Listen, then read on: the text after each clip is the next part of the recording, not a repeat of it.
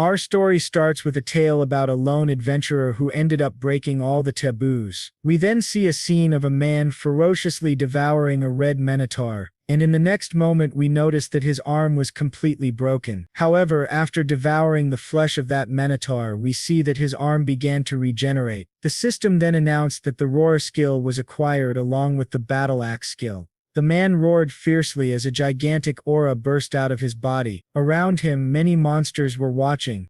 It is then revealed in the diary of a certain noble that devouring monsters is considered a taboo in this world. For a human, eating monsters means absorbing their evil essence. The first symptom of this act is a frenzied feeling that cannot be explained with mere words, and it comes accompanied by catastrophic superhuman strength. The second symptom includes severe headaches and nausea, followed by poisoning. After all the creatures attacked the man, he ordered them to get out of his way immediately. Then it was explained that the third symptom was sudden death. The man was captured by the monsters, but with a fierce look in his eyes, he swore revenge on everyone. It was also mentioned that there was another possible outcome of devouring monsters, transforming into a monster oneself after consuming all their evil essence. We then see the man slaughtering monsters and devouring their flesh. While doing so, he gained new abilities: analysis, echolocation, and absorption. Soon after, a giant serpent appeared before him as he was eating the head of a wolf. By devouring the wolf, he gained increased agility and the lightning cloak skill. Activating this cloak, he electrocuted the giant serpent. After defeating it, he killed all the other monsters in front of him, acquiring the skills Poisonous Mist and Web Manipulation. However, after a long period of battle, he became extremely tired and thought that with this much power, he might finally survive. But just when he believed everything was fine, another horde of monsters appeared before him. Determined, he declared that he would definitely return alive. The scene then shifted to Bologna, a frontier city near multiple dungeons. Among them was one known as the Dungeon of Miasma. The air inside this dungeon continuously corrodes the condition of adventurers who enter it, which is why most adventurers hated the place. But our protagonist visited it often. Eventually, people began calling him the Butcher of the Miasma. He arrived before a field of miasma and said that it looked great, and that today would be a profitable day. He had reached the 6th floor of the dungeon. It was explained that the grasses growing within the miasma had the effect of purifying it, and also served as an irreplaceable source of income for him. He reminded himself not to take too much, only what he needed. After collecting, he said that the amount should last him 3 days. Suddenly, he noticed miasma rats nearby. It was explained that many of the monsters in this place used miasma and poison, which was another reason why adventurers disliked the dungeon. However, the protagonist said that such things had no effect on him. He then pushed through the toxic smoke and charged at the rats, killing one, but soon after 2 more leapt at him, forcing him into a fight with the massive rats. Suddenly someone shouted fireball and flames struck the rats, saving him from being devoured. A group of 3 adventurers appeared beside him. One of them claimed he had missed his shot, while another scolded him for not getting closer before casting. The protagonist recognized their faces from the Adventurers Guild. One of the young men extended his hand, asking if his name was Rode, and mentioned that Rode seemed to be in a pretty rough situation, so he decided to help. Rode, however, did not take the hand. He stood up on his own, though he did thank the adventurer. Still, he pointed out that he would have appreciated a warning before having a fireball hurled at his face. The man replied that shouting fireball was the warning. The large man in the group then noted that the miasma grass colony was really there, and the adventurers remarked how lucky they were to have found it. Rudder, on the other hand, was impressed that they were actually following him to find his collection point. However, one of them insisted that they were just adventurers trying to make a living in a dungeon, and it was only by coincidence that they ran into him and ended up saving him. They then mocked Rude, saying, as expected of the Butcher of the Miasma, he can't even properly thank us. Those 3 adventurers were already prepared to fight Rude, but realizing that the situation was not in his favor, Rude reluctantly apologized and with great anger forced himself to thank them. The scene then shifted to Bologna, to Rude's base of operations, which was a restaurant called Full Belly.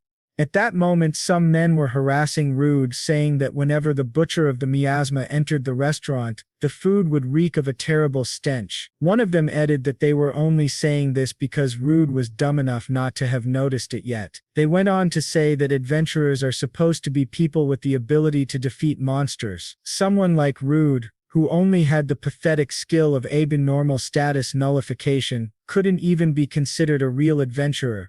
It was then explained what abnormal status nullification was. It was a unique ability, useful in exploring a miasma dungeon, for example. Unfortunately, it wasn't suitable for fighting monsters, which is a vital requirement for adventurers, because he lacked a combat-oriented ability. Rude was not welcomed into any party. That was why he had gained the nickname Butcher of the Miasma, since he was always found in the lower floors of miasma dungeons, scavenging for items. In other words, thanks to his worthless skill, he had become nothing more than a rejected adventurer. Rude reflected bitterly, saying that he was already a grown man, yet he was still fighting life-or-death battles against filthy rats. Well, those rats weren't exactly normal. But still, later lying in bed depressed, he wondered if he was doomed to spend his entire life as a cursed butcher of the miasma. The scene shifted again to the Adventurers Guild.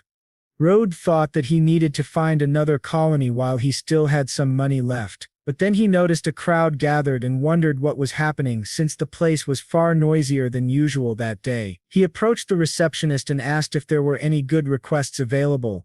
Recognizing him as the butcher of the miasma, she informed him that a new dungeon had just been discovered. Hearing this made Rude very excited, because new dungeons were always filled with treasures and magical items, an incredible opportunity for any adventurer. He immediately understood why so many people were there that day. However, the receptionist had more to say. She mentioned the miasma herbs that he always brought in and told him that from now on their price had dropped significantly. Shocked, Rude desperately asked why they had done that. She explained that the miasma dungeon had never been popular to begin with, and now that everyone's attention was focused on the new dungeon, there would be no demand for the herbs anymore. This left Rude extremely frustrated. She then explained that the new dungeon was located in the Avaliel Mountains, but Rude was not allowed to go there. He demanded to know why, and she told him that the requirement to enter a new dungeon was rank D or higher. Unfortunately, poor Rude was only rank E, which meant he wasn't qualified to enter. This enraged him, and he said he wanted to at least take a look inside the new dungeon, asking if there was any way he could. But the receptionist insisted that rules were rules, and that even if he went he would only end up dying for nothing. Suddenly a blonde man appeared and asked Rude if he really wanted to go that badly. If so, he could join their group as a porter. The scene then shifted to a carriage, where Rude was already traveling with them. The blonde man said it was fortunate that they had found Rude, because they had been searching for someone to carry the materials from the new dungeon, but no one had been willing to help them. Hearing this, Rude stayed silent, thinking that it was probably because all the guild's adventurers were rushing to join the new dungeon expedition, making it difficult to find a porter. The other two members of the group complained, saying that out of everyone, they had to end up with the butcher of the miasma, and wondered if they couldn't have found someone better. The blonde man told them to stop, pointing out that Rude was actually a veteran adventurer. In fact, it was far better to bring someone like him than a complete novice. The blonde man then introduced himself again. His name was Bayer, and he was the leader of the Scarlet Blades. The other two were Sasha and Rick, all three being D-rank adventurers. The protagonist introduced himself as Rude, an adventurer from Hankier, and said it was a pleasure to work with them. Bayer then added that before they entered the dungeon there was something he wanted to know. Bayer asked Rude about his status and if he wouldn't mind showing his guild card. Rude then took out his guild card and handed it over. At that moment the system displayed Rude's status, showing that he was level 7 rank E, human and in normal condition. Not only that, but it also revealed all the abilities he possessed. Bayer was surprised to see that Rude could also use fire magic. Rude admitted that yes, he could, but the power was too low to be effective in battle. Still, it was useful for lighting dark places or for cooking. Bayer smiled and said that was quite handy, so they would be counting on Rude for this mission. They eventually arrived at the dungeon, and everyone was excited as they stood before the gate. The bear announced that this was the new Abelau dungeon. Sasha, thrilled, said it looked like they were the first ones to arrive. Rick was already eager, insisting that they start exploring as quickly as possible. They opened the gate, but to their surprise, the dungeon was already completely packed with people. Some were collecting miasma, others were fighting monsters, and still others were looting treasure chests.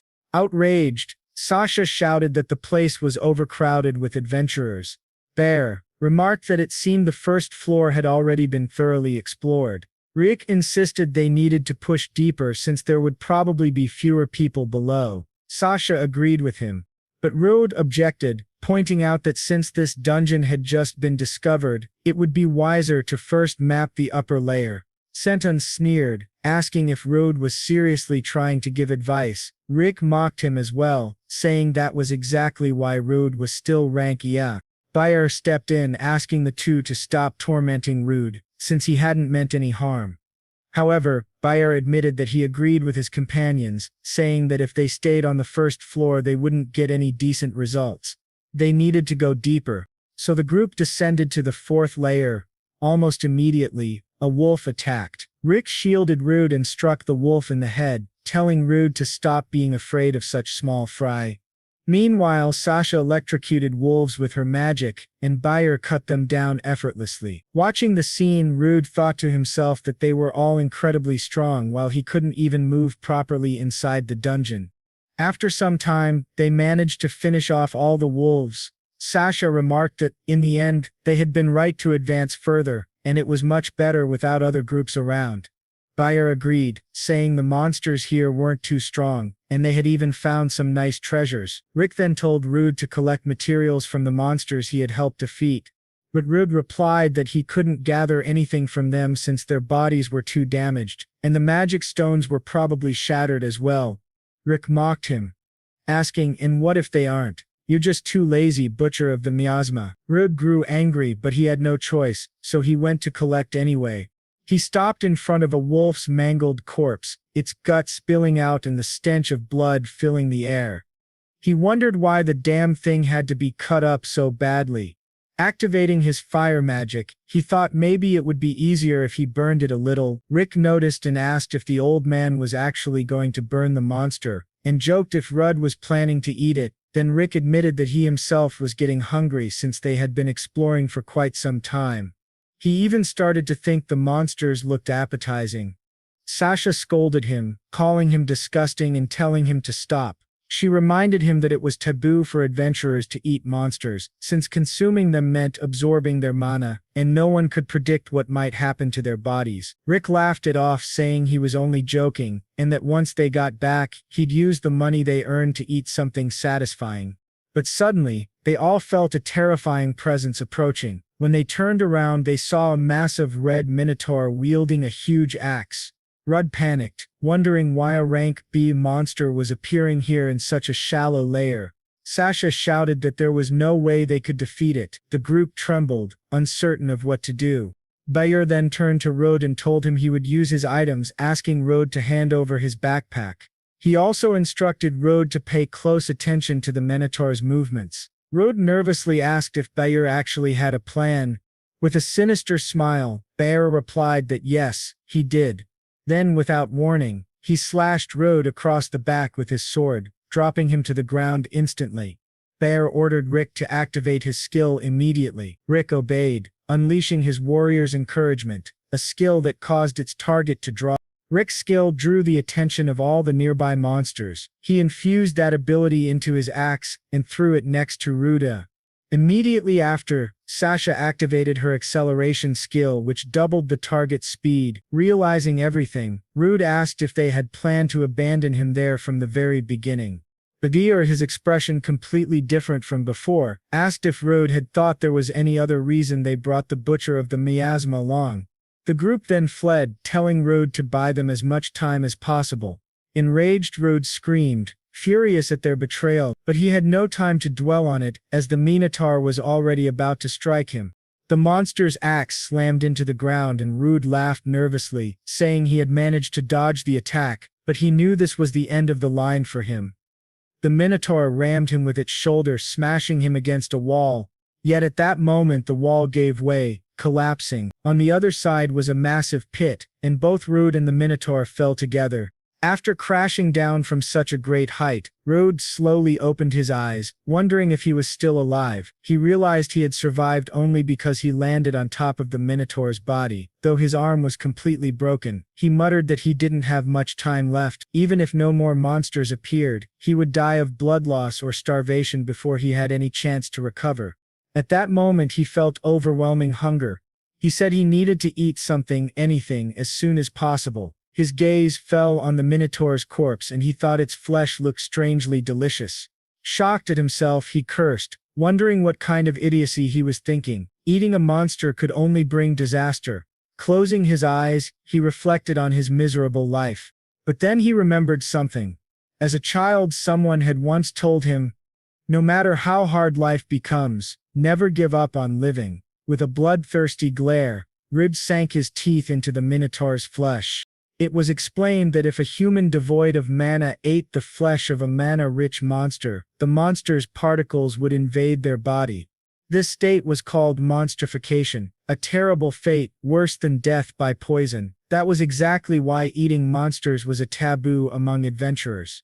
Still, to replenish the blood he had lost and satisfy his hunger, Rude took a gamble. That gamble led to an unexpected mutation. Even his broken arm regenerated. Rude then continued walking through the dungeon, bats watching him from the darkness, but his expression had changed. It was now more monstrous than human.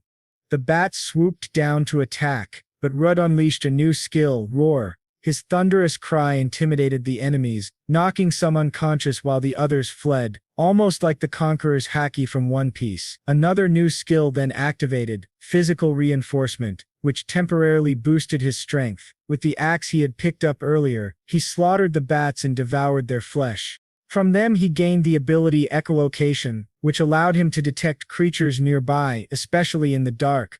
Activating it, he sensed hordes of monsters approaching. With a twisted smile he growled, "Let's see who eats who this time." Rude rampaged, cutting down monsters and devouring them. Each time he ate one, he felt immense power surge through his body.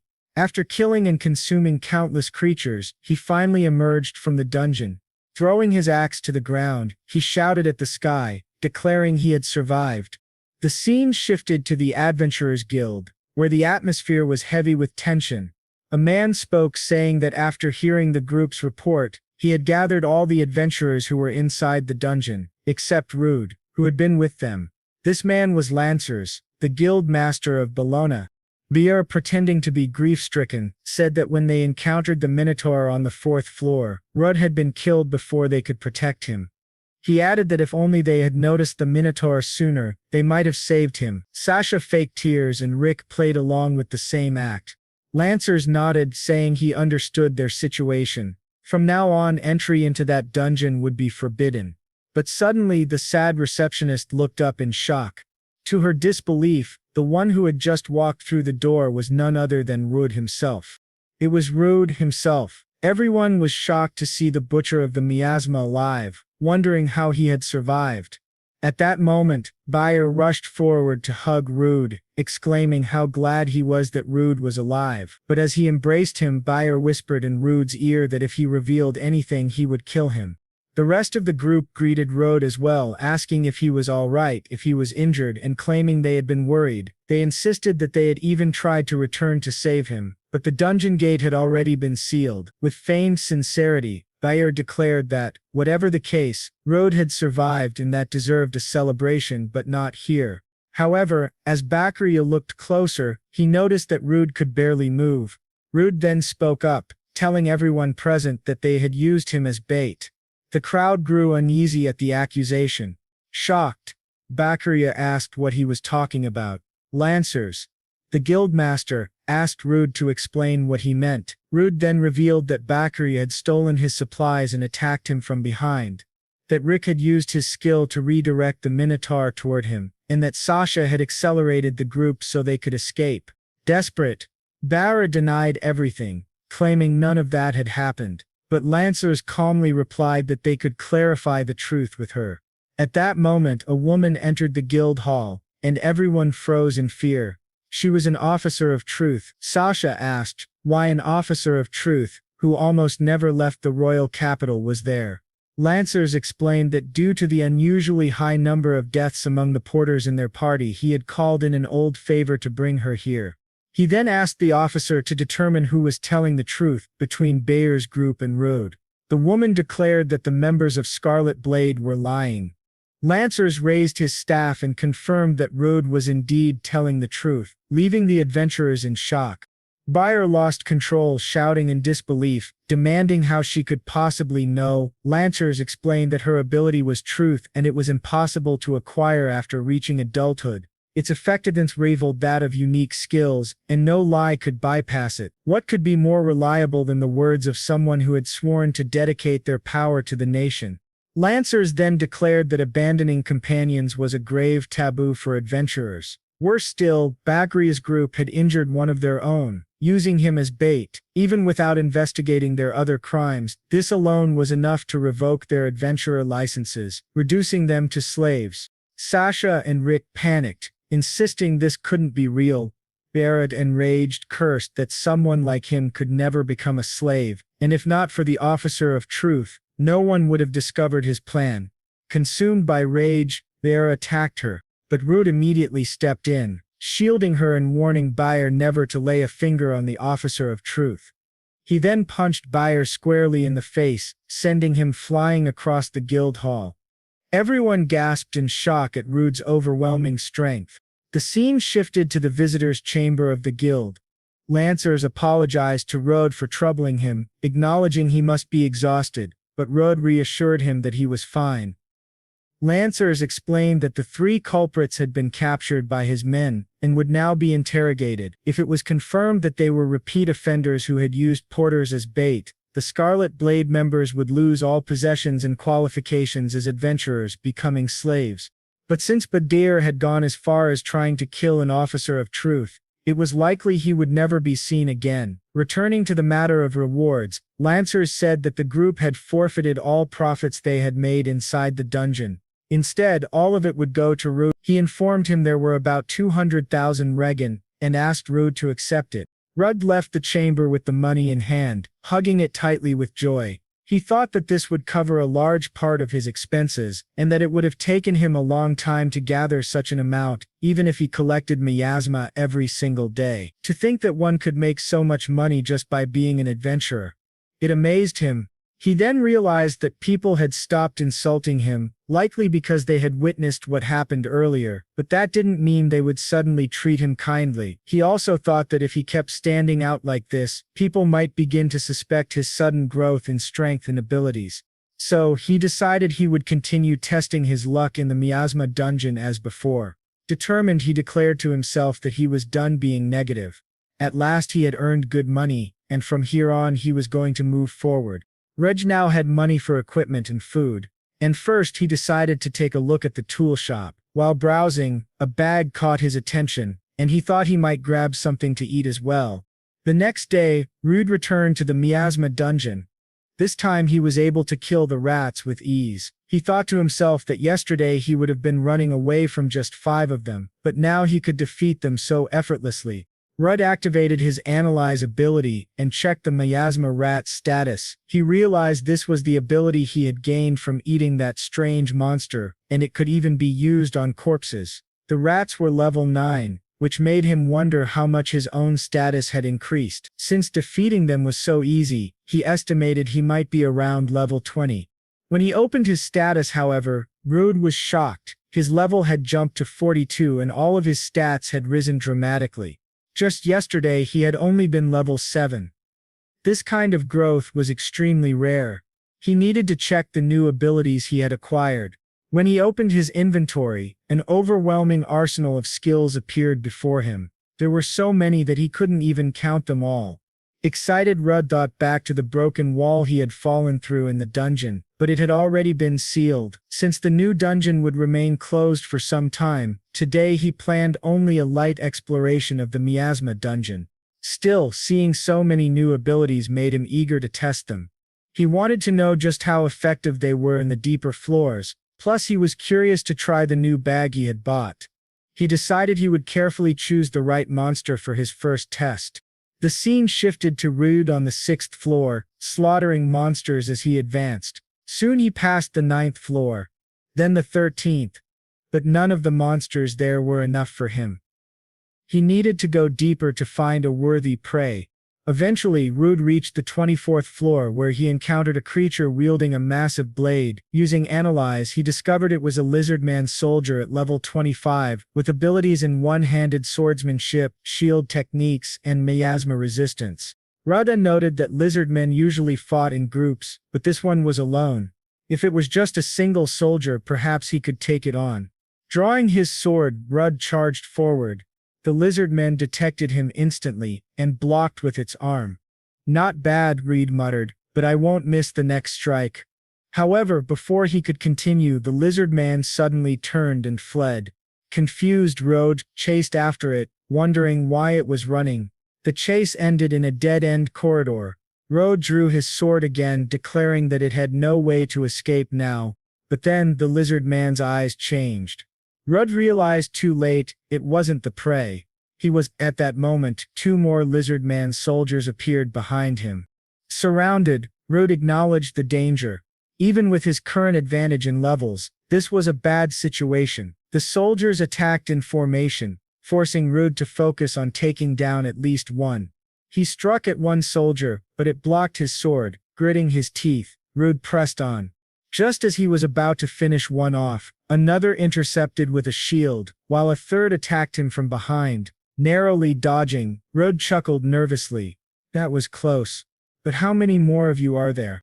He realized their coordination was too precise, their ambush far too advanced. Suddenly a sharp sound pierced the air. Looking up, Rude saw a different lizardman commanding from the rear. Using Analyze, Rude identified it as a lizardman general level 32 with one-handed swordsmanship, shield techniques, miasma resistance, and command. Rude grinned. Finally, the leader shows himself. The general roared, and all the soldiers charged at Rude, activating physical reinforcement. Rude struck several at once, using one's head as a foothold to leap toward the general. He slashed down with full force, but the attack had no effect.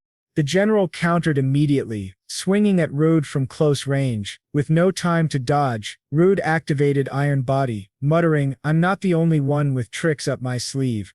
Still confused, he reactivated Analyze. He was sure his attack had landed, but it had done no damage. Strange, it doesn't have any reinforcement or resistance skills, so why didn't my strike work? It was probably another lizard's ability.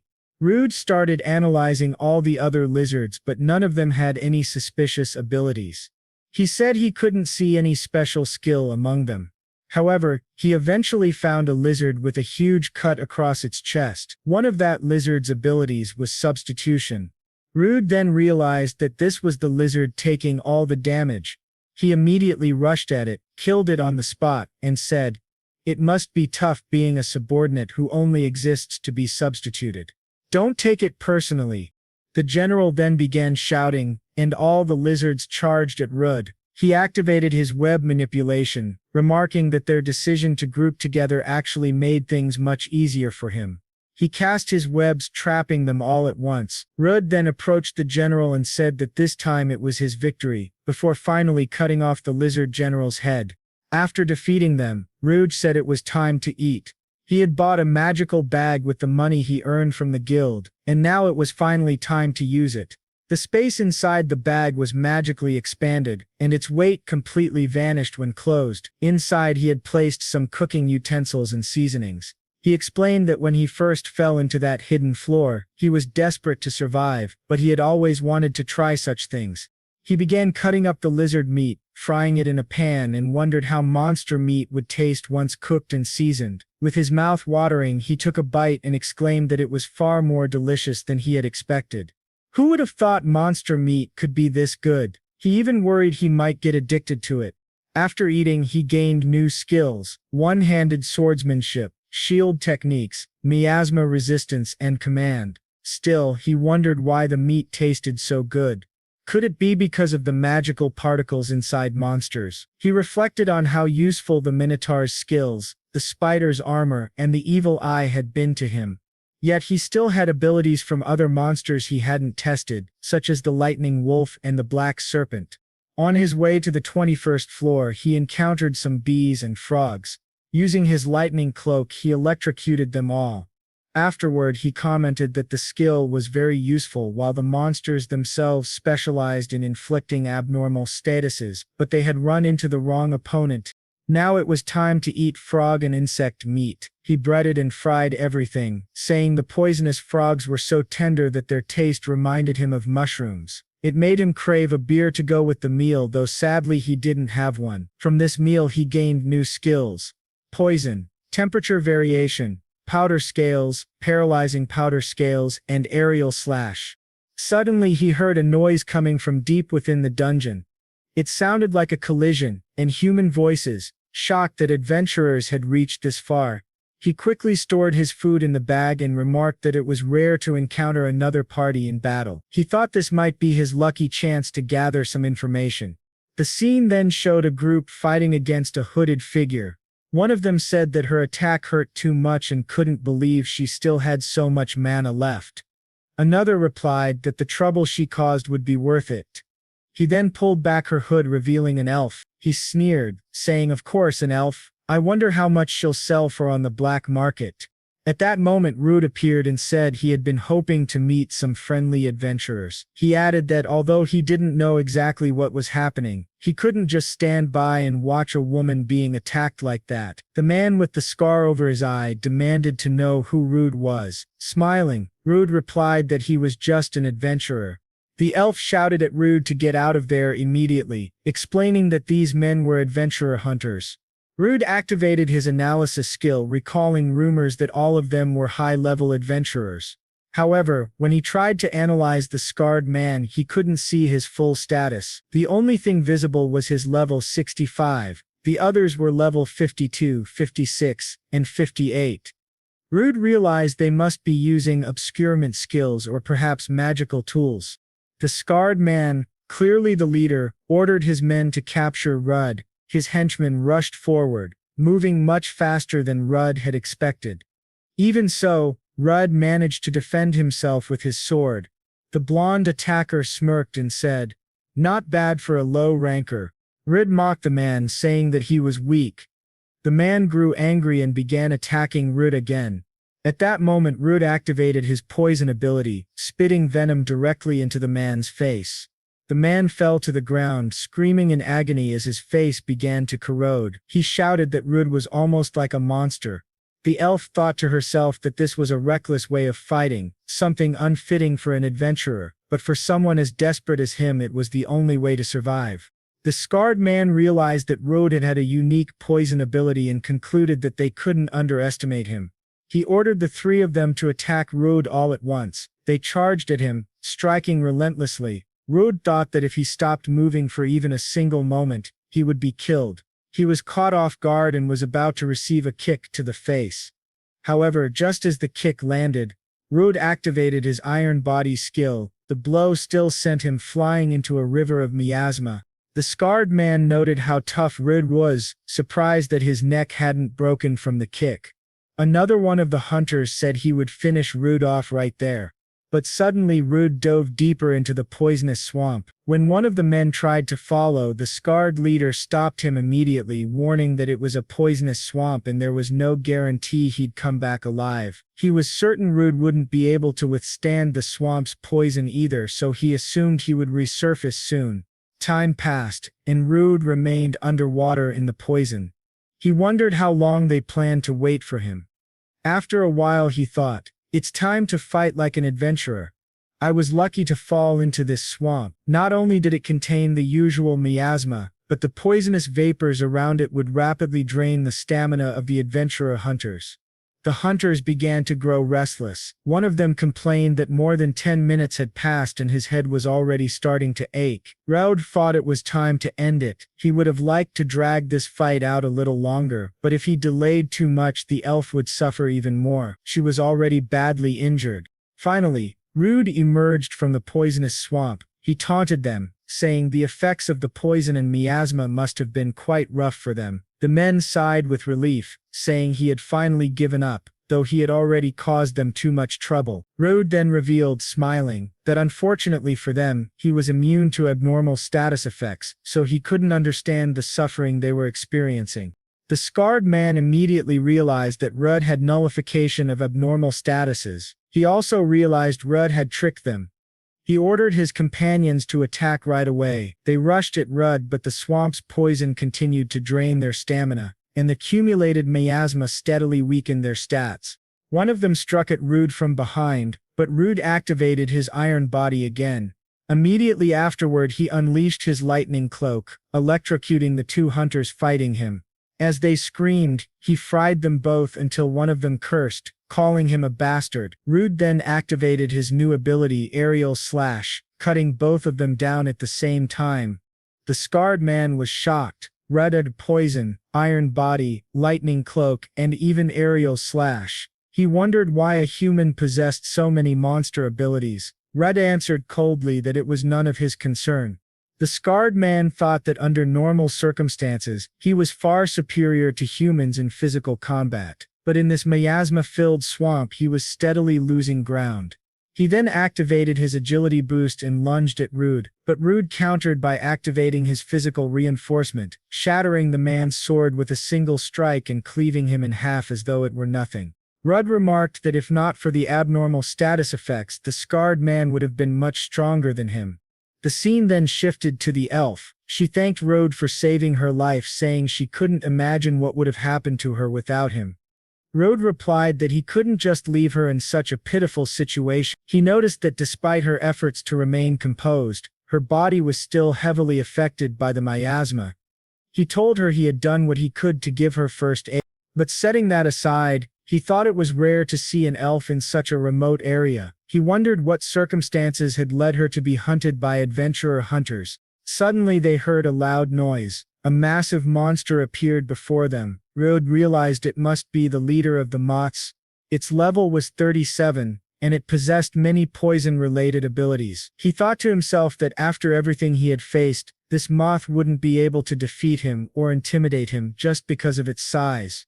The moth then used its wind slash ability, and the attack almost struck the elf. Rudd asked if she was all right, and she replied that she was.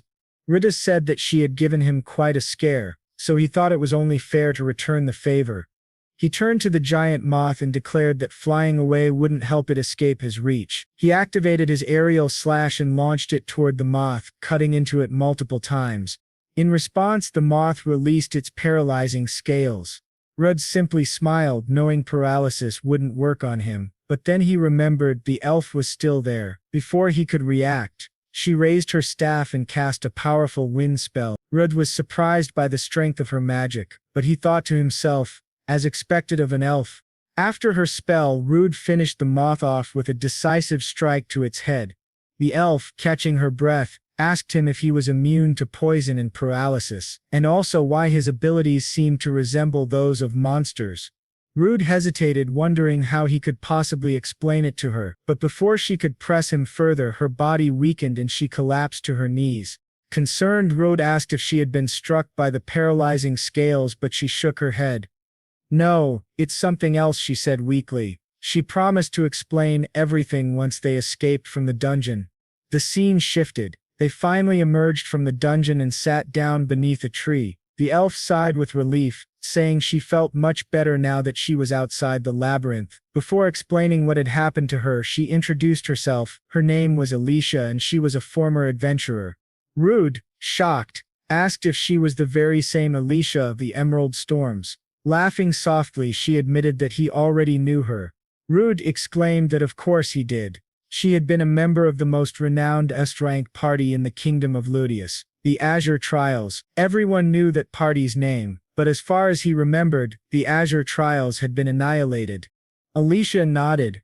"Yes, it's been 5 years. We were defeated by monsters. That day we challenged a creature waiting for us in the depths of an S-rank dungeon, the Abyss Dungeon. In that battle we lost our leader. Another member was forced to retire due to severe injuries, and one was completely devoured by the labyrinth itself. As for me," she trailed off, showing the scar in the center of her chest. Embarrassed, Rudd asked what that was.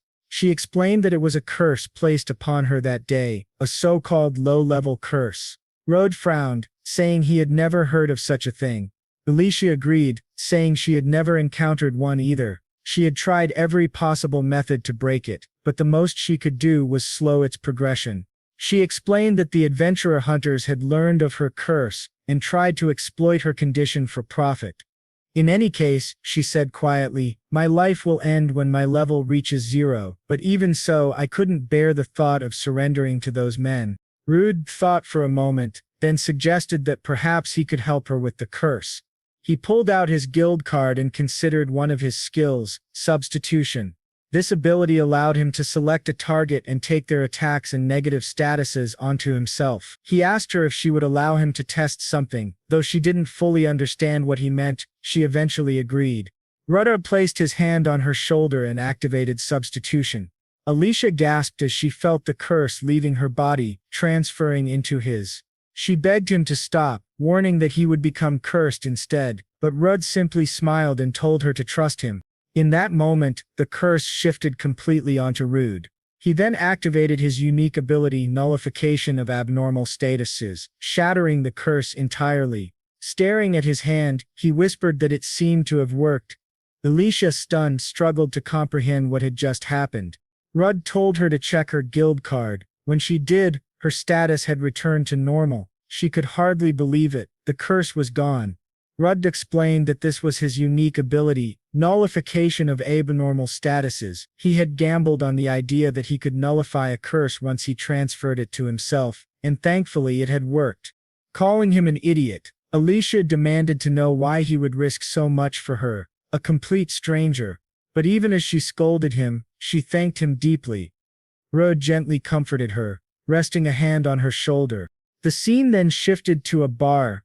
Alicia was in high spirits, laughing and drinking happily. She said the food there was cheap, and the beer was delicious. She praised Rude for knowing such good places. Embarrassed, he simply gave her a thumbs up, thinking to himself that the place really was nice, at least until they were eventually kicked out. He then asked her if she would be alright drinking so much, especially since only a few hours earlier she had been gravely wounded.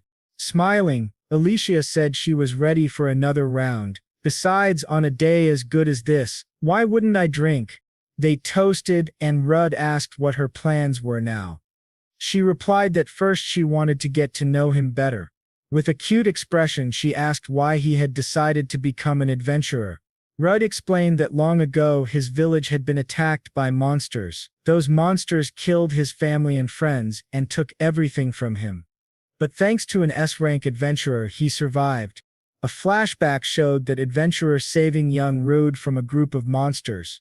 Rude said he would never forget that sight, and ever since then he had dreamed of becoming an S-rank adventurer himself, so he could help people in the same way that he declared was his greatest life goal.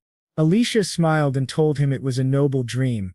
Rudd asked if she wouldn't laugh at him, but she shook her head. She explained that she too had once dreamed of reaching SAC rank and becoming stronger and stronger, at least until she was cursed. She also believed some of her comrades were still trapped in the depths of the Abyss dungeon.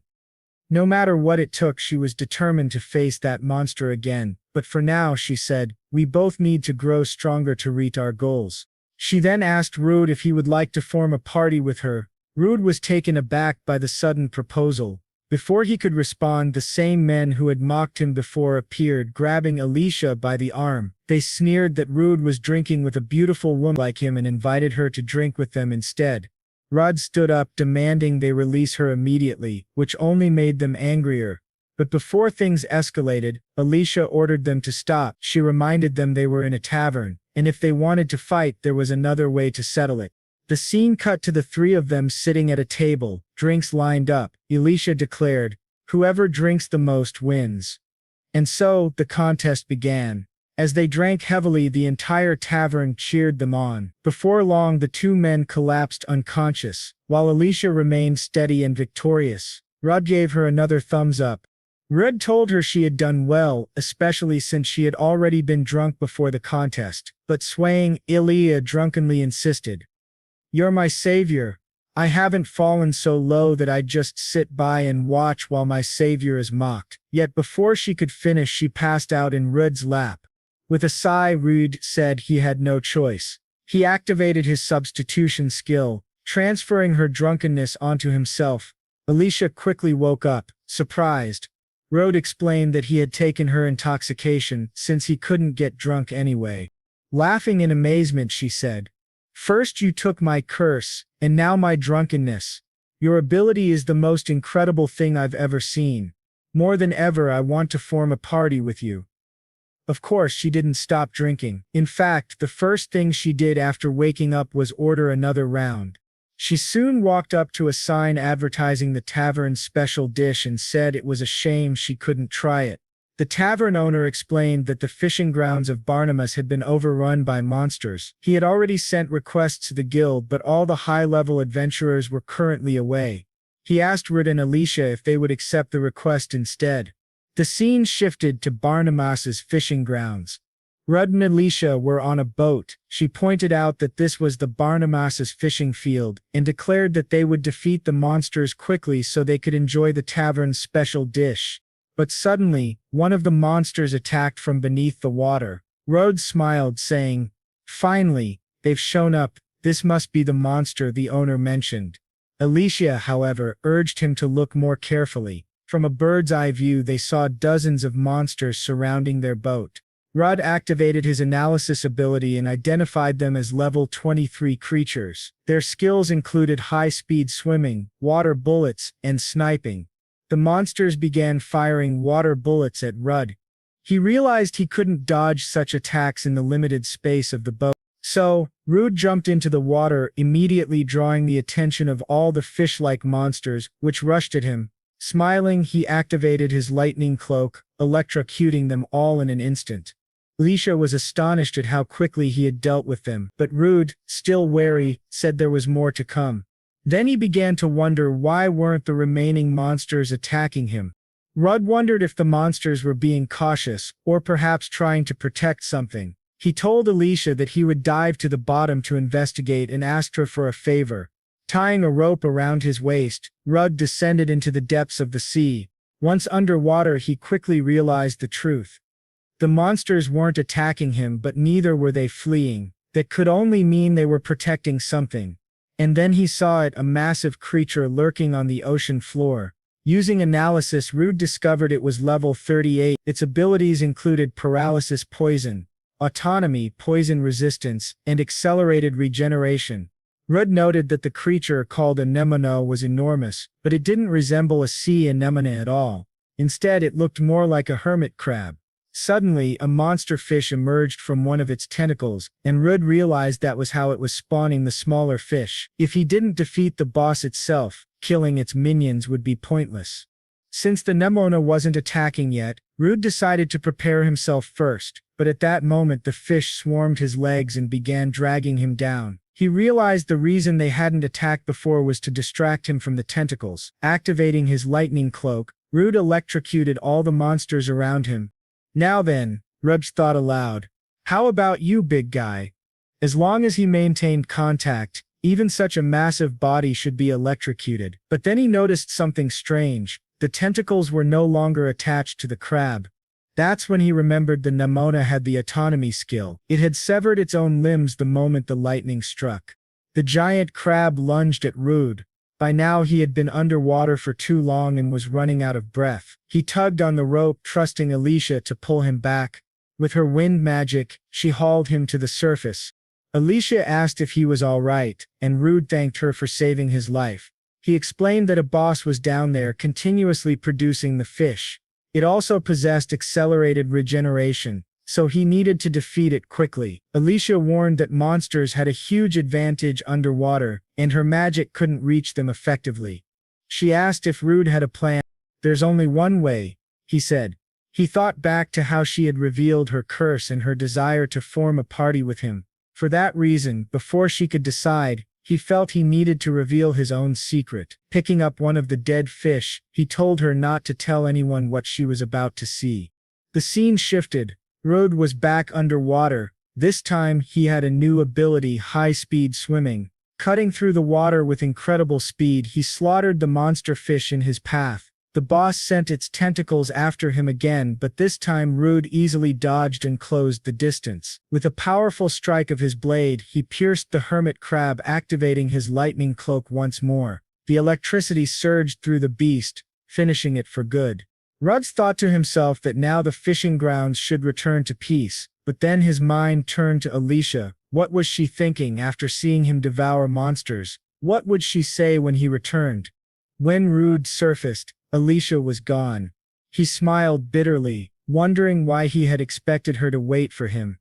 I guess I was too hopeful this time, he thought. But then suddenly a voice called out, "You took too long." Turning, he saw Alicia holding some sticks. She said she was glad to see he wasn't hurt, and asked if he had defeated the boss. Rude nodded, and she thanked God. She explained that she couldn't just sit and do nothing while he was fighting, so she had gathered wood to make a fire. It would help dry his clothes. Surprised, Reed asked if she was really all right after seeing what he had done. She admitted that at first she had been shocked, but the fact that he had trusted her enough to reveal his secret made her happier than anything else. Grateful, Rudy thanked her for staying. He confessed he had wanted to obtain the boss's abilities as well, so he had cut off a piece of it and brought it back, but eating it in front of her felt awkward. Instead, he had also caught some normal fish for her. He told her he had even grabbed one of the Barnama's fish for her, though it might feel strange to eat next to a monster corpse. Alicia didn't care in the slightest. Excited, she said she would absolutely eat it. As the sun set, Rode smiled and told her that while they ate, he would share the story of the very first time he had eaten a monster. Later that night, Alicia was eating happily. Between bites, she laughed and said the meal was delicious. Alicia was surprised that Rude ate monsters and asked if that was the reason he had eaten his first one. Rude answered that it was thanks to that habit that a weakling hanker like him was able to take a step closer to his dream. Alicia smiled and said she finally understood. He had used that power to save her from the adventurer hunters, and from her curse. And when cooked like this, even monsters looked rather delicious.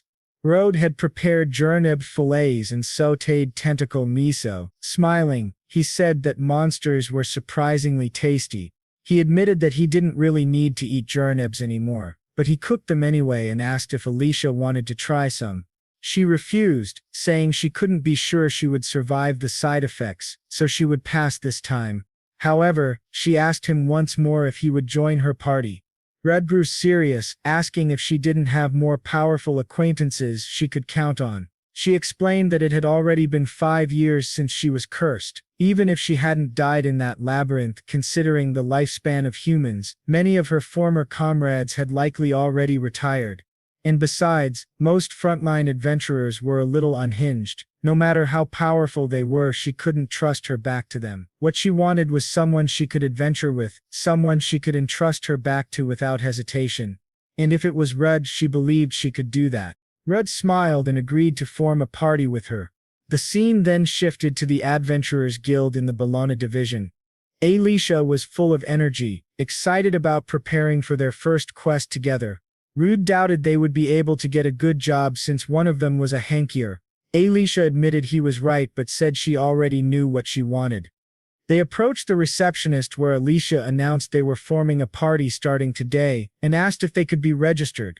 When the receptionist saw Alicia's adventurer card, she was shocked to learn that Alicia was an S-rank adventurer, the famous Emerald Storm Alicia. Her unique ability was spirit magic, not to mention the countless other abilities she possessed. The receptionist, still stunned, asked why someone like her would form a party with the miasma butcher.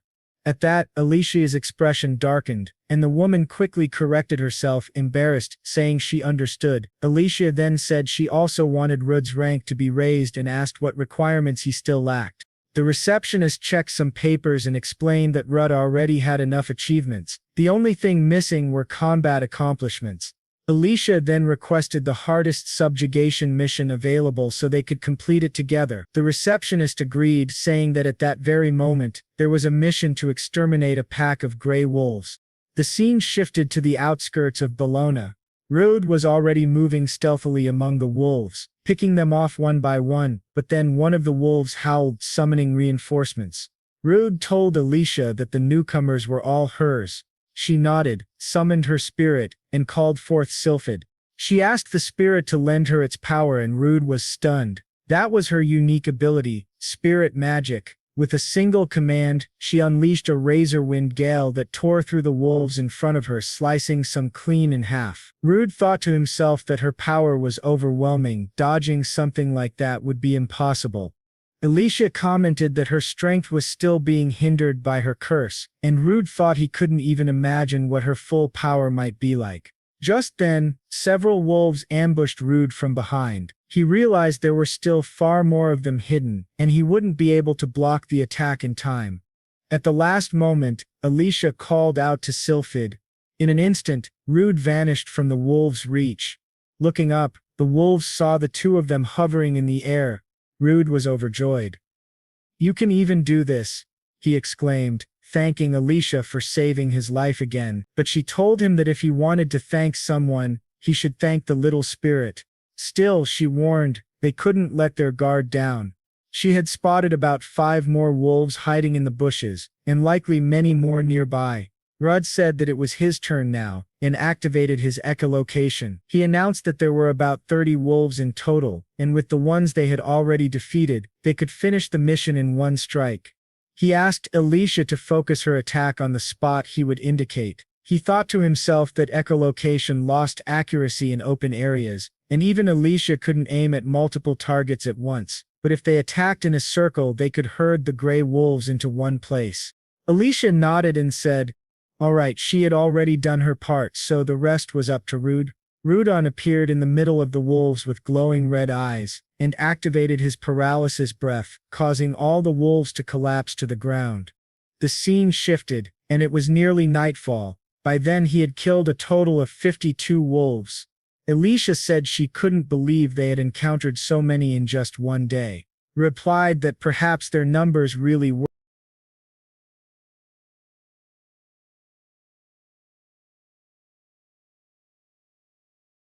"By the way, what was that spirit magic you used earlier?" Alicia explained that she could use spirit magic from the spirits that exist in nature, and she introduced Sylphid to Rudd. She said that spirits are normally everywhere, even if they aren't visible, but to use their magic one must first use their own magic as compensation. Even so, it's possible to cast powerful magic while using very little MP. As he saw earlier, she can create that floating phenomenon. Rude said he had never heard of a wind spell as strong as that. At that moment Sylphid was pulling Rude's hair and Alicia laughed at him, saying that Sylphid loves to play pranks. The more he complains, the more she'll enjoy it. Alicia then said that it would soon be night, so they needed to return quickly, and this time they would fly back. While they were flying, Rude was having fun, saying that it was really cool, and asked Alicia what other types of magic she could use. She replied that she specializes in water, ice, light, and earth magic, but she's not very good with spirits of darkness and fire. If a spirit isn't compatible with you, it will demand a huge amount of mana, or it might not even lend you its power at all. This showed that Sylphid really liked Rude. Rude then asked if Sylphid really liked him, since she was pulling his ear, and Alicia laughed, saying of course she does. Suddenly Rudd saw a village on fire and called for Alicia. When the flames of the village came into view, they saw a monster among them, with people running away in panic. 2 adventurers nearby, terrified, wondered if gray wolves weren't supposed to be the only monsters in that area, and what the hell that thing was doing there, since it was a Baphomet. The Baphomet then raised its hand, summoned a summoning symbol, and launched a flaming spear toward the adventurers. However, just before it hit them, Rudd protected them using his water bullet skill. Alicia asked if the 2 were okay, and they said yes. She then said that from now on she would handle the monster and asked them to summarize the situation. Meanwhile, Rude analyzed the creature. Its abilities included basic fire magic, echolocation, increased mana recovery speed, basic earth magic, and mental reinforcement. Rudd thought that even if the Baphomet's level was lower than that of the Lizard General, its stats were on another level. That meant it was different from ordinary monsters. The Baphomet then summoned 4 fire spears. Rude noted that it used basic fire magic. He said that his own fire magic was weak, not something he could use effectively in battle, but if he could eat that monster's meat, he might gain the ability to use fire magic in combat as well. That thought made Rude excited. When Rude tried to attack, the monster blocked his strike using its iron claws. Rude said he would try using brute force, but the Baphomet quickly fired more flaming spears at close range. Rude barely avoided the attack in time. Elysia asked if he was okay, and he said yes. Rude realized that the monster had fired 2 spears and kept the other 2 in reserve, ready to use them defensively. He thought to himself that the Baphomet was going to be a very tough opponent. Elysia said it looked like the creature had raised its guard and suggested they exchange information while they still could. She explained that the villagers hadn't all evacuated yet, though she had already asked the people they met earlier to help with the evacuation. Still, she wanted to minimize collateral damage to the village, which meant she couldn't use powerful magic to defeat it in one strike. Rude thought that Elysia must have run low on magic power because of their earlier battle and long journey, so they couldn't rely too much on her spirit magic. He decided he had to act quickly, but Elysia told him to leave it to her and just trust her. Rude then thought that no matter what happened, he needed to keep moving forward. He charged toward the Baphomet again, even as the monster fired flames at him, while Elysia supported him from the rear using water magic. Rude noticed that she managed to cancel out the Baphomet's spell with an opposing one of equal power. However, the Baphomet suddenly conjured several stones and hurled them at Rude. Elysia shouted for him to keep advancing. Rude raised his sword and sliced the stones in half. Now there were stone fragments of the same mass, and Elysia was maintaining her magic while avoiding collateral damage. Her mana control was incredible, as expected from a former rank S adventurer. Rude then jumped forward, activated his physical reinforcement, and cut off Baphomet's fingers. When the Baphomet tried to attack Rude with its other hand, Elysia fired a burst of flames directly into its mouth. After hitting it, she asked mockingly how it felt to taste its own power. On the other side of the flames were the villagers and the 2 adventurers. One of them said, "That explosion earlier and that terrible scream. Could it be that the adventurers managed to defeat the monster?" The other adventurer replied, "I'm really sorry. If I weren't injured, I could have stayed behind to help them." At that moment, Elysia appeared and thanked them for helping with the evacuation. The red-haired man asked if she was okay and she said yes. The Baphomet had been defeated. However, she added that even though she landed a fatal blow, the monster somehow survived, so it might attack again. They needed to go after it as soon as possible. That was why she had a small favor to ask of them. The man said that as long as it was within their ability, they would do anything. Elysia then asked if they had a bit of food to share with her since she was starving and feeling dizzy.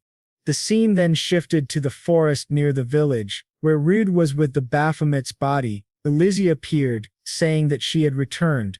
Rude asked how the villagers were and she said that it seemed everyone had managed to evacuate safely, thanks to those adventurers. She also told Rude that she had informed the villagers they were going after the Baphomet so no one would suspect that its body had disappeared.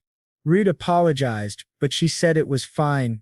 Then Rude mentioned that the Baphomet's meat looked really delicious. Soon after, he had already made Baphomet soup. He said he was just going to add a bit of Artemis and ginger. After seasoning it, he tasted the soup and commented that it had a strong goat flavor, but aside from that, it was delicious.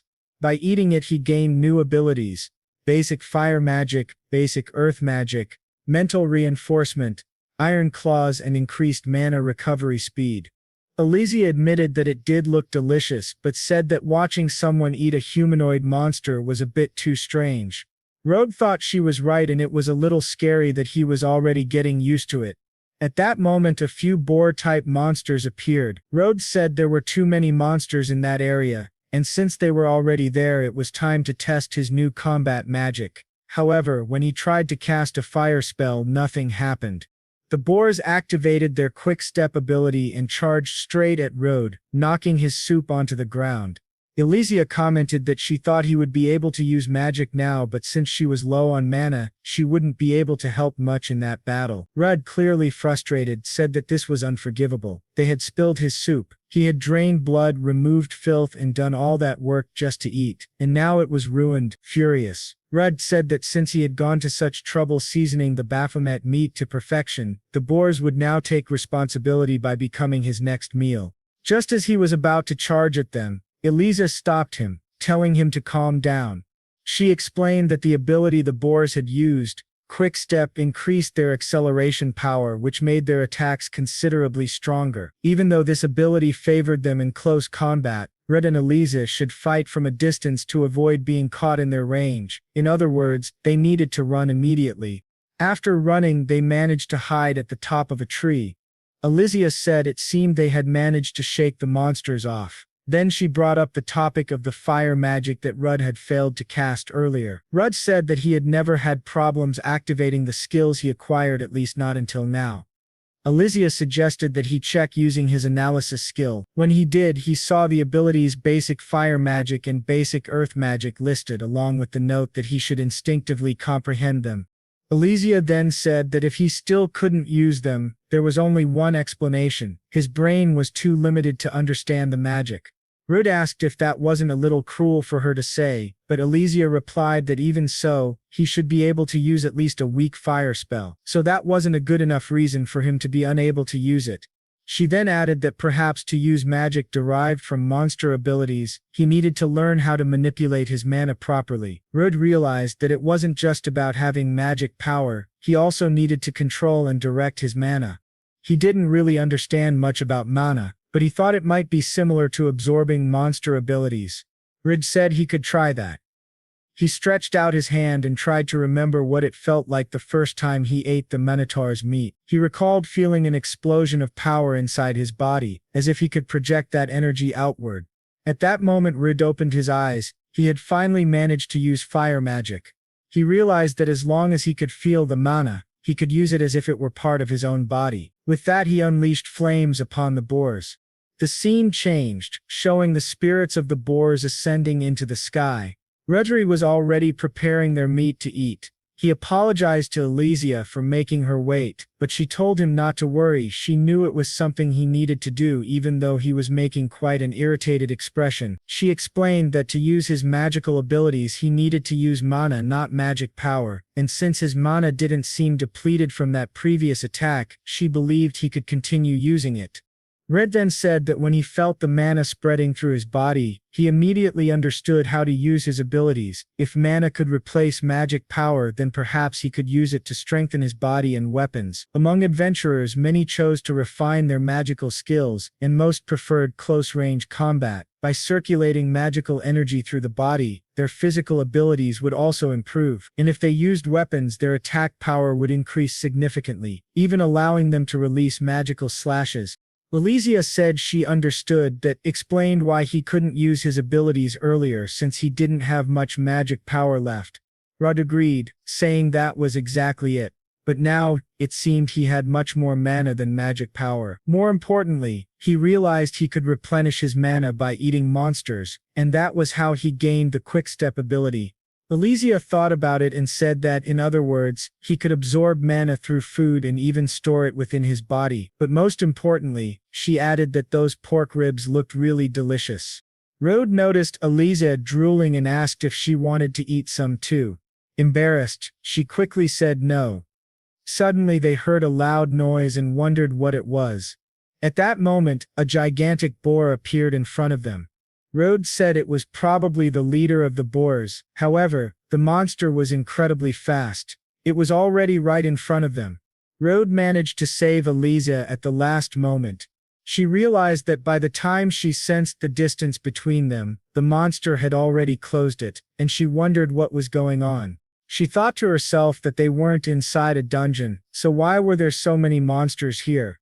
Rudd then noticed that his food had been knocked over again, which made him furious. He shouted at the monsters to stop interrupting him, then muttered that, on the bright side, the boar would make a good roast. However, he observed that the creature had fire resistance, which meant they couldn't roast it even by pouring oil over it. Rudd analyzed its stats and noted they were very high. He activated his basic earth magic ability, thinking that the creature only had quick step and fire resistance. He then shouted at the monster to prepare itself to face the wrath of a glutton and summoned a giant stone hand toward it. However, the stone hand shattered easily, and Rude couldn't understand why the monster's body seemed as hard as iron. The boar then rammed Rude with its head, sending him flying. Immediately after, it charged at Elysia, who summoned Sylphid and unleashed her wind magic. She thought she had hit it somehow, but it wasn't enough. She wasn't using any special ability, and the creature's muscles and fur were far too thick and tough. Neither wind nor earth magic seemed powerful enough to stop it. The monster charged again, but then suddenly stopped. Rudd had activated his roar ability. He shouted for it not to dare ignore him since their battle wasn't over yet. He realized he couldn't use Quickstep or Iron Body at that moment. If he tried to turn this into a battle of endurance, there was a chance the monster would target Elysia instead. He didn't have any single ability powerful enough to bring it down in one hit. However, he noticed that the boar only seemed capable of charging straight ahead. Rudd closed his eyes and said it would be the first time he'd try this. Raising his sword, he thought about it carefully. First, gather mana from within his body, then imagine it flowing into the blade. As the monster closed the distance, Rudd swung his sword, slicing the boar clean in half, something that even surprised Elysia. Shocked, she asked if he had used mana to enhance his sword, even though he'd never practiced that technique before. Rudd said he tried it because he felt like he could. His mana had been overflowing. But right after that, Rudd's sword shattered into several pieces, leaving the poor guy devastated. Desperate and depressed, Rudd said that he had used the sword a lot, so there wasn't much he could do. Elysia said it seemed the sword couldn't handle the amount of mana he had infused into it. She explained that a weapon is practically an extension of an adventurer's body, so she was sure he must be very sad about the loss. Rudd replied that in any case they should call it a day, but before that he wanted to take some meat from the giant boar. The scene then shifted to the miasma dungeon, on the 7th layer, where a group of adventurers was struggling against miasma rats. After defeating them, they mentioned that these were a superior species known as great miasma rats, and they were tough opponents to beat. One of them said that, even so, the rats weren't a match for them. Suddenly one of the adventurers stopped talking, and the others asked what was wrong. He said it was nothing, he just thought he heard someone's voice coming from deeper inside. Another adventurer then asked why there would be a staircase in a place like that. They wondered if it could be a secret passage, and decided to check it out. Upon descending the stairs, they found a treasure chest. One of them said it didn't look like a trap, while another wondered what could be inside. When they opened it, they found a beautifully crafted sword. They were amazed, saying it looked incredibly powerful. They could even feel magic emanating from it. They figured they could sell it for a lot of money. One of them asked if it might be cursed, but another told him to stop being so pessimistic. After all, they hadn't seen the miasma butcher for a long time and had been struggling without an easy way to make money, so maybe this was a blessing sent from the heavens to reward their hard work. They all agreed, saying they had been adventuring all night, so it was probably a blessing. However, one of them mentioned that he heard rumors about the miasma butcher, that he was now traveling with a beautiful elf. The others laughed, saying he was full of himself and that next time they saw him they'd teach him a lesson and put him in his place. Still, the chubby guy in the group seemed uneasy about the sword. Before the scene ended, the sword whispered faintly, telling him to kill them all. The scene then switched to the frontier city of Bologna. Rode mentioned that regarding his new sword, he was thinking of asking for some advice from a blacksmith he knew. So he and Elysia went to a weapon shop run by a man named Dowan. Dowan examined Rode's broken sword and said that for a sword he had personally forged to break like that, brute force alone wouldn't be enough to cause such damage. He then asked Rode what he had imbued into the blade. Elysia whispered to Rode, asking if he was really going to tell him. Rode replied that he would explain everything. After all, he'd known the old man Dowan for a long time, and he wasn't the type to go around spreading other people's secrets. After some time, Red had explained everything, and Dowan said, "So eating monsters gives you abilities, huh? That explains why your power has skyrocketed." He didn't seem surprised at all by the information. Dowan said that as long as Red had good taste, he didn't care what he ate. What mattered now was that Red needed a sword capable of withstanding mana-infused strikes. Taking the research time into account, it would take a while before he could forge a new one. Rude asked if there was anything he could do to help. Dowan said high-quality magic stones would be useful. Rude replied that he had a few materials with him and placed them on the table. Dowan was shocked when he saw them. They included stones from a lizard general, Baphomet, and even a minotaur. Dowan said that Rude's abilities had clearly improved a lot. Rude replied that it felt nice to be praised by the old man. Dowan told him that if he needed anything else he'd call Rude, and in the meantime Rude could use the spare sword he had. However, Dowan warned him not to imbue mana into that sword under any circumstances. If he broke this one too, he would charge him an absurd compensation fee. The scene then shifted to a bar where Elysia was already drinking again. She said that from now on they should try focusing on magical attacks. Rode said that old man Dowan got really scary when it came to his swords. Elysia laughed, saying that even though he was a bit intense, she was glad to have met Rode's first friend. Rode apologized for being such a loner. At that moment, the adventurers who had found the cursed sword approached them, saying it looked like they were having fun, and asked if they could join them, once again calling Rude the miasma butcher. Elysia immediately stood up and asked if they had a problem with them. If they did, she said, they should settle it like proper adventurers with a drinking contest. But suddenly one of the men began trembling. Out of nowhere, the man suddenly collapsed onto the table, leaving his friends shocked and asking what was happening to him. They soon realized that the one who had fainted was named Rondo. One of his friends asked if he had been drinking too much or something, but then noticed that Rondo was still tightly gripping the sword, the one surrounded by a red aura. He questioned why Rondo hadn't sold that sword yet. The sword, however, continued whispering to him, urging him to kill. Suddenly Rondo snapped. He shouted for his friend to shut up, and in a frenzy, attacked him, slashing his chest open without warning.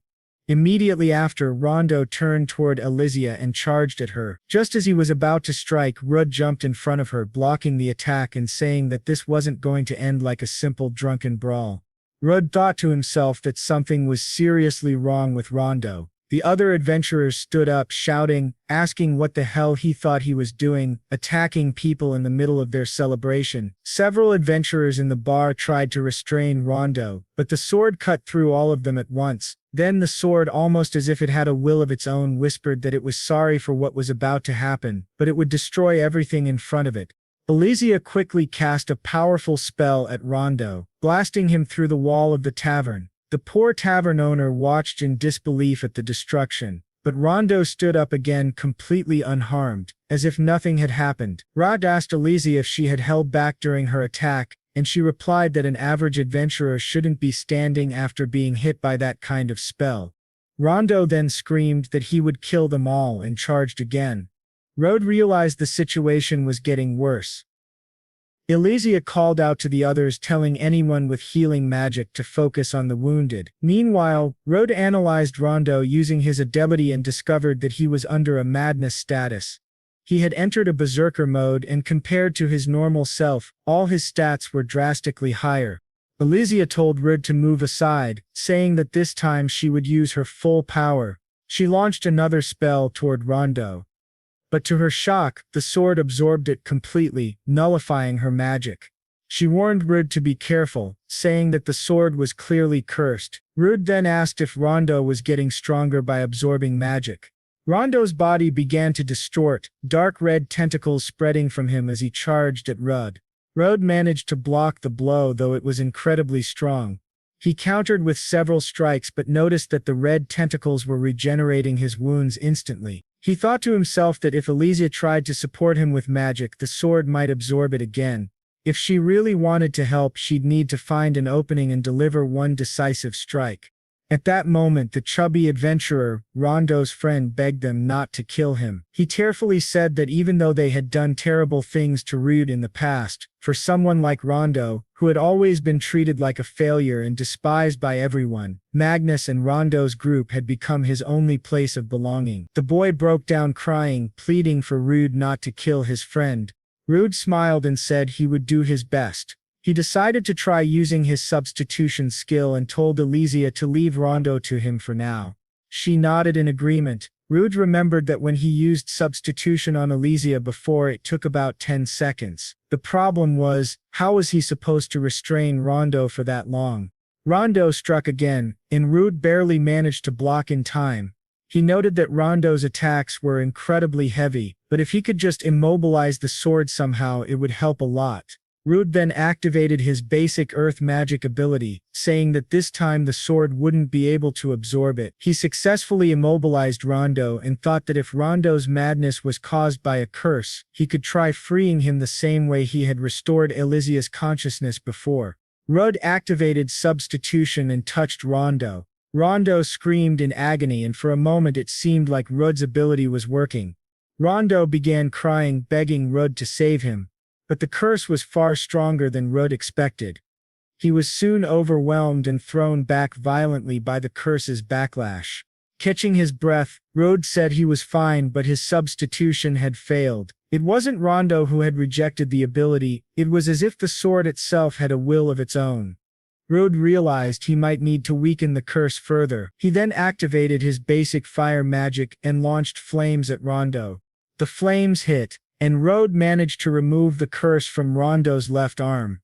However, he noticed that Rondo's movements had changed, and more importantly, the sword had absorbed his magic once again. Watching closely, Elysia murmured that what they were seeing might be an incarnation, meaning that Rondo's body no longer belonged to him. According to the system, his name had changed to Two-Headed Curse. The curse quickly charged toward Rod, but he managed to dodge just in time. The two clashed again, though Rod soon took a heavy blow to the face, realizing that the curse was far too fast. Not only was it fast, but its movements were sharp and efficient, just like those of a highly experienced warrior. While Rod was still processing this, the curse suddenly appeared behind him. At that moment Elysia arrived, saving Rude from another devastating strike. She aimed at the curse's chest and unleashed a powerful spell straight at it. She then said that it seemed she would have to interfere a bit in this fight after all. Rude thanked her for saving his life and admitted he hadn't realized she could fight at close range. Elysia replied that a mage who becomes useless when the enemy gets close is nothing but a burden to the team. However, she added that their opponent was no longer someone they could afford to go easy on. She told Rude that he needed to make a decision right now. The curse had advanced too far. The only way to stop it was to destroy its heart. Rude hesitated for a moment, visibly torn, but finally nodded in agreement.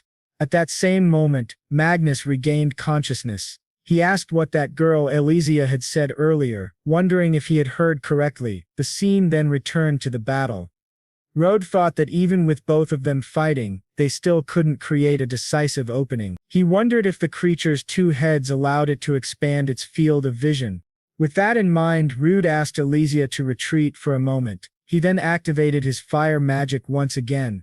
Elysia immediately understood his plan. If he used his magic to raise dust and debris, the curse wouldn't be able to absorb it. Using this cover, Rude appeared behind the curse and managed to strike it from behind. Right after that, Elysia summoned her earth spirit, calling forth the spirit Nomia. However, when she fired her spell, it barely managed to scratch the curse's arm.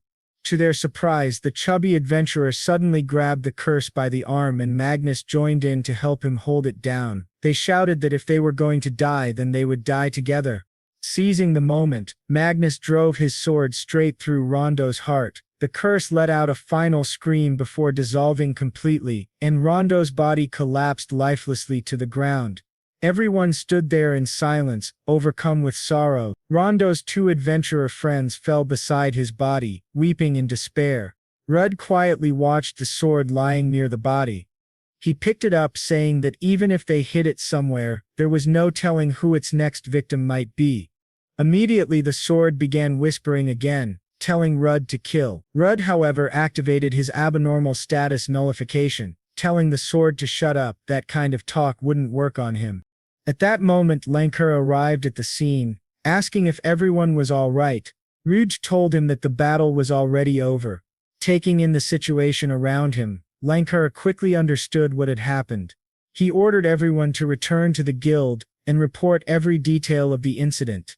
Later in the guild, Lankar stated that the curse had increased the wielder's power significantly. With Magnus's testimony, the other adventurers were convinced of what had happened. He then asked Rude if he felt anything strange while holding the sword. Rude replied that thanks to his abnormal status nullification, the curse had no effect on him. As long as he was the sword's holder, there would be no more victims. Lankar acknowledged his resolve but warned that if the sword's curse ever took control of him, they would have no choice but to stop him. Rudd interrupted, saying that when that time came, Lankar could do whatever he needed to. Lankar thanked Rudd and Elysia for containing the incident and offered his condolences to Magnus and Rondo's friends. However, he said that no one would have time to rest yet. Elysia asked if something else had happened. Lankar explained that the adventurers under his command had originally been summoned for another reason. Recently, the number of monsters appearing outside the dungeons had been increasing at an alarming rate. It seemed that these monsters were coming from a newly discovered dungeon in Abalio. According to the research team's findings, the cause appeared to be the presence of a certain monster.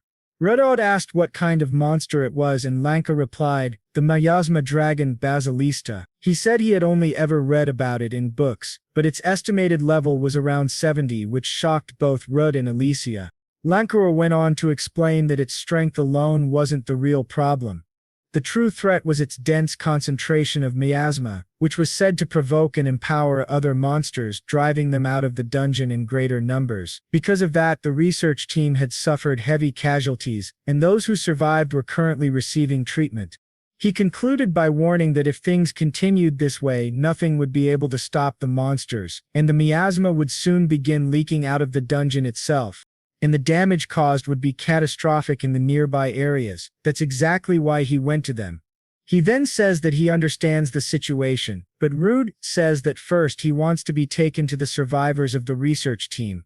The scene then shifts to the medical wing of the Adventurers Guild, where Rude arrives at one of the survivors and activates his substitution ability. He removes the miasma from the survivor's body, which leaves Lankar deeply impressed by his power. Lankar says he didn't know Rude could nullify even the abnormal status of other people. Rude explains that he can only do it if the person he touches doesn't reject him. That's exactly why only he and Elysia will participate in the dragon hunt.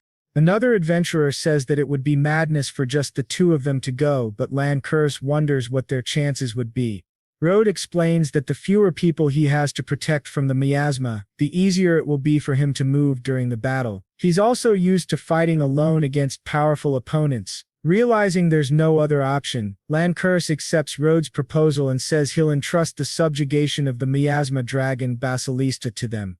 The scene changes again to Rude and Elysia as they leave. Rude says they need to make sure they get a good night's sleep so they'll be fully prepared for the battle the next day. Elysia asks if it's really okay for just the two of them to go, and he replies that only this way will he be able to use his abilities without restraint. Without anyone nearby, things will be much better for them. He then apologizes to Elysia for dragging her into this battle, but Elysia asks what he's talking about. She says that if he had gone without her, she would have beaten him up right there, reminding him that they're a team and that the two of them together will be enough to save everyone. The scene then shifts to the lower levels of the dungeon. Reed is seen fighting some goblins that have been affected by the miasma. After defeating them, he says that just as the explorers reported, they still need to pass through at least 5 more floors, but they didn't mention that the miasma had spread this far. Elysia notes that this only shows how quickly it's spreading, and even their purification items are struggling to cleanse it. Rita says that the monsters on the next floors don't seem to be alive anymore. Elysia responds that they don't know how many more floors they'll have to go through, and even if Rude's attributes don't work against the monsters, she's confident she can land a few hits in close combat. She adds that if she were to run away again and leave a friend behind, she'd never forgive herself. Rude apologizes for making her say that again, then touches her shoulder, saying he'll use substitution to remove the miasma status from her. Rude mentions that he was prepared for this and can remove its effects each time he touches her shoulder, but as soon as he lets go, the miasma begins to build up again. Elysia then comes up with a plan, saying that they should just hold hands as they move forward. She also says that the miasma is so thick she can barely see her feet, so besides the substitution he should guide her as well. Rudd agrees and the two of them continue through the dungeon hand in hand. They reach the middle floors where the miasma becomes even thicker. Ridge says he'll use his echolocation and detects 2 monsters ahead. He notes that if they manage to survive in this much miasma, they must be very strong opponents. Ridge comments that he has never seen monsters like these before. Alicia asks if there's any way to avoid them and he says yes, but if possible he'd like to face them. Alicia teasingly asks if he wants to eat them and Rid, embarrassed, says that's not what he meant. He explains that it's because of his cursed sword Gran and he wants to test it before facing the miasma dragon. It's then explained that Gran is a cursed sword that seals the consciousness of anyone who touches it, constantly driving them into a state of madness. At that moment, the monster's rolling beetles appear. Their abilities include Iron Body, Revolution, Poison Resistance, Miasma Resistance, and Paralysis Resistance. Rude uses his earth magic principles against them and Alicia praises him for doing a great job, but it still doesn't seem to have much effect. The beetles then start rolling toward them at high speed. Rudd asks Alicia if she can stop them, and she says he can count on her, but she'll have to let go of his hand for a moment. She summons Nomiya and creates a giant hand of earth to stop the beetle, though she says she can't hold it for long. Rudd says it's time to test his sword. He tells himself not to dare break it in his hand, then dashes forward at high speed and slashes the monster across the chest. He thought that the cut he had made was too shallow, and if it wasn't powerful enough he would have to take greater risks. He then gave a signal to Alicia, who immediately understood what he meant. She cast a wind spell on his sword, and the blade absorbed the magic. Rudd then asked the sword to show its true power, and with that he was able to slice through the monster as if it were nothing. Seeing the other monster behind him, he quickly finished it off as well. Rude then approached Alicia, praising her impressive magic control, to which she simply replied that everything had gone as expected. He took her hand again, reactivating his substitution ability. Rude then asked Alicia if he could take a little, since absorbing her magic hadn't restored his internal mana. Alicia, teasing him, said that in the end he just wanted to eat them after all. Embarrassed, he replied that he only wanted to cut them down and eat them later. In the next scene, he had already roasted some of the monster's meat and was eating it, commenting that the taste was rather unique. Alicia then asked how it felt to use the cursed sword for the first time. He said that as soon as it absorbed enough magic, his physical abilities increased dramatically. She noted that the most important thing was that the sword didn't seem to break even when he infused it with mana. Rudd replied that what concerned him was that according to eyewitness reports, the miasma dragon was much larger than a tree, and he wondered how effective the sword would be against it. In terms of attack weight, his old sword was much better.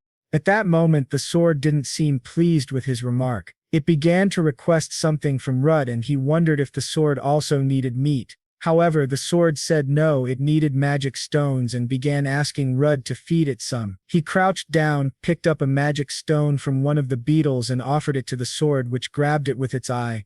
After absorbing the stone, the sword began to grow. Alicia then asked Rudd how he knew what to do, and he replied that she was the one who had told him. However, he wondered if she was upset because he had called her weak earlier. Still, he said that now that he understood how the sword worked, things would be much easier. Alicia then said they needed to go to the lower floors, where the miasma dragon was last seen. Suddenly they heard a loud roar and wondered if it was the miasma dragon.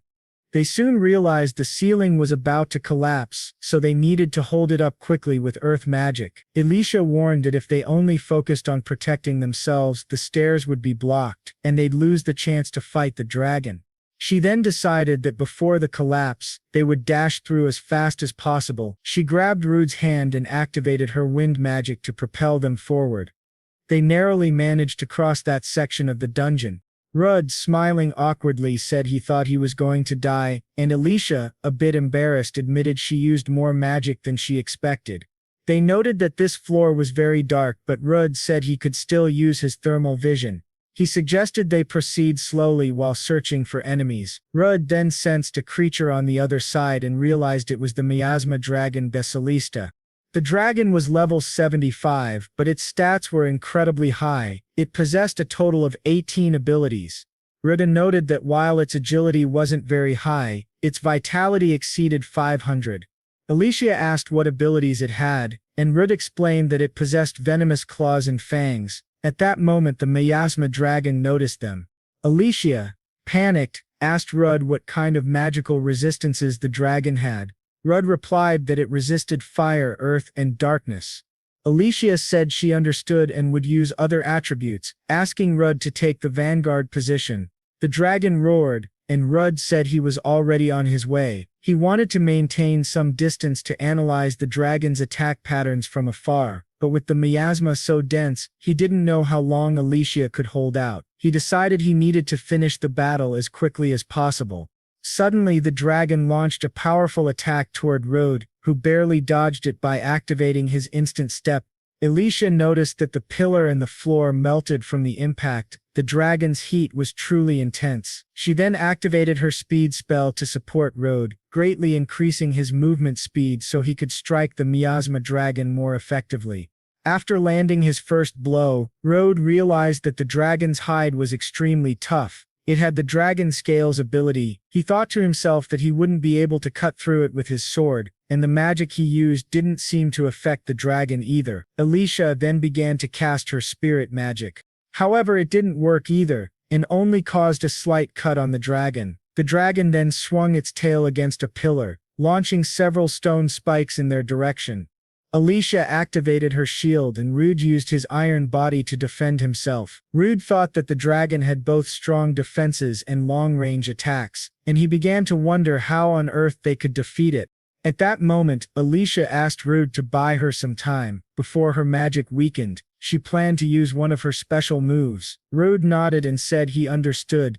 Alicia began concentrating, but the miasma dragon was already preparing to attack her again. Rudd quickly activated his earth magic principles, jumped high and struck the dragon's head with his sword. Alicia, realizing she would now be completely exposed, decided to trust Rudd with her defense. She needed to make up for that by putting everything she had into her attack. She summoned the spirit of fire, sound, the spirit of water, the spirit of earth, Nomia, and the spirit of lightning, Wakun. She then focused the power of all four spirits into a single massive attack. The dragon suddenly activated its dark magic principle and launched it directly toward Alicia. Rudd swiftly raised his sword to block the attack, allowing the blade to absorb all the magic. Alicia then shouted that she was ready and told Rudd to get out of the way immediately. She unleashed a powerful attack called Quintet of Spirits. However, the dragon simultaneously launched its own attack toward her and the two forces collided, causing a massive explosion. Alicia said that in the past she definitely would have been able to defeat it with a single shot, but this time the dragon was only left with a few wounds. Rudd touched her shoulder, activating his substitution ability, and told her that her attack was amazing, but now it was his turn. The dragon wasn't in good condition either. Alicia apologized for making him use substitution on her again and admitted she had used up nearly all of her magic in that last attack. Rudd told her to relax and use whatever magic she had left to protect herself because from that point on she could leave everything to him. She nodded and told Rudd to be careful before retreating to a safe distance. Rudd and the dragon faced each other, and the dragon let out a ferocious roar in his direction. In response, Rudd activated his own roar ability to try and intimidate it. He noticed that the dark magic the sword had absorbed earlier seemed to have infused it with a different kind of energy, and now he was overflowing with power because of it. He then struck the dragon's legs, noticing that its scales were starting to peel off, making it much easier for him to cut through. Rudd began attacking the dragon in several different ways, but he realized that the sword was becoming less effective. The mana it had absorbed was gradually running out. The dragon then activated its miasma wave ability and sent it toward Rudd. Although Rudd wasn't affected by the miasma itself, the shock wave pushed him back. Immediately afterward, the dragon launched more spikes at him. Rudd thought he wouldn't be able to dodge them and activated his instant step ability. However, the dragon was incredibly fast and appeared right in front of him, landing a direct hit. Thanks to his iron body and sword, Rudd managed to block the attack, but it was so powerful that it sent him crashing into a wall. Rudd realized something from that blow. Dragons truly were incredible creatures. However, his situation wasn't good. He was cornered. Alicia shouted his name, and Rudd thought back to the time he almost died in his battle against the Red Minotaur. But he told himself that this time was different. He activated his earth magic principle again, declaring that the person he was now was far stronger than before. He charged at the dragon once more just as it prepared to unleash a fiery breath. Rode thought he could avoid the attack by using his web manipulation ability, but if he kept dodging like that he would lose in a battle of endurance, so instead he decided to use his webs like a sling. The dragon then launched a massive fire attack at Rud, who blocked it with his sword. He thought that while he couldn't do much about the intense heat, he could absorb the mana from the dragon's breath. If his fire resistance was high enough to withstand it, he could reinforce his sword again by combining that mana with the energy already stored within the blade, and release it all at once. Rud tried to endure the scorching flames as long as he could, but he was reaching his limit. Just then, Alicia activated her water magic on him, allowing him to withstand the dragon's intense heat. Rud, grateful, thanked her. Alicia split the dragon's attack in half, and immediately afterward Rud launched his own strike, cleaving the dragon cleanly down the middle. After Rud fell to the ground having finally defeated the miasma dragon, Alicia said she would cast a healing spell on him right away, but Rud told her not to overdo it, saying she had already pushed her magic too far. At that moment Rud activated his blood drain ability, saying he could recover a bit by absorbing the miasma dragon's blood. After absorbing some of it, he said it was time to take a break and asked Alicia to hold his hand so he could activate his substitution ability. She then lay down beside him and he said that the two of them had finally completed their mission. Alicia replied that yes, they did, but this was only the beginning. Rud agreed, thinking about an S-rank adventurer who was far stronger than he currently was. Rud told Alicia that they still had a long road ahead of them, but before anything else they needed to take some of the miasma dragon's meat. After that, they ventured deeper into the dungeon. As they continued, they eventually came face to face with the core of the dungeon. Alicia said that even among adventurers very few people ever have the privilege of seeing one. If they used a magic circle inside the core they would be able to return to the dungeon's entrance. Alicia explained that since unique materials could be obtained from dungeons that don't exist on the surface, it was common to leave the core intact even after clearing a dungeon. However, Rode pointed out that if they left it as it was, the miasma dragon might one day be resurrected. Rode then reflected on the dungeon of Abalio, remembering that it was where he had faced the worst experience of his entire life, but it was also where everything began, where he opened the door to pursue his dream. He drew his sword, thanked the dungeon of Abalio for everything, and then sliced the core cleanly in half.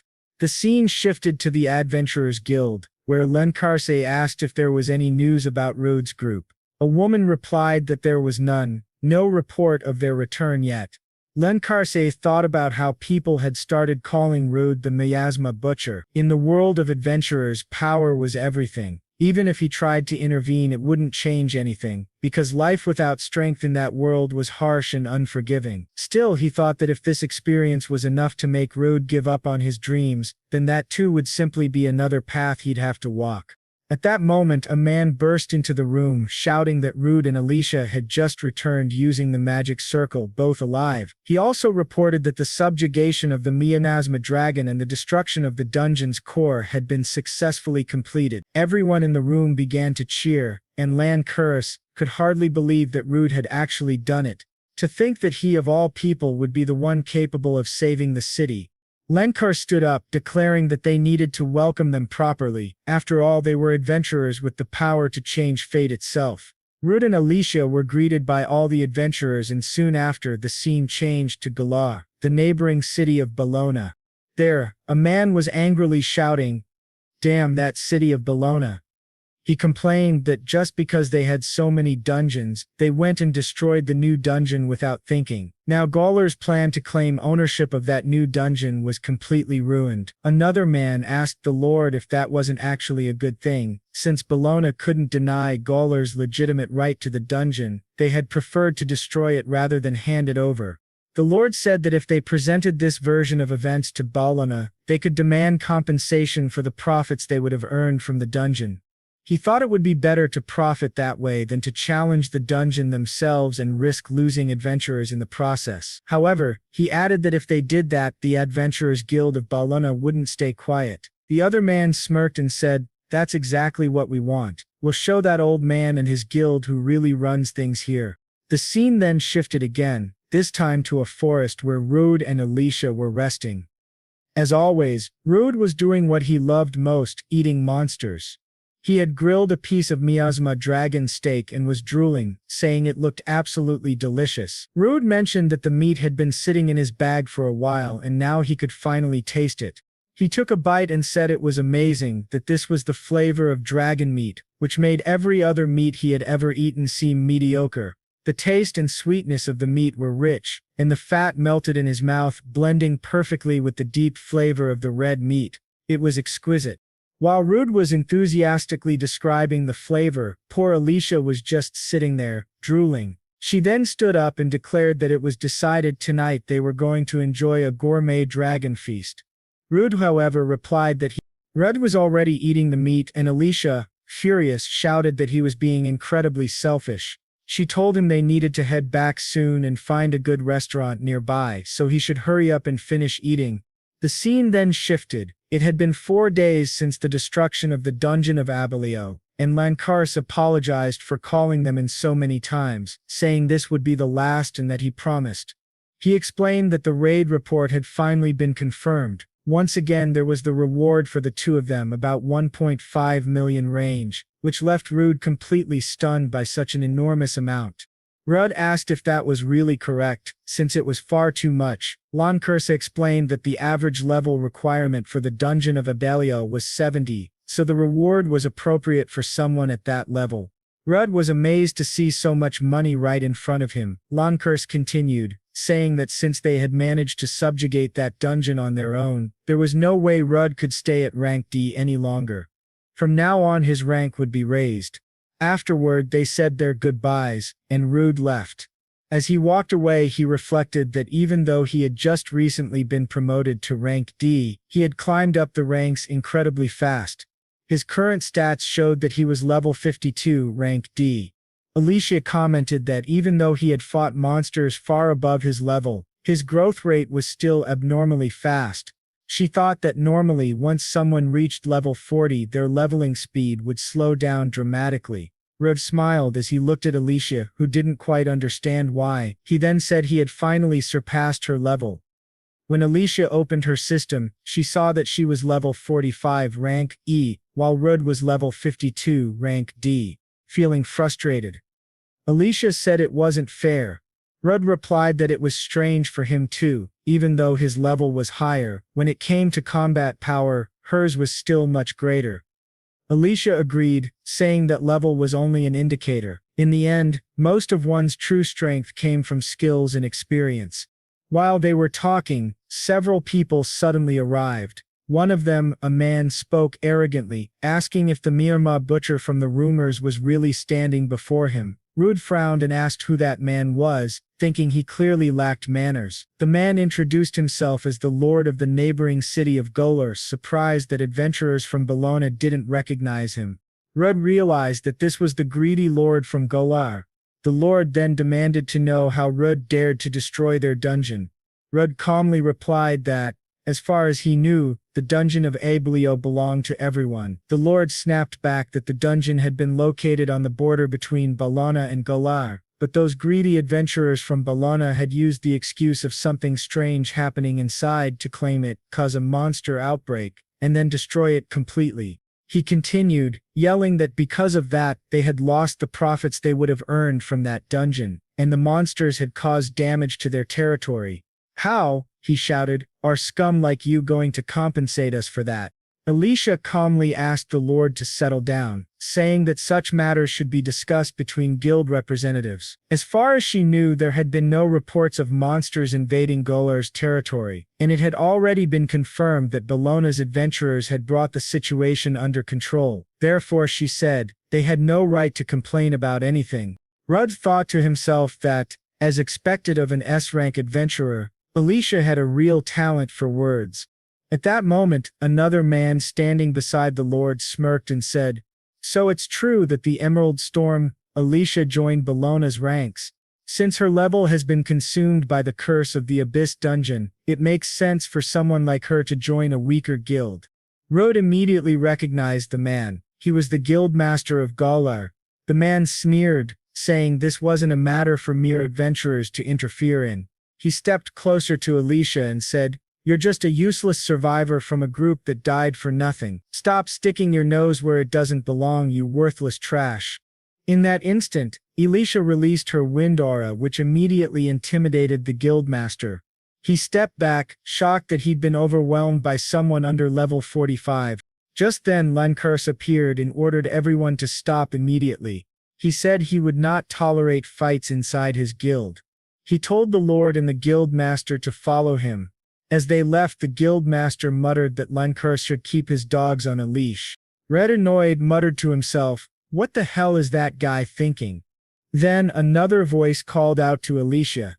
It was an elf man asking if she remembered him. Rude groaned, wondering why people kept showing up one after another. Alicia looked at the man and said his name.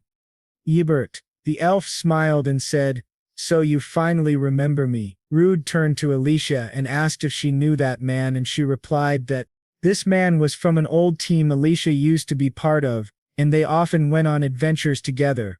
The man said that back then he deeply admired Azuri trials, and he remembered how Alicia was able to control multiple magical spirits at once. Her way of fighting had always been flawless. Since he was also an elf, he couldn't help but see her as his inspiration.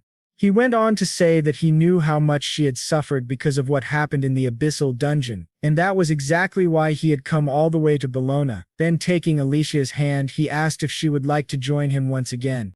Alicia thanked him for the offer but told him that she was already part of a team. She then introduced Rude to him. Rude extended his hand politely, saying it was a pleasure to meet him. However, Ebert slapped Rude's hand away and said he had heard terrible things about what happened to Alicia in the Abyssal Dungeon, that she had been cursed there, yet to think that someone like her, a rank-is adventurer, would end up teaming up with a man known as the Miasma Butcher was unbelievable to him. He told her that if she joined his team instead, they could make the best use of her skills and experience. At that moment, Alicia pulled her hand away and told him to stop talking about things he knew nothing about. She said she chose to team up with Rudd of her own free will, and any insult toward him was an insult toward her as well. She thanked him for his concern but explained that the curse placed on her had already been lifted. Ebert was shocked, saying it was a curse from the Abyssal Dungeon, an SS rank dungeon, and that it had been cast by the dungeon's boss itself. But Alicia simply replied that she had been very lucky. Alicia then turned to Rudd and whispered that it would be a problem if his abilities were discovered. For now, they needed to keep them secret. She told Ebert that they were actually on their way to update their adventurer ranks, and that Rudd was no longer rank D but rank C.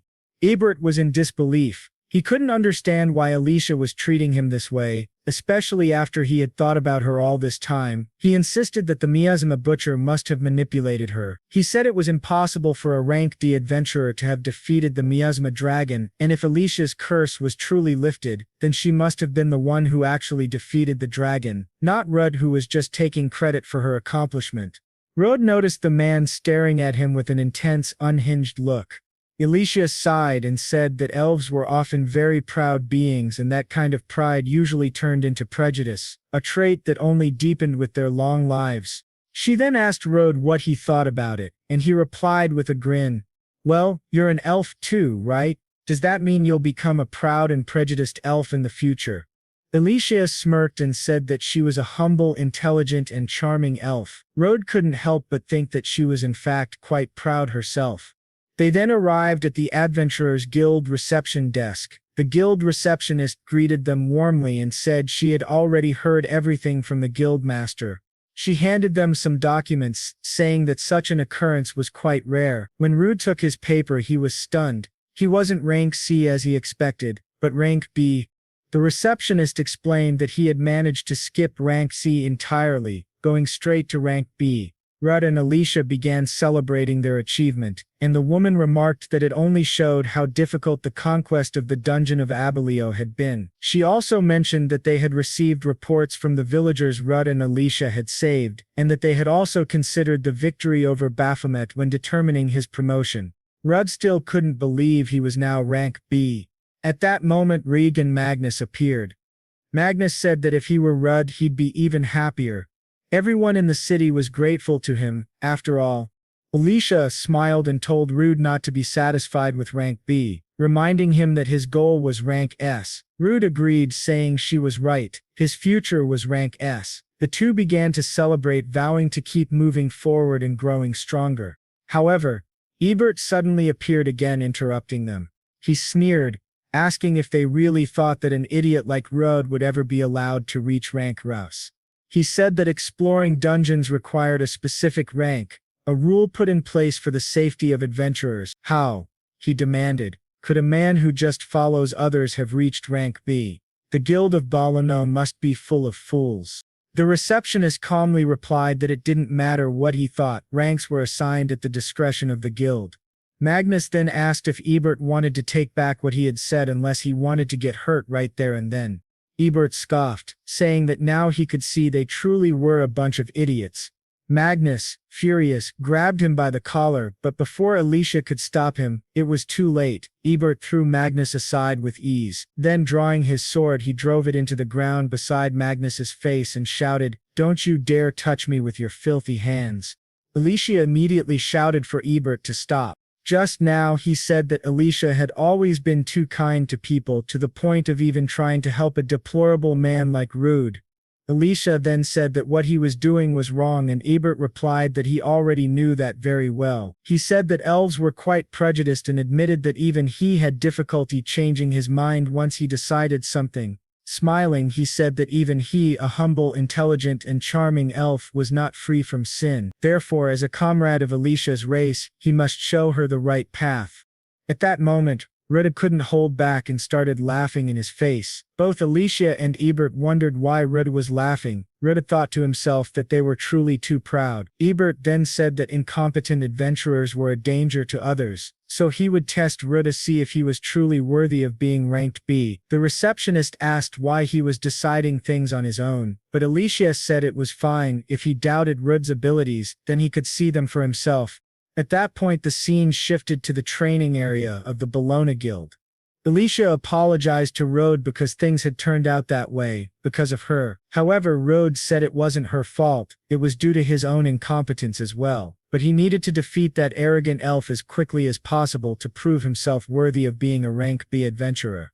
Rode then said that in the end, adventurers could only silence others through strength. They both prepared for battle. Alicia stated that if either of them got injured, she would immediately stop the fight. With that, the battle began.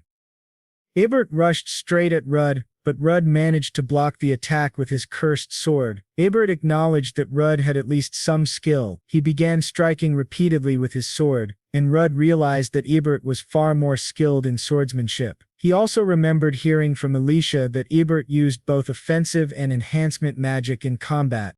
Ebert was an arcane swordsman whose abilities included acceleration and physical reinforcement. Suddenly, Rude lost sight of Ebert. The elf was already behind him and struck Rude from the back. Rude thought that he couldn't keep up with Ebert's movements and wanted to use his abilities to counterattack, but he couldn't. Ebert said that rank B was a title reserved only for people with that level of power and asked if Rudd understood that. He declared that Rudd was not worthy of holding the rank B title, much less of standing beside Alicia. Rudd agreed that his current abilities did not make him worthy of being by her side, but it was Alicia who had believed in him. So he would prove to Ebert that he deserved to be by her side.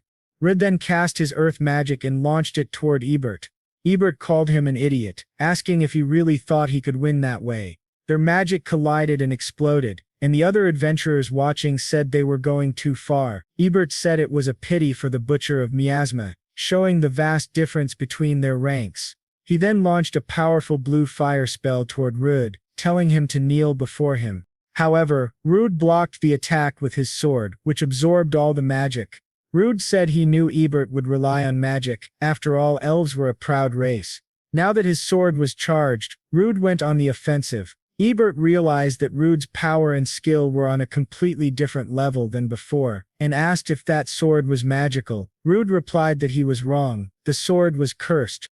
Ebert commented that having a cursed sword made Rudd even stranger and was just another reason why he wouldn't allow Alicia to stay with him. Ebert then activated his arcane swordsmanship skill, the lightning enchantment, and asked Rude if he could keep up with his speed now. He dashed forward and struck Rude in the stomach. The name of that attack was Lightning Palm. After electrocuting Rude, Ebert said the boy wasn't anything special and asked Alicia to announce the winner.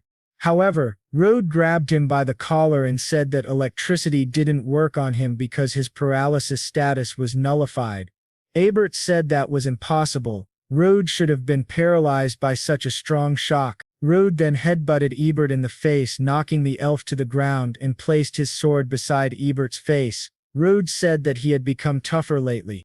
Everyone began cheering, saying that it was over and that Rude had won. At that moment the scene shifted to Lancaris.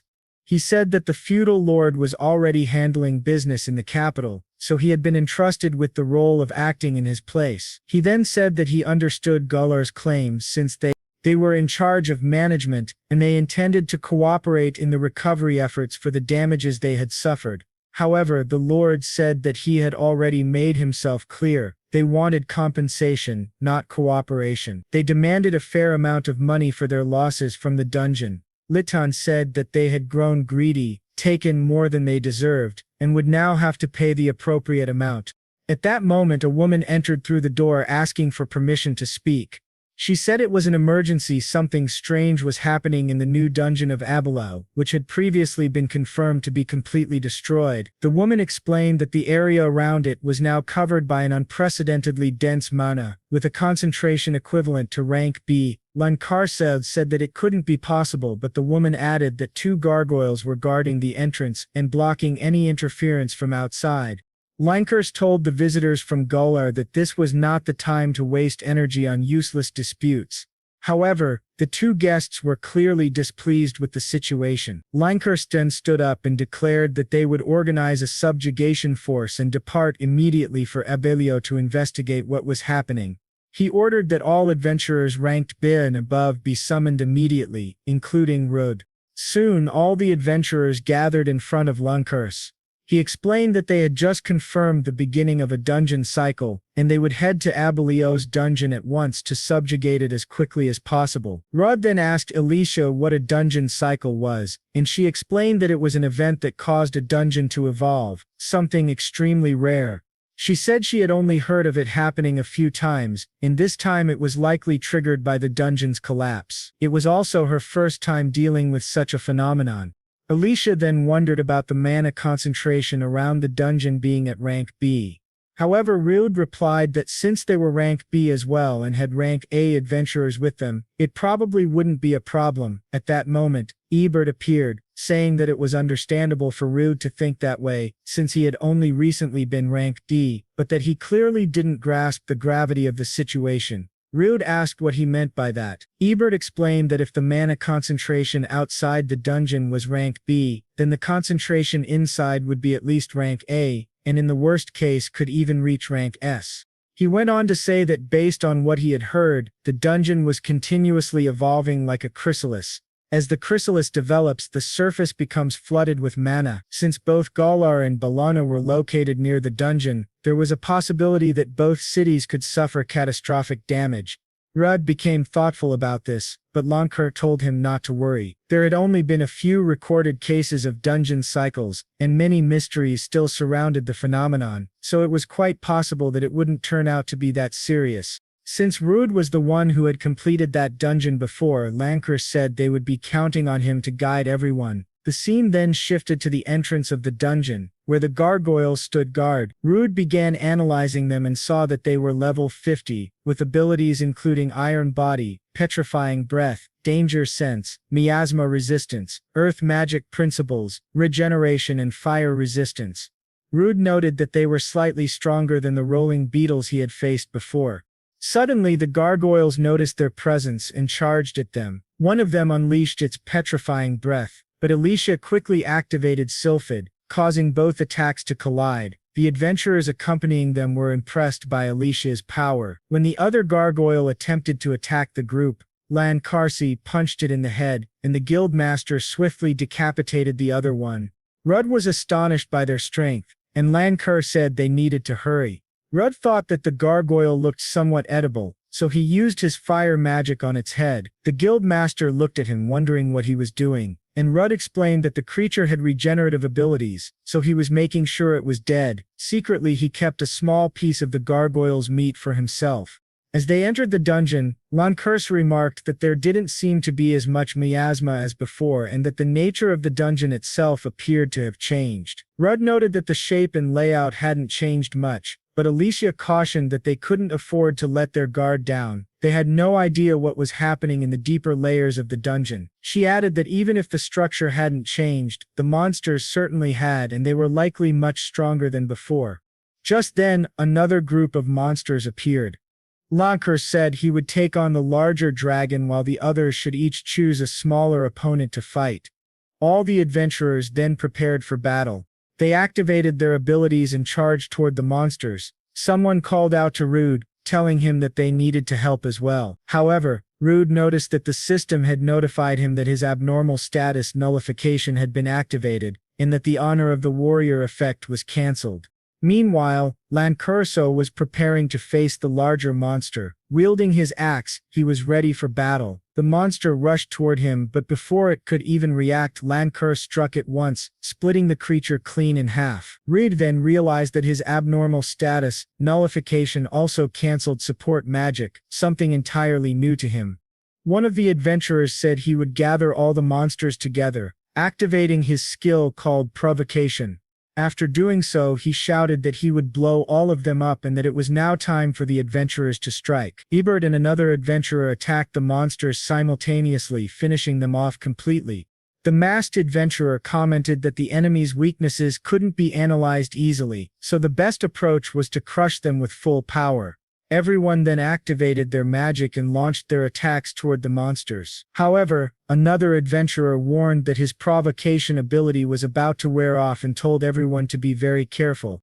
At that moment, another monster suddenly emerged from the ground and grabbed one of the adventurers. Before it could do any damage, one of the female adventurers swiftly cut off the monster's head. Homington said that her attack had passed dangerously close to his face and asked her to be more careful next time, but the girl just laughed at him. Rudd thought that everyone there was incredibly strong, but not only that, their teamwork was flawless. It was hard to believe they were just a temporary group. He realized that he wasn't contributing anything at all at that moment. Suddenly he noticed something move from one monster to another. They were parasites. Declaring that he could fight too, Rude activated his earth magic principles, but when he attacked, his spells seemed to vanish into thin air. Using his analysis ability, he discovered that the monster had an ability called earth removal. The guild master quickly decapitated the monster, saying that the best strategy was to cut off the parasites' heads, and scolded Rude for using earth magic on a creature that had come from the ground. He called Rude a complete idiot, and pointed out that he had even nullified the honor of the warrior buff. Rudd thought to himself that everything the guild master said was true. He had no experience working in such a diverse team, and he couldn't even benefit from the support magic of his companions. At that moment he felt like nothing but a burden. Ebert, trying to provoke him, asked if he was having trouble keeping up with the battle. He said that teamwork and coordination were essential for defeating powerful enemies, basic skills for any adventurer. Ebert added that Rudd might think he had won their last duel, but in the end he was nothing more than the butcher of miasma, someone unworthy of being ranked. While he spoke, Alicia gave him a sharp, threatening look. Just then an explosion erupted behind the adventurers, and they asked if Lancaras was all right. He replied that he was fine, but more importantly, the creatures were parasitizing the bodies of their fallen comrades. Their wounds were regenerating, and their combat power was increasing. The guildmaster said that thanks to that, he only had to deal with one opponent now and offered to lend a hand in the fight. Suddenly something bit his neck, and when he killed it he saw that it was a small creature. He realized that the main purpose of those monsters was to inject venomous insects into their bodies. Soon all the adventurers were bitten and turned to stone. After everyone had been petrified, the monster prepared to finish them off. But at that moment Rude used his web manipulation to save Lancurse. His abnormal status nullification had protected him from petrification. He told his comrades to leave it to him this time. He used substitution on Alicia, saving her as well. After analyzing the creature, Rude saw that it was level 66 and noted that it didn't seem to have any troublesome magic resistance. He asked Alicia to use her magic to break the monster's stance so he could attack afterward.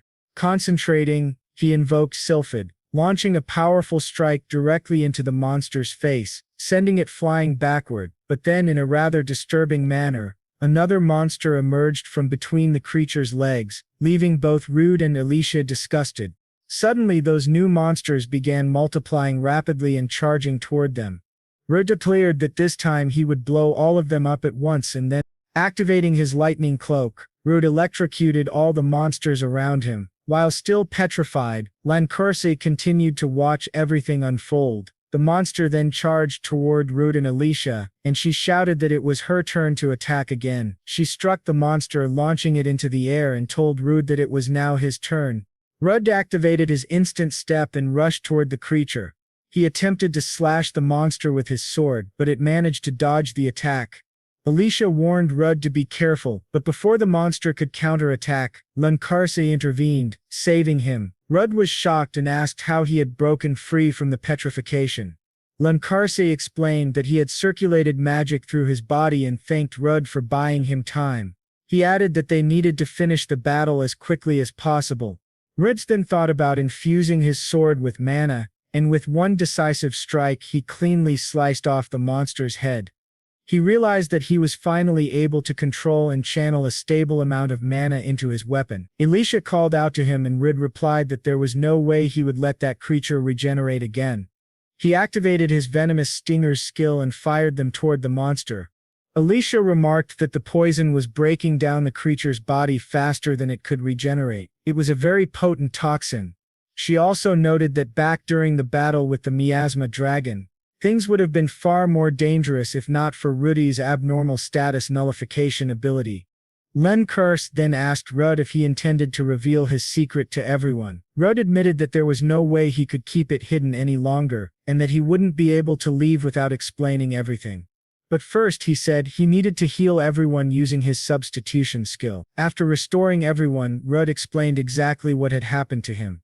Lancourse said that it was hard to believe, but after seeing Rude fight earlier he could accept it. Abert added that it was incredible. In all his long years, it was the first time he had ever witnessed such a miracle. Rude pointed out that Ebert had just called him useless moments ago and said he wasn't even fit to be an adventurer. Abert laughed it off, telling Rude not to worry about such small details, and admitted that he now believed Rude was worthy of accompanying Alicia. The red-haired girl asked if it was true that Rude could actually eat monsters. Rude pulled out 2 monster heads and said, of course, adding that if no one minded he wanted to cook a little. He began preparing the meat, explaining that first it needed to be cooked slowly over a low flame until the sides were well done, and then the strong odor should be neutralized with herbs. All the adventurers watched in astonishment. As Rude ate, they wondered if it was really possible. Homington warned them not to be fooled by how appetizing it looked. Eating that could kill them. The guildmaster commented that it was a peculiar ability and noted that Rude seemed to restore his magical energy by eating. Rude corrected him, saying it wasn't magic but mana. The man was astonished. Rude's mana didn't emit the foul stench typical of demons. On the contrary, it felt almost divine. He then told Lancourse that they didn't have much information about the monsters in this dungeon and asked if they should retreat for now to call for reinforcements. Lancourse replied firmly that they would not. The longer they delayed, the more the dungeon cycle would advance. Since they were blessed with reliable comrades, they would conquer this dungeon on their own. If the topography hadn't changed, then they were likely close to the boss's chamber. They passed through a large door, and Rude remarked that, now that he thought about it, they had completely forgotten that part of the dungeon had collapsed. Lancourse noted that, even after coming this far, it seemed they had no choice but to turn back. However, Rude remembered the ability that one of the previous monsters had used. He activated earth and soil removal, clearing the blocked passageway. Everyone cheered, realizing that the boss chamber was just ahead. When they entered, they saw something glowing. A massive egg. The sight startled them. Lancourse identified it as the egg of the wise dragon. Rude, who knew nothing about it, asked what the wise dragon was. Lancaster explained that he had only read about it in books. It was a legendary dragon that cyclically transitioned between life and death. When its body was destroyed, its soul would reincarnate and be reborn using an egg as its incubator. Even if its body perished, its wisdom remained eternal. It was also said to understand human speech and to possess the ability to foresee the future. The adventurers remarked that, in the end, it was just an egg, so they could simply destroy it before it hatched. But Lancaster urgently told them to wait. At that very moment, one of the adventurers was struck by a powerful blow and sent flying. The group stared in shock as they realized the egg was moving. Lancaster wondered aloud if this was the egg's instinct for self-preservation. Lancaster ordered everyone to stay in the rear. It might just be an egg, he said, but it was still a dragon. Rudden activated his analysis ability on the egg and discovered that it truly belonged to a level 1 wise dragon. However, the egg's status was completely obscured. One of the adventurers suggested that they should retreat for now and wait for reinforcements. The guildmaster disagreed, saying that once the egg hatched, no matter how many S-class adventurers they brought, they wouldn't be able to stop it. Lancaster declared that they needed to destroy the egg as quickly as possible and called for everyone's support. He instructed the group to aim for its legs while he charged forward, slashing everything in his path. However, as they cut through the egg's legs, they noticed that it was regenerating rapidly, faster than Lancaster could comprehend. He turned to Rudd and said he needed a favor. Shortly after, the egg let out a loud, piercing scream. Rudd nodded and agreed to help. Lancaster immediately rushed in again, cutting off all of the egg's legs once more, and the other adventurers joined in to assist him. When all the legs were severed, Alicia shouted that it was finally time. Rudd said he wanted to see if the egg could withstand his sword imbued with magic. Channeling power into his blade, Rudd slashed the egg cleanly in half. Everyone cheered. He had finally managed to split it. However, their celebration was short-lived. From the center of the egg, the dragon began to emerge. Alicia was shocked to see that the main body was still intact. She attempted to finish it off with Sylphid's power, but before her windblade could strike, the egg regenerated once again. The guildmaster said that their attacks were getting them nowhere. At that moment, everyone felt a chilling sensation as the egg began to glow. Fear spread through the group. Someone exclaimed that the wise dragon was about to be born. Lancaster shouted that they were out of time and had to end it immediately. They needed to destroy it with one overwhelming strike. He explained that their enemy's regenerative power was a major threat, but its tentacles were fragile. They would all need to attack together to create an opening. Everyone split up, each taking a position. Alicia and Rude said they would handle the left side, where several tentacles were advancing toward them. All the adventurers charged at the egg. This time, however, the egg retaliated in a new and more dangerous way. One of the female adventurers quickly created a magic barrier to protect the others.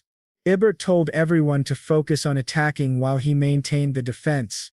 Lancaster then activated his charge ability by infusing his next attack with magic. It would deal double the damage. Alicia noticed what Lancaster was doing and wondered how they could coordinate to break the tentacles in time. Rude told her to leave that to him. He activated his command ability and asked if everyone could hear him. The adventurers were surprised, commenting that it was an interesting skill. It allowed him to communicate directly in their minds. Rude told them that once his countdown reached 1, they were all to strike the tentacles simultaneously. Everyone agreed.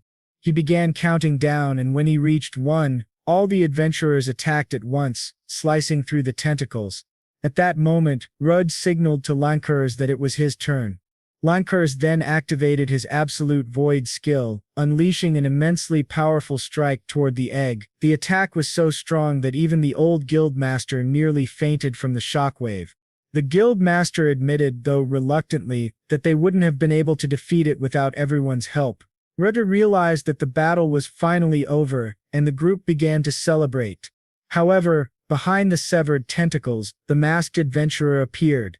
He said it was time to collect the wise dragon's magic stone and make a fortune. But after searching for a while, he couldn't find the stone anywhere. Suddenly, he was struck by a powerful attack that pierced straight through his chest. A monstrous figure emerged before them. It spoke, saying that its reincarnation had failed, but it had not been entirely in vain. The creature explained that its body wouldn't last long, but it needed to wait for the next reincarnation. Before that, however, it vowed to kill every single worm who had dared to destroy its rebirth. The guildmaster warned everyone not to celebrate just yet. He could still feel the monster's presence. Then the wise dragon Orpheus revealed itself before them. Everyone was stunned, wondering how it could still be alive. Alicia theorized that when they attacked it earlier, it must have buried itself underground to escape. Orpheus spoke, saying that these lowly humans were defying the gods and calling them insolent beings.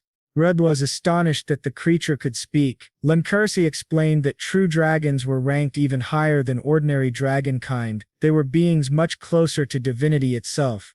They were capable of understanding their language. The dragon then said that he could sense a hateful impurity within Rhoda. Although he appeared human, the dragon also saw him as a monster. Rising to his feet, the dragon called Rhoda forward, saying he would make him tremble in despair for his amusement. The girl who had been maintaining the barrier warned that she couldn't hold it much longer. She then activated her shadow mantle, which cloaked her in darkness and concealed her presence completely, disappearing from sight. At that moment, the dragon's arm suddenly fell off. The dragon looked at it in disbelief, realizing his body was beginning to deteriorate rapidly. One of the adventurers pointed out that the dragon was probably decaying, and Lankerse shouted that if they were going to attack, now was the perfect time.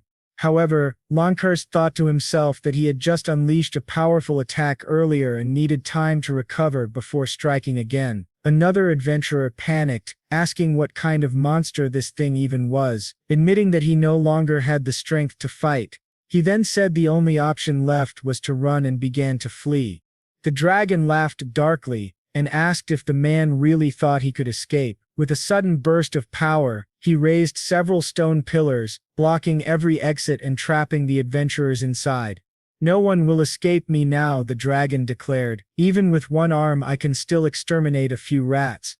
Lenkar then said that if they couldn't run, they would show the dragon just how terrifying those rats could be.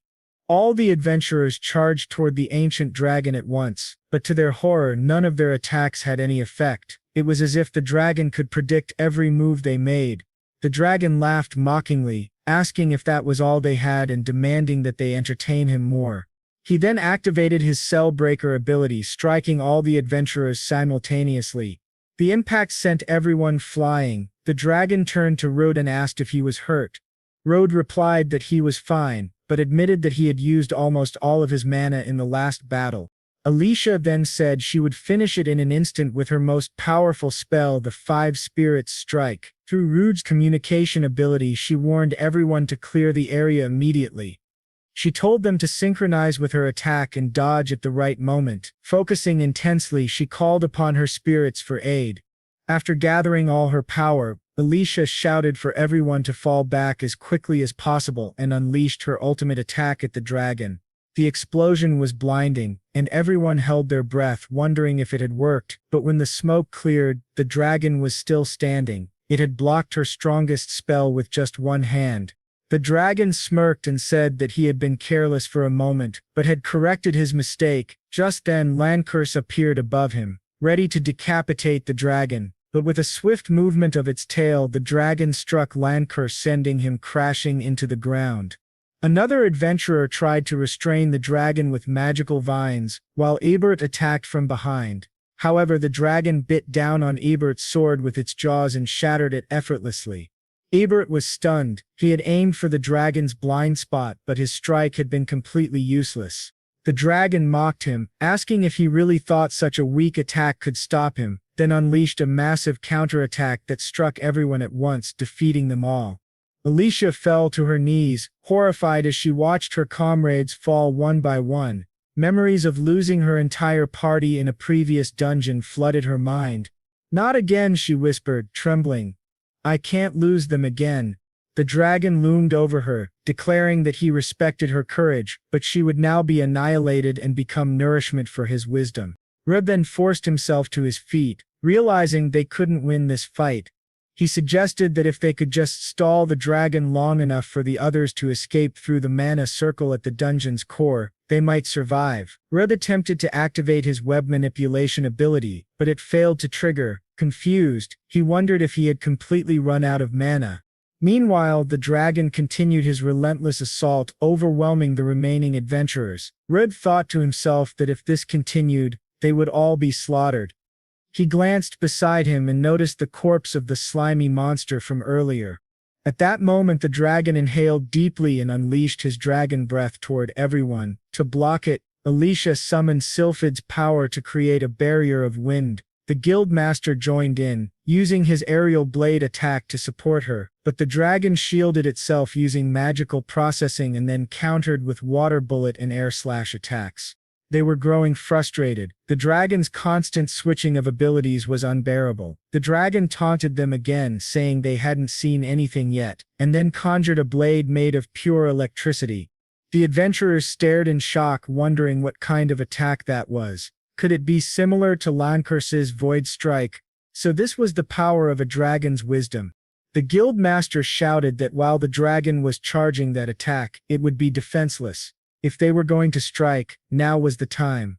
Alicia said she would cover them while they attacked. She summoned Ardal, and Ice also imbued water and lightning into her Aqua Thunderblade.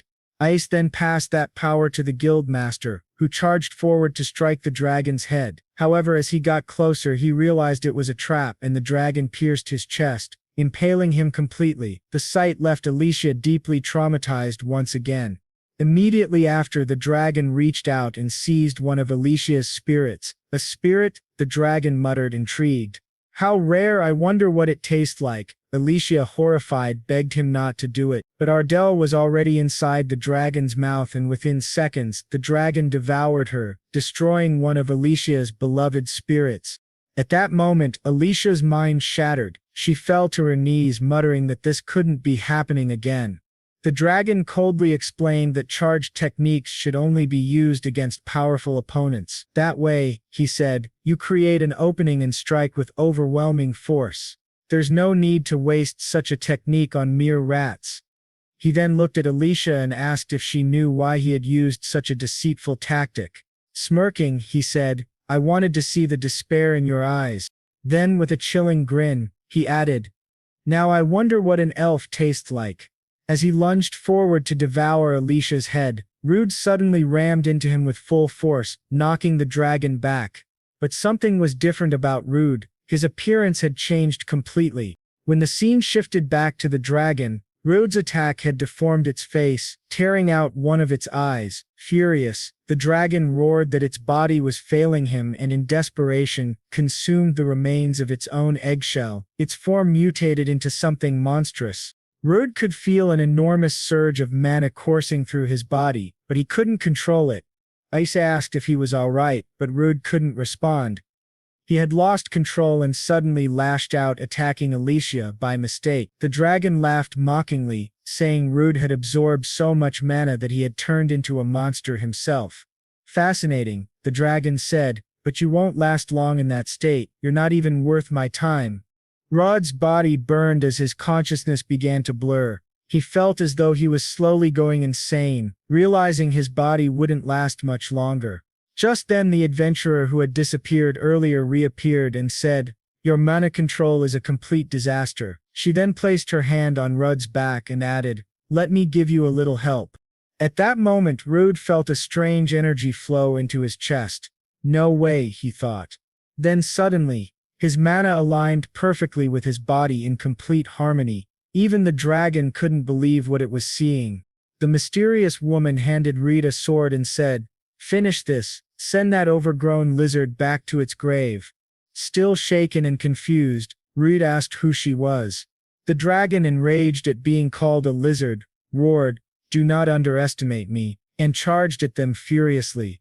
The woman mocked him, saying, what's wrong? Can't take a little joke, you bookworm dragon. As the dragon lunged at her, Rhodes stepped in front of her and with astonishing ease cleaved the dragon cleanly in half with his sword. Rhodes then rushed to the guildmaster and used his web manipulation to perform emergency first aid. However, the guildmaster told him the wounds were too deep to heal. The mysterious girl remarked that only the two of them were still standing. Everyone else was gravely injured. If we don't treat them soon, she said, carrying this many people out of here will be nearly impossible. She wondered aloud if they should wait for reinforcements, or carry everyone back to the city one by one to find help. But just then Rid felt a sharp pain in his chest. The girl frowned and said, "Looks like the side effects are finally kicking in." She explained that she had forcefully stabilized his mana to strengthen him, but it seemed his body had reached its absolute limit. Suddenly the dragon who they thought was dead began to move again. "Damn you," it growled. "You won't leave here alive. At the very least, I'll drag someone down to hell with me." The entire dungeon started to shake violently as debris began to fall from above. The girl shouted that the dragon was acting as a substitute for the dungeon's core and they needed to escape immediately. As they ran, massive stones began collapsing from the ceiling. One of them was about to crush Alicia. Rudd rushed forward, shielding her with his body. When Alicia regained consciousness, she found herself in Rudd's arms. He smiled weakly and said, "I did it. I defeated the wise dragon. Now we just need to get out of here." Alicia nodded, but looked pale and unsteady. Rudd asked if she was all right, and she admitted she couldn't move. She had completely run out of magic. Smiling faintly, she asked Rudd to leave her behind and save himself. Rudd's expression darkened. "What kind of nonsense is that?" he shouted. Furious, he thought to himself that everything happening now, all this destruction and suffering, was because it was his fault. The girl then shouted that if they didn't hurry, they would all be buried alive. But Rudd refused to leave, saying he couldn't just run away and abandon everyone there. The girl sighed and said she really liked Rudd, but it seemed he had made the wrong choice. Rudd thought that if things continued like this, they would all be crushed to death. At the very least, he could carry Alicia and escape, but then he hesitated. Could he really abandon everyone else? After thinking for a moment, he decided he couldn't do it. He began desperately searching for another way to save them all. Barely conscious, Alicia begged Rudd to run away as fast as he could, but he refused, saying he would never abandon her. Alicia shouted at him, telling him to go. "That's what my comrades would have wanted for me," she cried. Landkurs then spoke up, telling Rudd to flee as well. He said that if Rudd planned to continue living as an adventurer, there would be times when he'd lose his friends, and if those who can survive don't live. Landkurs said, "Then what meaning do the deaths of those who fell in battle have?" To make matters worse, more monsters began appearing. Ebert, struggling to his feet, warned that the dungeon's creatures were gathering, but Rudd stood firm, shouting that no one was going to die there. Alicia kept pleading for him to leave, but Rudd charged forward, slashing through the monsters in front of him and screaming that he would never run away. He shouted that everyone had always called him the miasma butcher and looked down on him his entire life, but when Alicia invited him to join her party and accepted the dark secret he carried, he felt truly happy for the first time. And when the guild welcomed him too, he felt even happier. With friends who trusted him and finally recognized his worth, he could never abandon them in that dungeon. Rudd then remembered the S-rank adventurer he had once met. The man had told him to listen carefully. No matter how hard or painful life became, he must never give up. Remembering those words, Rudd fought on with everything he had, cutting down the monsters one by one. But the dungeon was collapsing fast. Then suddenly, parasites began latching onto the dragon's body. Still, Rudd was determined, shouting that he would never give up. At that moment, he had only one choice left: to activate his auto skill. As he did, Rudd lost one of his arms. Gritting his teeth, he grabbed his sword with the other hand, and to everyone's shock, his lost arm regenerated almost instantly. He then charged straight at the dragon, driving his blade deep into its abdomen. Immediately after, he activated his lightning mantle, declaring that this time, the dragon would fall for sure. The dragon roared in fury, vowing to annihilate everyone, and struck Rudd with a powerful blow, sending him flying across the battlefield. But just as he was about to crash into the ground, someone caught him. When Rudd looked up, he was stunned. It was the S-rank adventurer who had saved him when he was a child. The man smiled and said, "You did well, kid. Now you can relax. Everyone's going to make it out alive." The man named Hamio turned toward the dragon and said, "You failed to reincarnate properly. On top of that, you were parasitized by dungeon monsters. How disgraceful for a so-called wise dragon. The dragon in rage tried to trap them both with thick vines. Rude panicked, saying it wasn't good, but the S-rank adventurer sliced through the vines effortlessly and blocked the dragon's next attack with just one hand. He then asked the dragon, whose name was Orphsifs, if he remembered him and the life-or-death battle they had 5 years ago. Back then, he said, in your divine form, you pushed us to our limits, but looking at you now, you've fallen so low. The dragon roared in anger, shouting for him to be silent. But before Orps could even react, the S-rank adventurer sliced him cleanly in half with a single strike. Rube was in awe of his strength, so this is the true power of an S-rank adventurer, he thought. Meanwhile, debris was about to collapse onto Alicia. Suddenly a wave of freezing energy filled the air. A woman had activated frozen winter, sealing the collapsing ceiling in solid ice and stopping the debris from falling. Rudd blinked in disbelief. Ice. The entire collapse just stopped. Moments later a woman appeared and asked in disgust, "What kind of bizarre monsters are these? I'm starting to get sick just looking at them." The S-rank adventurer smiled and said, "Thanks, Selena." The woman, Selena, crossed her arms and replied, "Leos, you're as reckless as ever. Charging in like that." 2 more male adventurers arrived soon after. Selena then noticed Alicia and gasped. "Alicia, it's been so long," she said, running toward her and hugging her tightly. Alicia looked just as shocked. Selena frowned, saying Alicia looked terrible, and called to one of her companions to hurry and heal everyone. He immediately cast Holy Light of Restoration, bathing the entire dungeon chamber in radiant energy. Everyone's wounds began to close, and the pain faded away. Ebert was amazed by the spell's range. "Incredible, his healing magic covers such a wide area," he said. The healer then moved toward the guildmaster, continuing his healing to ensure everyone would recover completely. He was in the most critical condition, so the healer activated the soul restoration seal. He said that he had already healed everyone's wounds, but they were still completely drained of stamina and magic. He told everyone to rest for a while, but added that he couldn't revive those who had already lost their souls, meaning one of the adventurers had died. Leonez then said that everyone would leave the dungeon immediately and that those who couldn't walk should lean on someone for support. Everyone began to exit the dungeon, relieved and happy to be alive. Rudd, however, looked back at the remains of the monsters scattered across the floor. The scene then shifted to a forest where they had set up a small camp. One of the adventurers held something in his hand, a fragment of the dragon soul of Orcs. He explained that it would likely regenerate over several years and eventually revive. He continued, saying that the Wings of the Light Lion group had defeated Orcs 5 years ago and the dragon soul fragment had been safely stored in the royal capital. Lankurs then asked why Orcs had managed to resurrect in such a remote town like Bologna. The adventurer explained that the royal vault had recently been robbed, which clearly shocked Lankurs. He went on to say that Orcs' resurrection this time was caused by an artificial anomaly inside the dungeon, created by someone deliberately. Selena sighed, saying it was a shame. If Alicia had joined the Wings of the Light Lion, our strength would have been equal to an entire army.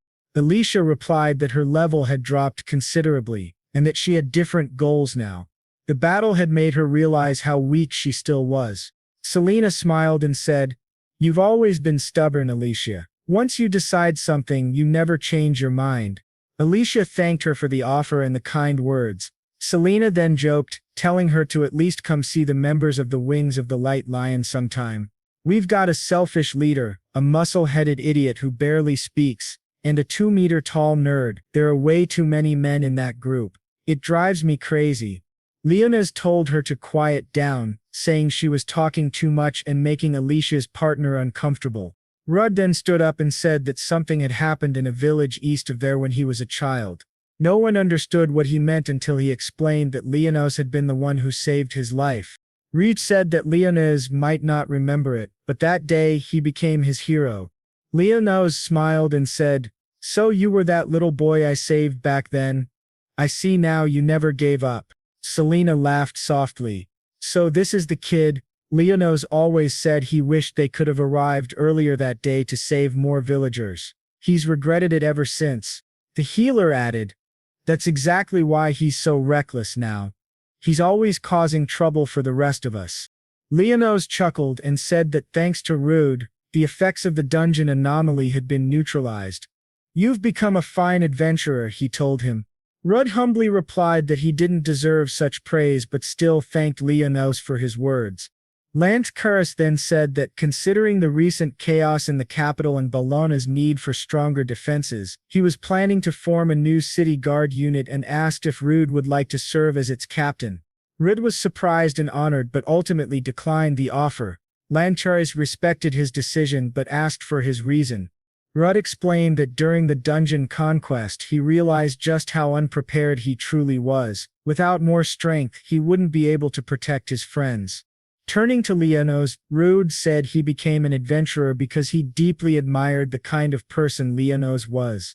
He admitted he was still far from reaching Leonos' level, but he was determined to grow stronger and one day he wanted to fight alongside him. He then looked at Alicia and said that someday they would conquer the Abyss dungeon together. Alicia smiled warmly and said she couldn't wait for that day, calling Rude her partner. Lankar sighed, saying he could see that both of them already had their own goals.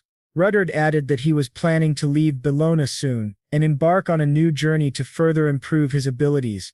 The healer, intrigued, remarked that Rude's energy was fascinating, unlike any conventional magic. He explained that Rude's magical essence had somehow taken root in his human body, something that should have been impossible. He then asked, almost hesitantly, if Rude had ever eaten monsters. Everyone froze in shock.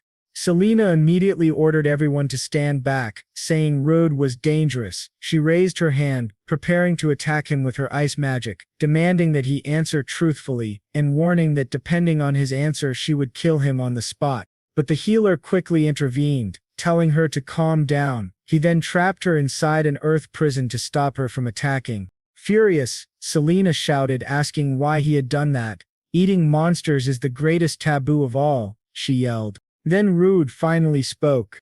He was considered untrustworthy. Hamadal said that Rude seemed to be special since he didn't show any signs of monstrification. To be more precise, there were no traces of darkness within his magical essence. However, he still didn't understand the reason behind it.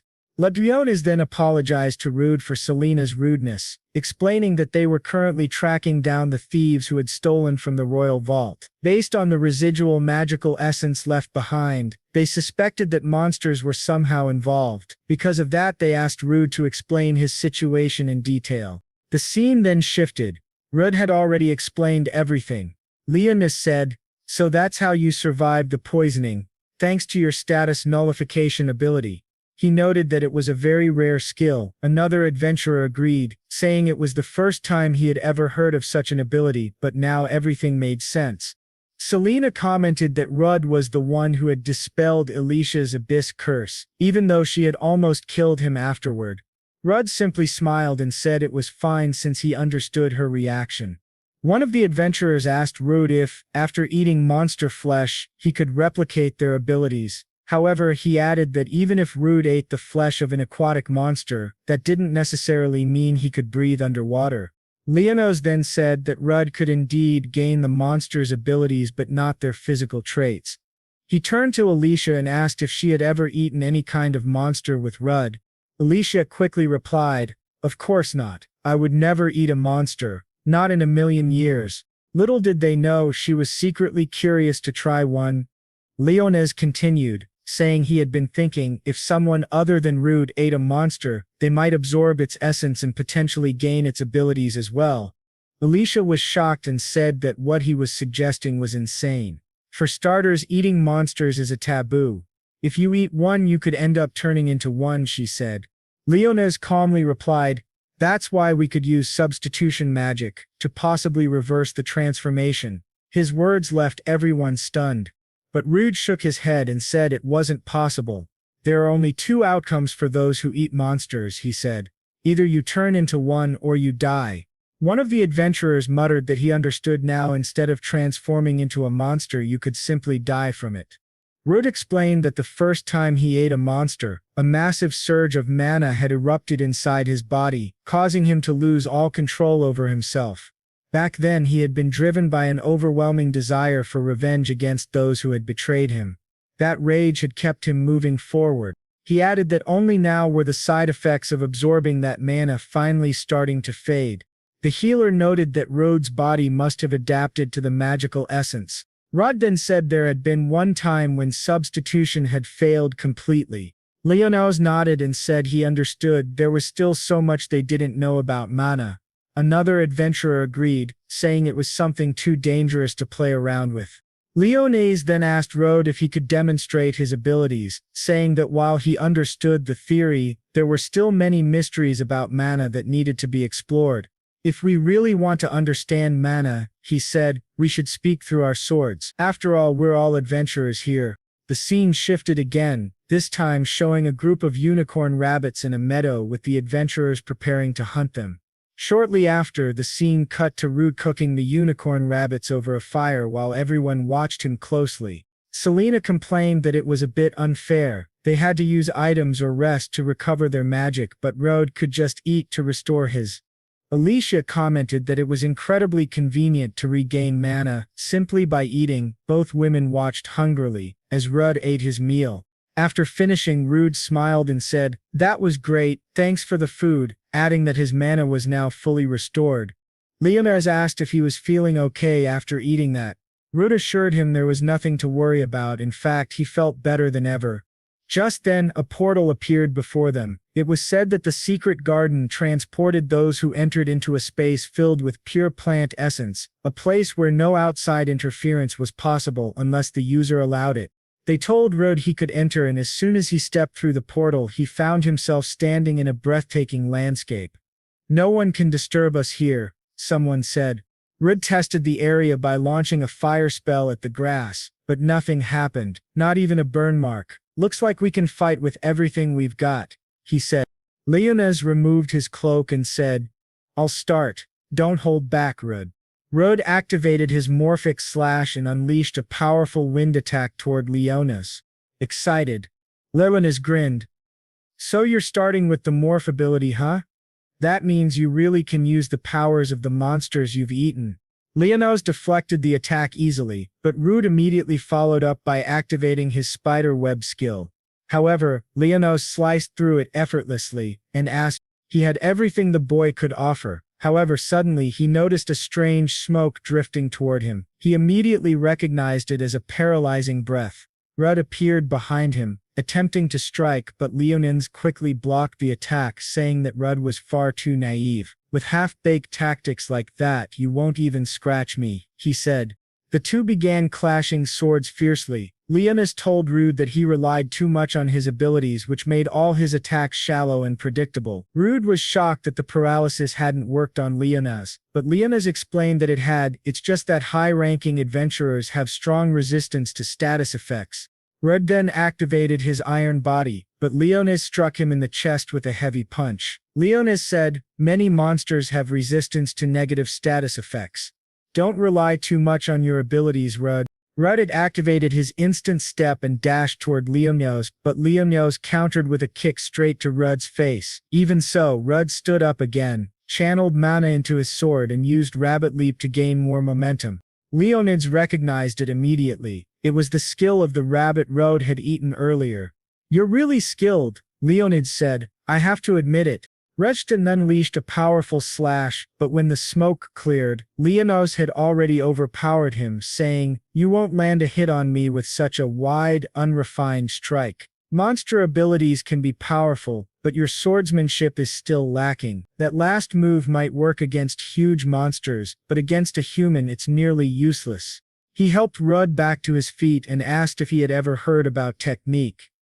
"The circulation of mana through your body enhances your physical abilities," he explained. At that moment, Rud remembered that feeling. He focused and managed to circulate his mana properly. Leones smiled and said, "You learn fast." Excited, Rud asked if he could spar with Leones once more.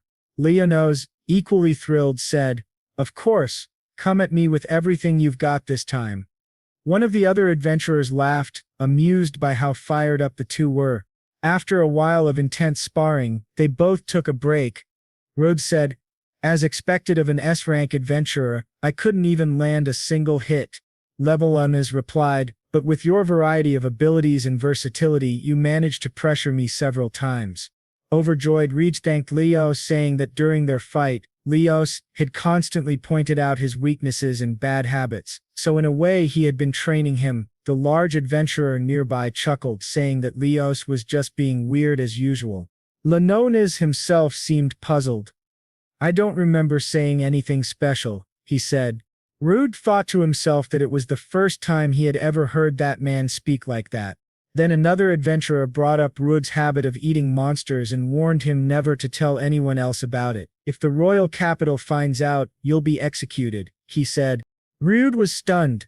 Hamato explained that the closer one got to the royal capital, the greater the influence of the church. To them, the holy scriptures were sacred, and within them consuming monsters was considered the gravest sin of all. Rid tried to argue that his abilities nullified the negative effects, but the adventurer shook his head. "Even so, going against the scriptures is a sin. Those self-righteous clerics would never understand your side." He then asked Rude if anyone besides the adventurers who had joined the dungeon expedition knew about his secret. Rude replied that no one else did. After all, it was a taboo. He had only told Alicia, but then he remembered there was one more person who knew: the old blacksmith, Dun-en.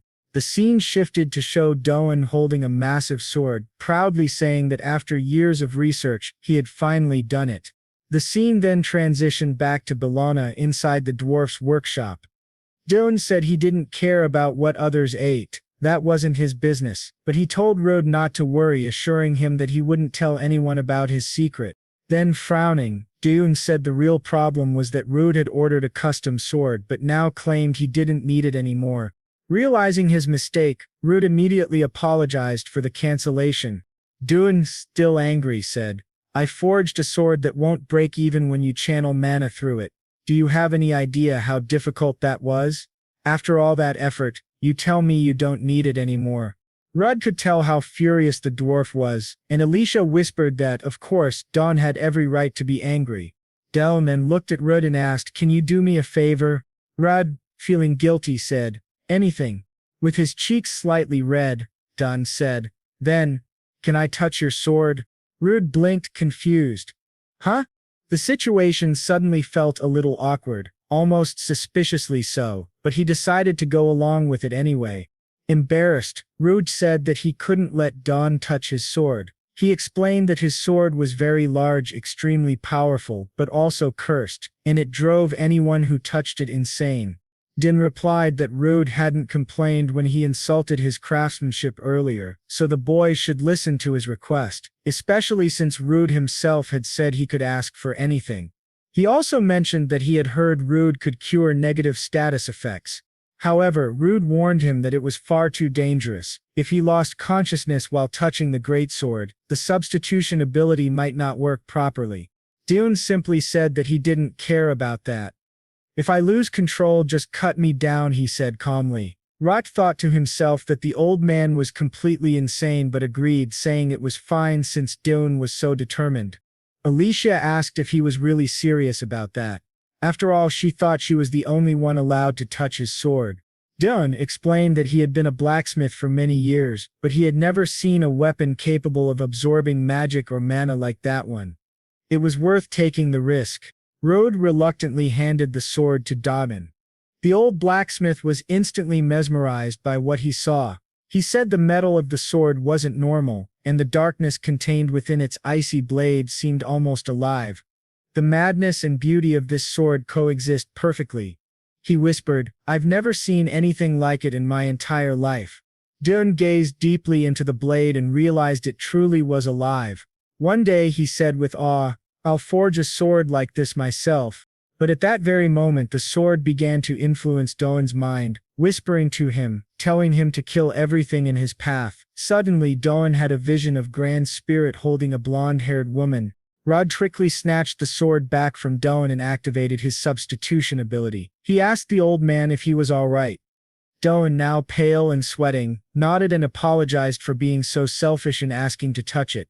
Still shaken, Dunn wondered aloud what kind of illusion he had just seen. Then regaining his composure he said, "Don't worry, boy, I won't say anything that could hinder your journey. But mark my words, one day I'll forge a sword that surpasses even this one." The scene then shifted to a carriage gently rolling down a road. Road leaned back and said that it felt incredibly relaxing, but that renting it had been a pretty bold move. Alicia laughed and said that she had been hunted constantly over the past few years, so it was good to relax every once in a while.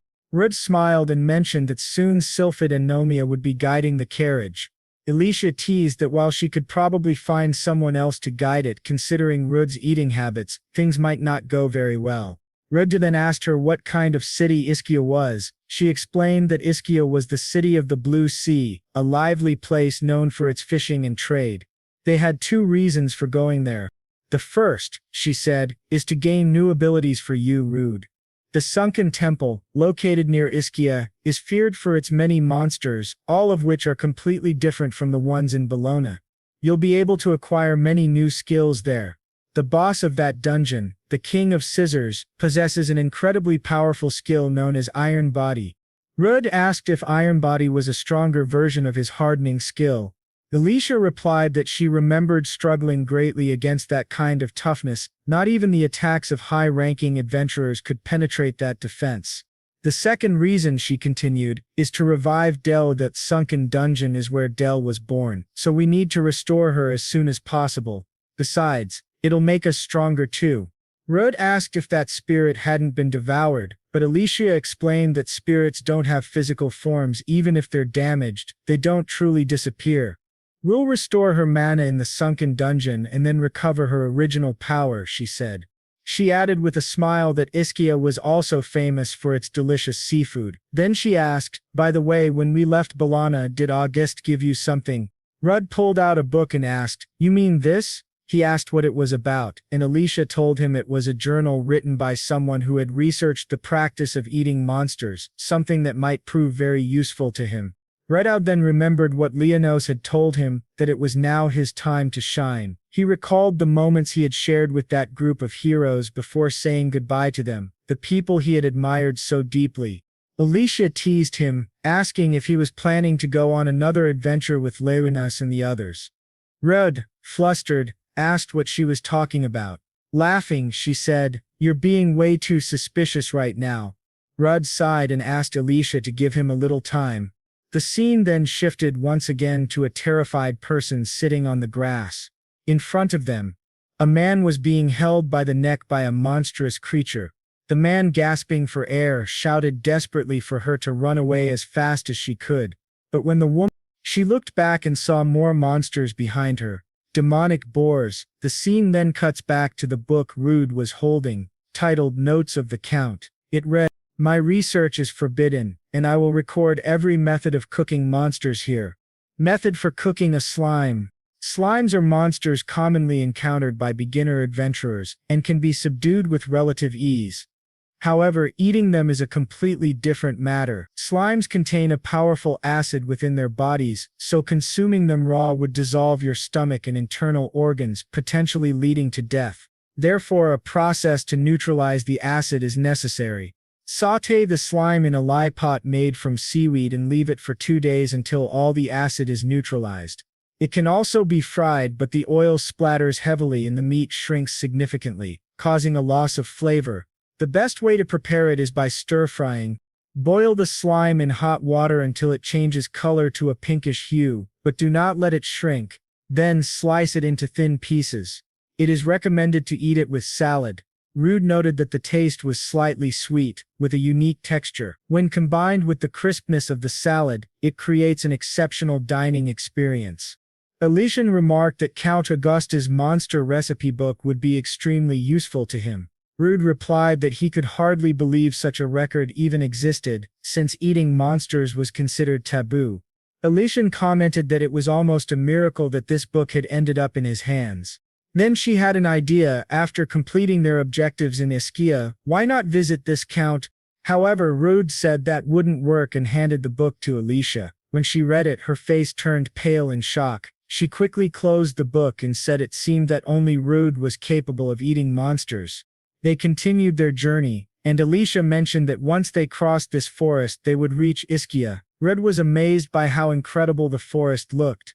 Alicia then asked if he had ever heard of the Calamity Dragon. Rudd replied that now that she mentioned it, he remembered hearing a story about it, a dragon so powerful that it was treated like a natural disaster, something humans could never resist, much like earthquakes or storms. He recalled that when he was a child, people used to scare him by saying the Calamity Dragon would come for him at night if he misbehaved. Alicia explained that this forest was famous for being the home of the Calamity Dragon. Startled, Rudd asked if it really existed and she confirmed it did. She said she had once seen the dragon from afar. Its appearance was divine, something no human could ever hope to surpass. Reed thought to himself that since he was born, there hadn't been any reports of the dragon appearing in the world. If Alicia had truly seen it, then she must be much older than she looked. She immediately noticed what he was thinking and scolded him, saying it wasn't polite to calculate someone's age. Just then Phaeton appeared, saying that there were 3 demonic boars ahead. Alicia stated there was no way around them, they'd have to defeat them to proceed. They launched their attack immediately. Alicia firing fireballs while Rudd appeared behind the beasts, slicing them cleanly in half with his sword. However, when they looked to the side they saw dead humans lying on the ground. The sight was gruesome.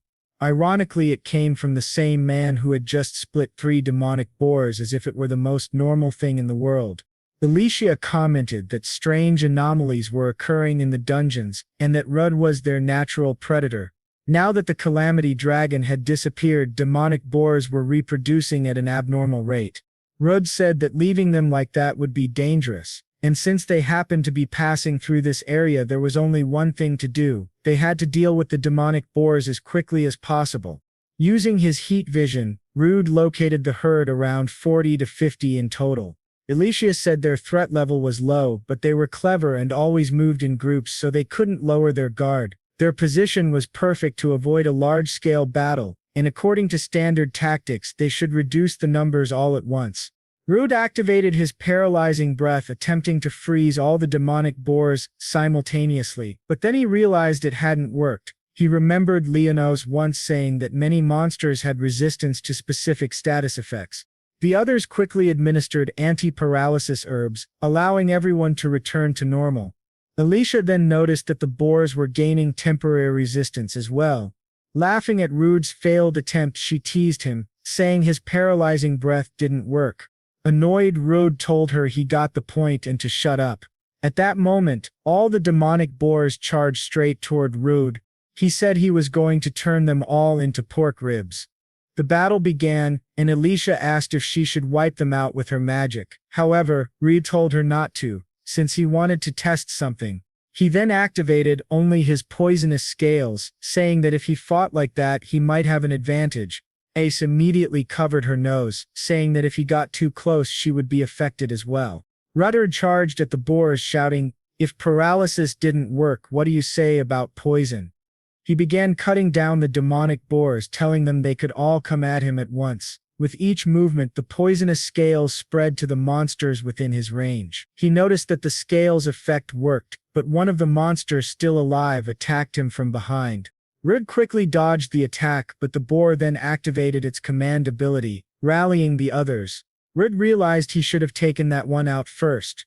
Alicia shouted for him to be careful and look up. When he looked, he saw a massive boulder falling straight toward him. He managed to dodge it but wondered where it had come from. Then he noticed a strange, different-looking boar nearby and muttered, "What the hell is that?" S explained that it was a demonic boar king, a monster that usually lived deep within dungeons. It shouldn't even appear on the surface. Perhaps it was due to the influence of the Calamity Dragon, which might have increased the local concentration of magic. Either way, they couldn't let it wander freely as the damage would only grow worse. Rudd decided there was no time to think and began attacking again, saying they could discuss it later.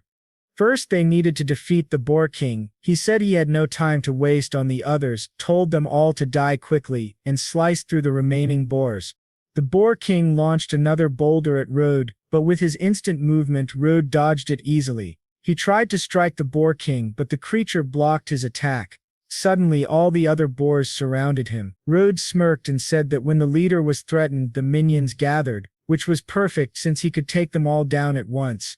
He let out a roar and released part of his power, knocking down several of the minions. Then he activated a miasma status effect that spread through the area, terrifying the Boar King. Rudd said it was his turn now.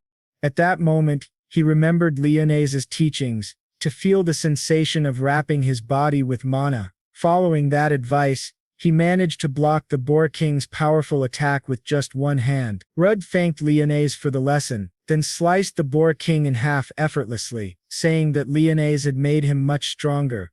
Alicia was amazed that Rude managed to kill the Boar King with a single strike. She asked about the earlier ability, wondering if it had been the miasma wave. Rude confirmed it was, explaining that he had obtained it from the miasma dragon, and that it was an extremely powerful ability. However, he mentioned it had one flaw. When she asked what it was, he replied that it made him very hungry.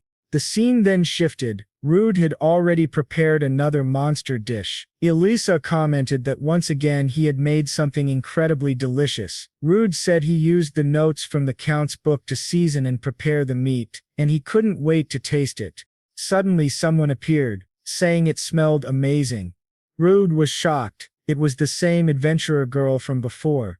She asked if she could join them, calling Rude Mr. Monster-Eating Adventurer. Rude asked what she was doing there, and she replied that she liked him so much that she decided to follow him. She said that back in Abalio, she had seen him cooking monsters and had been craving a taste ever since. Without hesitation, she picked up a piece of monster meat and ate it. Rid and Alicia were horrified, unable to believe what she had just done. Ice panicked and said they needed to make her vomit immediately. Rid grabbed her and told Alicia to stick her fingers in the girl's mouth to make her throw up. The girl, confused, asked what was happening. Alicia, trembling, said it was because she had eaten monster meat, and if she swallowed it she would surely die. However, the girl calmly replied that she would be fine. Red, desperate, shouted that there was no way that could be true. Alicia said they were doing this for her own good, but the girl grew irritated and threw both of them far away. She angrily said, "Honestly, how dare you touch my body like that?" Rudda was stunned, wondering what had just happened. The girl complained that she hadn't even been able to enjoy her meal properly because of them, then continued eating the monster meat. As she did, she began acting strangely, which left Rude and Alicia both deeply alarmed. Alicia was extremely worried about what was happening. She wondered if that crazy girl was turning into a monster, and Rude said he would try to use substitution on her as quickly as possible. However, out of nowhere the girl suddenly shouted that it was the most delicious thing she had ever eaten. Alwis and Rude were completely confused, not understanding what was going on at all. Alicia asked the girl what was happening, while Rude said he still couldn't sense any mana coming from the ingredients. Alicia then said that, apparently the girl seemed to be completely fine.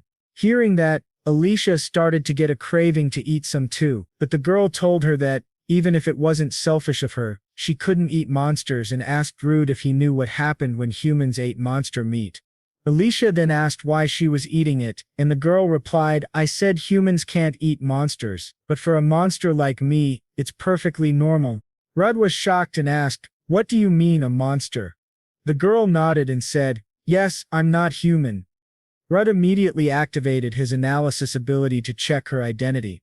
The results showed her name was Lamira, and that she was of the human race. Confused, Rudd told her that his analysis showed she was human. Lamira apologized, saying she had forgotten to undo her disguise, and asked him to analyze her again. When Rudd did, he was stunned, taking a step back and shouting for Elisa to move away from her immediately.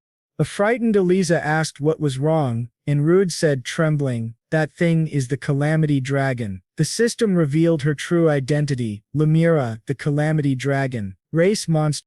Alicia was terrified, saying it couldn't be true. Lamira, unfazed, simply commented that the pork ribs were fantastic, even more delicious than any monster she had ever eaten before. Regaining his composure, asked what her goal was. Lamira smiled and told him to relax. She wasn't planning to eat him or anything like that. Alicia then asked why a being of such a high rank would disguise herself as a human. Lemira replied that she didn't have any special reason. She had simply become curious about Rude's mana, so she decided to approach him. To her surprise, he turned out to be a monster eater and she was captivated by the food he was cooking. Because of that, she couldn't resist following him.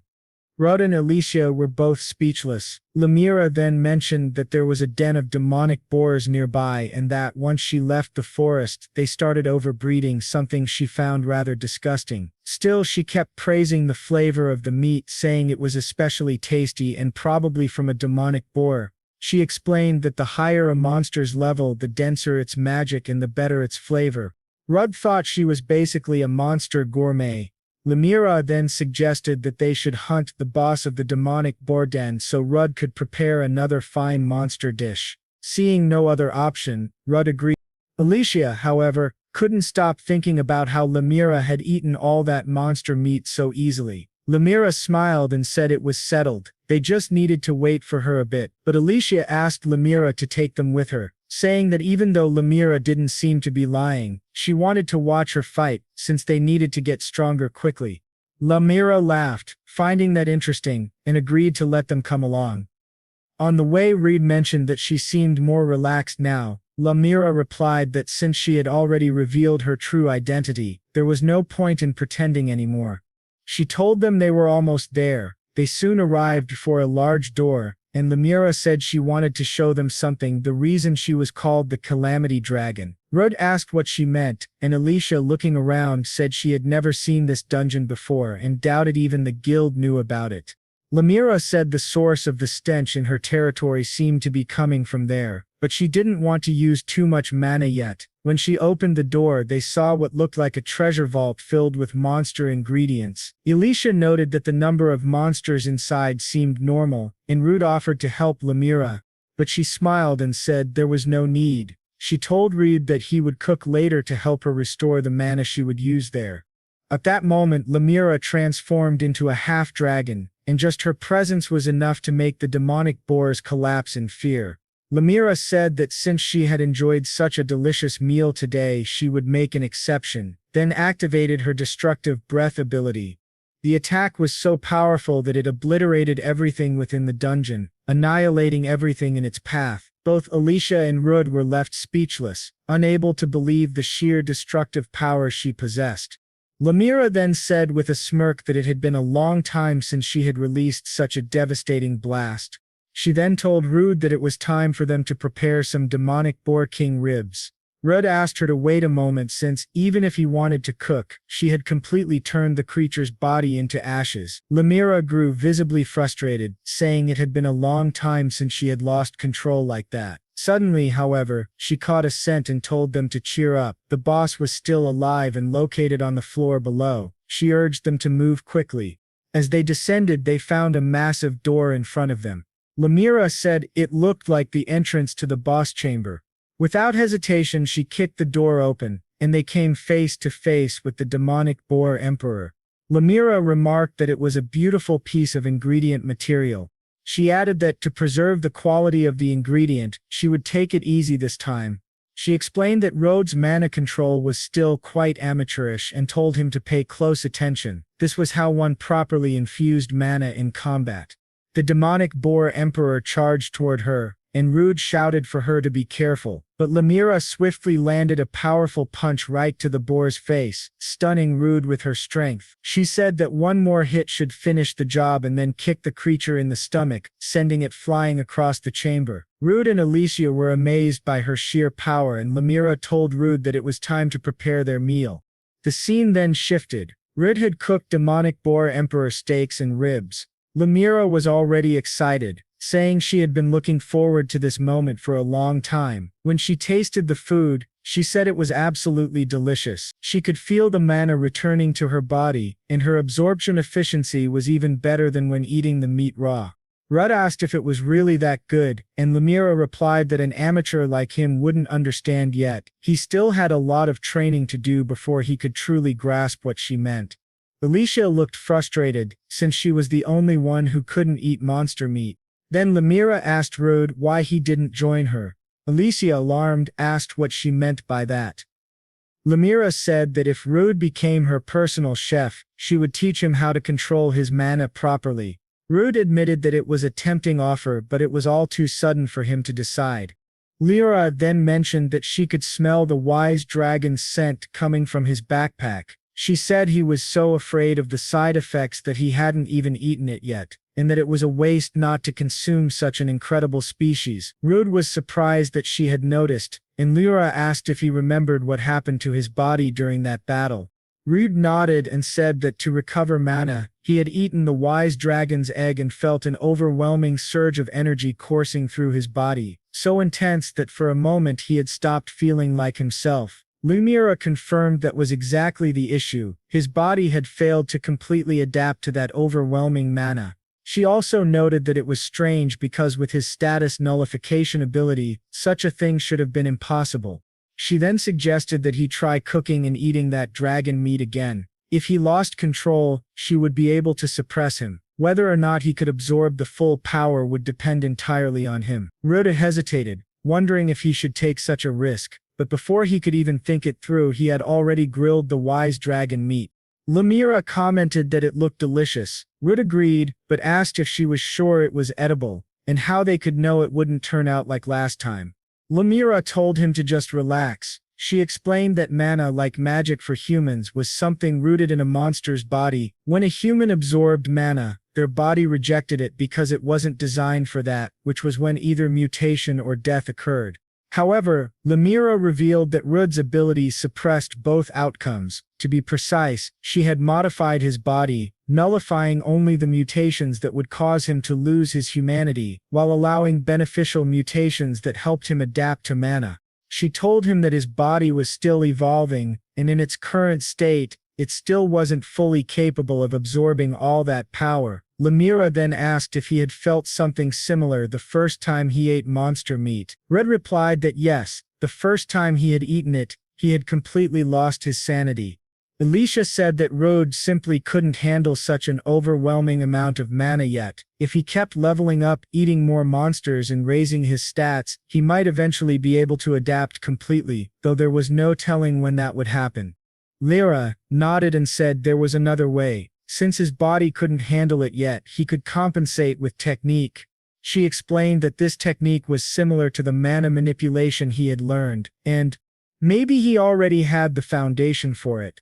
Lemira then said that all that remained was for him to learn how to control the mana that was exceeding his body's capacity. She told him that she would help him with the process, and the two of them joined hands. Lemira instructed him to first release the mana from his body, and then surround himself with the energy he had released.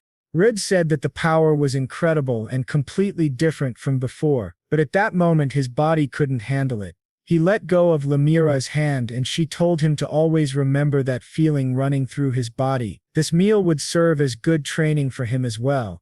Alicia thought that the technique was amazing, unlike anything any human she had ever met could do.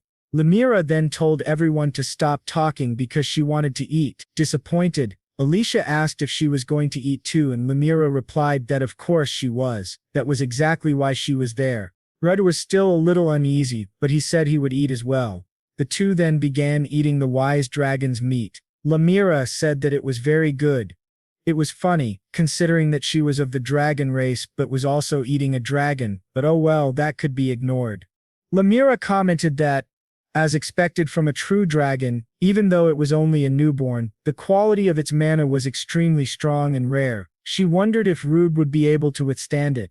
Rude thought it was incredible. He could feel a surge of power building inside him. Lemira asked if he thought he was going to lose control, but he said that, for now, he was managing to stay in control and he believed he had successfully absorbed the abilities as well. He then gained the abilities Telekinesis, Divine Annihilation Strike, Paralysis Resistance, and Earth Divider. But not only that, he also acquired the Eye of Wisdom. However, at that moment Rude clutched his head in pain, wondering what was happening to him and why thousands of images were flooding into his mind.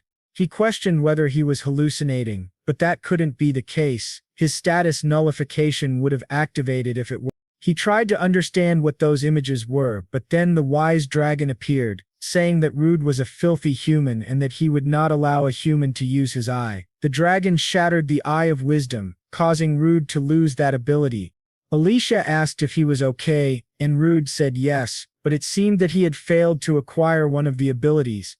Lemira commented that even he couldn't handle it. She explained that the Eye of Wisdom was a unique skill belonging solely to that dragon, one that allowed the user to copy abilities just by seeing them and even glimpse into the future. She said she had thought Rude might withstand the power, but clearly even he couldn't handle interference from a pure dragon. Still, she told him to relax. Failing to acquire an ability wasn't a negative thing.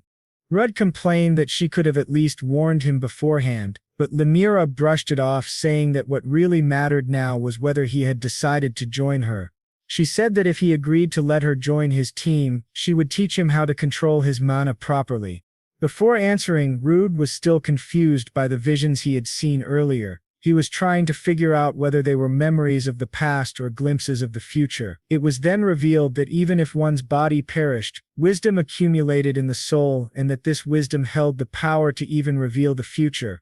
Rude then told Lemira that he would form a team with her if he wanted to become stronger. He needed her power, and that power would also greatly help Alicia.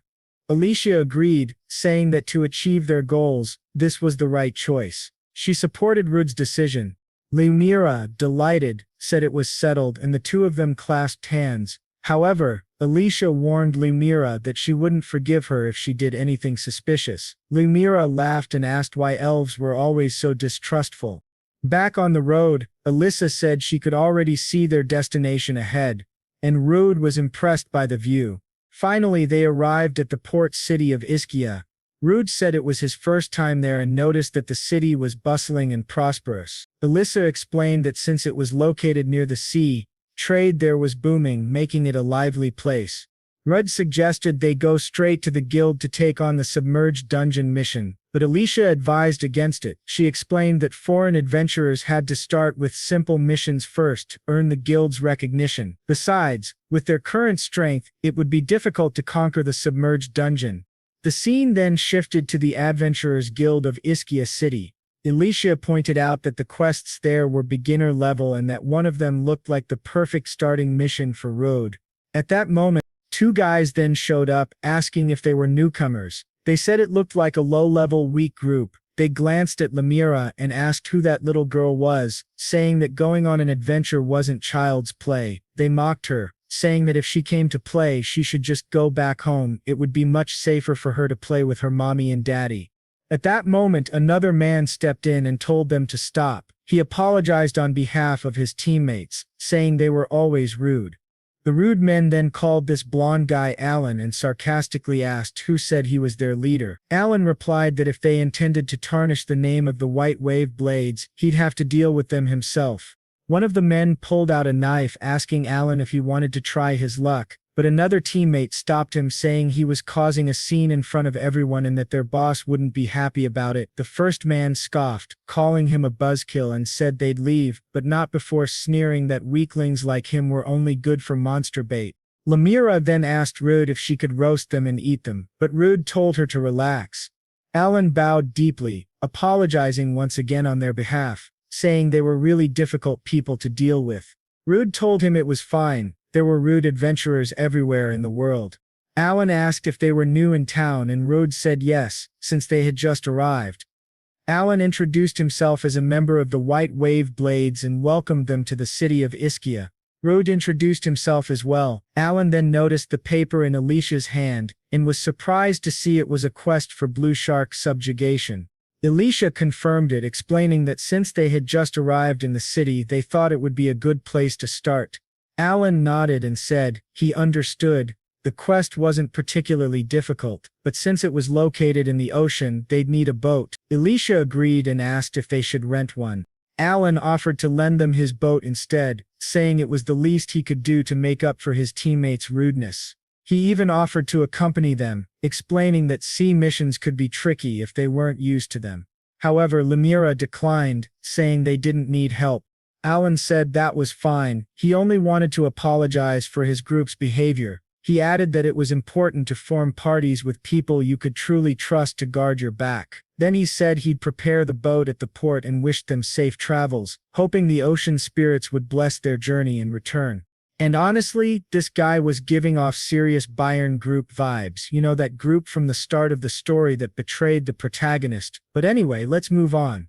The scene then shifted to Rude, Alicia, and Lemira already aboard a boat sailing at sea.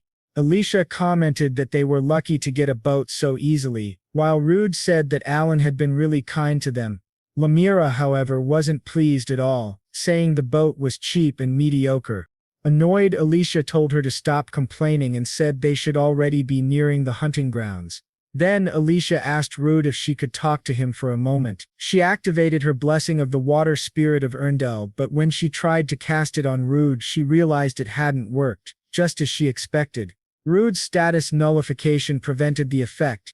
Alicia explained that when facing aquatic monsters, they usually used magic to breathe underwater. Rude said it was fine if that didn't work on him since he had an ability called high-speed swim. He jumped into the water telling the two to wait there since it was a low-rank mission. He'd be back soon. Lemira remarked that Rude was a really interesting guy.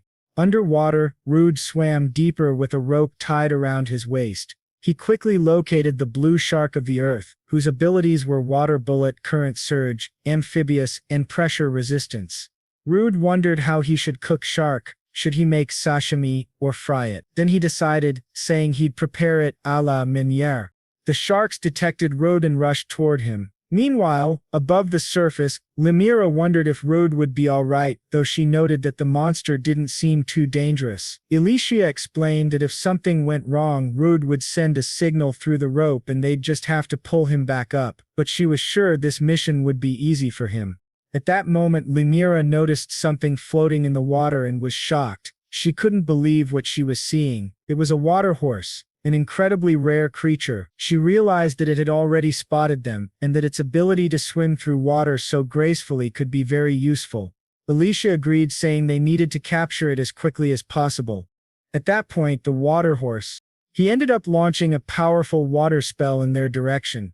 Elise managed to block that attack with her wind magic. She then said that he used aquatic-type magic, so they needed to capture him, as Rude could eat him and gain very useful abilities. Lemira became even more excited, activating her dragon mode and saying that today's dish would be horse meat. Sounding like a psychopath, she added that she would suck the marrow out of his bones. However, Alicia asked her to wait a bit since she was scaring the horse. Lemira then said that the horse was very smart, realizing her power and trying to escape, but she wouldn't let him run away. She told Elise they needed to go. Meanwhile, deep under the sea, Rude was fighting those sharks and thought about taking one of the sharks he had just defeated, but the sharks' wave-like attacks were too fast and annoying to dodge. At that moment, the rope suddenly pulled Rude with great force and he wondered what was happening. Then Lemira apologized for moving him so suddenly, explaining that they had found a very rare monster ahead. Rude said he was almost done defeating the sharks, but Lemira told him that the blue shark from Earth could wait a bit and asked him to look at what they were chasing. Roots looked and was surprised to see that it was a horse. Lemira said that the horse had the perfect ability for him at that moment, and also looked quite delicious. At that moment the horse launched another water spell toward them, but Rude absorbed all that magic with his sword. Roots then said that now he wanted that ability too. Lemira told him to move as fast as he could, but when she looked back she noticed the sharks were chasing them as well. Even so, Lemira said to ignore the sharks. They couldn't lose sight of the horse. They realized the horse was heading for a small island, so they needed to go there. Once they reached the island, they started running across the sand. Rude apologized to the sharks, saying they would have to wait, but what they didn't expect was that those sharks weren't ordinary sharks. They were actually a group of Tralalero Tralala, which shocked Rude since they were running on sand. Rude stopped and told Lemira and Alicia to handle the horse while he dealt with the sharks. Elise agreed, but Lemira wasn't happy about taking orders from Rude.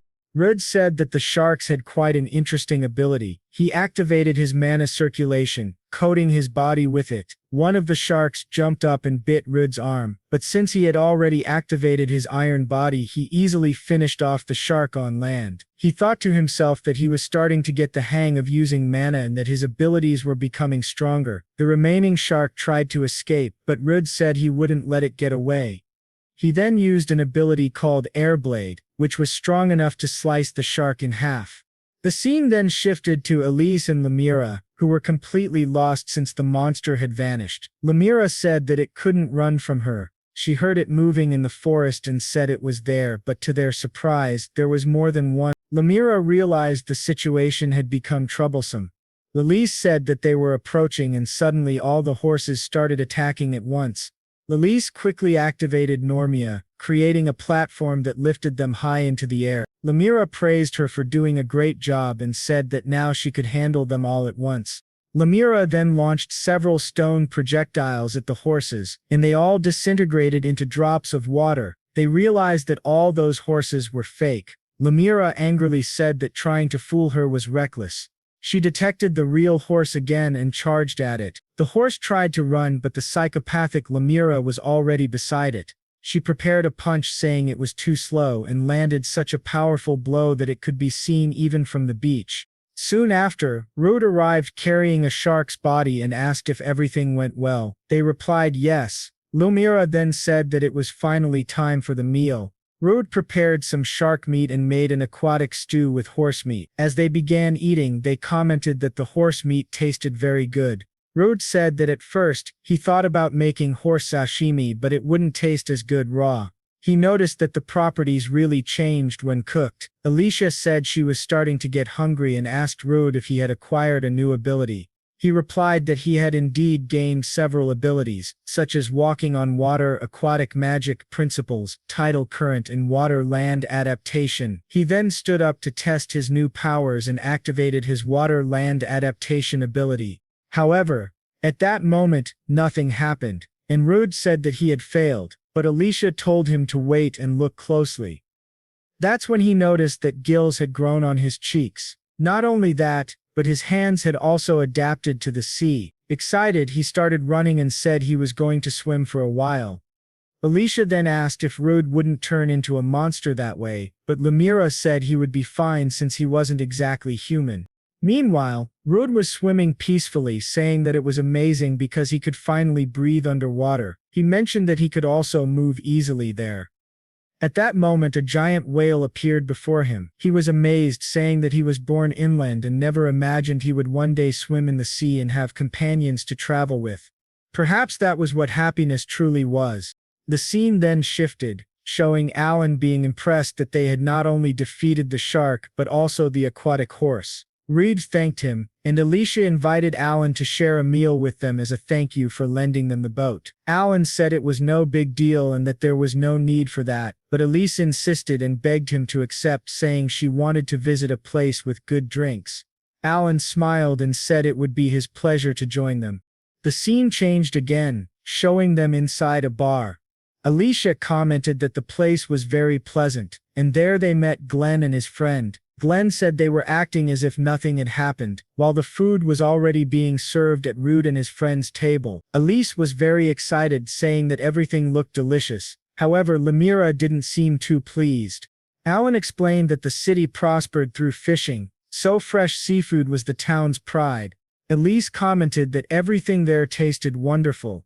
Lemira said that while the ingredients and preparation weren't bad, something was missing. Alan remarked that Lemira seemed quite the gourmet, but Elisa clarified that she was just very picky about food. Elise nudged her, warning her not to say anything weird at that moment. Lemira muttered that they were just complaining too much anyway. Alan then asked what they were doing in Ischia. Rudd replied that they were planning to challenge the underwater temple dungeon to collect materials from the floor boss so they could finally cure her child. When Alan saw her magic, he was astonished. It was a spirit. He wondered how someone so young could already command one.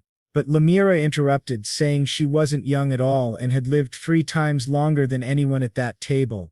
She then shoved some food into her mouth, saying that was her second portion. Just then, Glenn kicked their table, knocking all the food onto the floor. He apologized, claiming he was clumsy and that his foot had slipped. Alan stood up and told them to stop bothering that group. Glenn snapped back, saying Alan had no right to give him orders, and asked why he was flirting with other girls. Alan replied that his blades were sharpened to protect the weak and asked if Glenn had forgotten the guild's ideals. Glenn retorted that the founders' ideals had long been forgotten and said that if Alan didn't like their behavior he could just leave. Alan warned him not to provoke him since that man had given his all for the guild, and he wouldn't let them tarnish its name. The two men cursed at Alan, saying they had never liked him anyway. Alicia stood up and demanded that they stop immediately, saying that guild quarrels happened all the time, but this was a tavern, and such behavior was inappropriate. She asked if they didn't agree. Elise added that just as a group had its own rules, a tavern also had tavern rules. Glenn frowned and asked what she was talking about. The scene shifted again and everyone was sitting with mugs of beer. Alicia declared that if they wanted to fight in a tavern it would have to be through a drinking contest. Lemira said it sounded fun while Rud thought Alicia just wanted an excuse to drink. Alicia then said that the loser would have to do whatever the winner wanted. Glenn smirked, saying he didn't fully understand but that it was the perfect chance to get rid of Alan. His friend agreed, saying there was no doubt about it, but he also looked at Alicia with a lecherous grin. Glenn said that was fine by him and accepted the challenge. He told Alan that taverns had their own rules and asked if he was going to follow them, warning that since they were the ones who challenged him, they would regret it. The man with the mustache laughed and said it was a pity for all of them, because in that city he was known as the demonic drunken boar, and he never got drunk no matter how much he drank. He asked for drinks or boats, and told them to at least entertain him. Lemira and Alicia accepted the challenge. They began shouting for Rud and he signaled for the contest to begin. After a while, the three men were completely passed out, while Alicia and Lemira were still wide awake. A man observing the scene commented that the drink they were consuming had nearly 3 times more alcohol content than usual, and not just anyone could handle that level of liquor. Elise praised Lemira, saying she was amazing. Lemira replied that Elise was incredible too and that her respect for her had only grown. However, they still weren't stopping. Red told them that everyone else was already on the floor so they had clearly won, but Lemira called Red a brat and said he needed to appreciate the flavor of the drink. The man then wondered if those two could handle dragon beer enchia, a drink 100 times stronger than normal beer. Without hesitation, Lemira grabbed the mug from his hand and forced poor Rude to drink it. Everyone was shocked to see him drinking the legendary dragon beer enchia, known to be so strong that the amount he was drinking could easily kill a person. However, the effects of intoxication were completely nullified by his abilities. Rude then told everyone to stop fooling around. Everyone was astonished that he wasn't drunk and called him a monster. Lemira complained that drinking with Rude was boring, but as soon as she took a sip of that beer she wondered what kind of drink it was. It was the best she had ever tasted in her life. She began banging on the table demanding that Rude drink more too. Rude started feeling embarrassed and apologized to everyone. He then said that the drinking contest was over and bid everyone farewell, saying they were leaving. He picked up the unconscious Alan and they all left. The scene changed to the beach, where Alan had just woken up. He wondered what kind of ability Rudd had used on him and whether he could use something like that too. Rudd replied that it was too complicated to explain, but he didn't need to worry about it. Alicia told him not to overthink things and said the drinking contest had been a lot of fun. Alan then asked if she had done that to stop the fight in the tavern. Alicia replied that she had lived twice as long as he had, and in all her life she had never lost a drinking match. She added that at least things should calm down now that she had won and she didn't like it when a good meal was ruined. Alan apologized for causing them so much trouble. Rude told him that if he didn't mind he could share what had happened, maybe they could help. Alan explained that about 6 years ago a monster appeared in the village where he grew up. He wasn't there at the time so he survived, but his entire family was killed, leaving him an orphan. At that time the founder of the White Wave Blades Guild took him in. He still remembered his teachings, how their blades were meant to protect the weak. Alan said that he was rescued at a moment of despair and was given the strength to keep fighting against monsters. The guild had been his emotional support, but that only lasted for a while. The story shifted to years earlier inside the underwater dungeon temple where Alan's group was fighting some monsters. The man with the eye patch commented that the other had improved a lot. and the man with the scar on his mouth told him to stop treating him like a child. Suddenly, they heard a loud noise and wondered what it was. They soon realized that a group of Saurajin monsters was heading toward them. The man thought the situation was bad. The smell of monster blood had attracted them. They quickly noticed they were surrounded and had nowhere to run. The man with the eye patch told everyone to flee, saying he would stay behind to buy them time.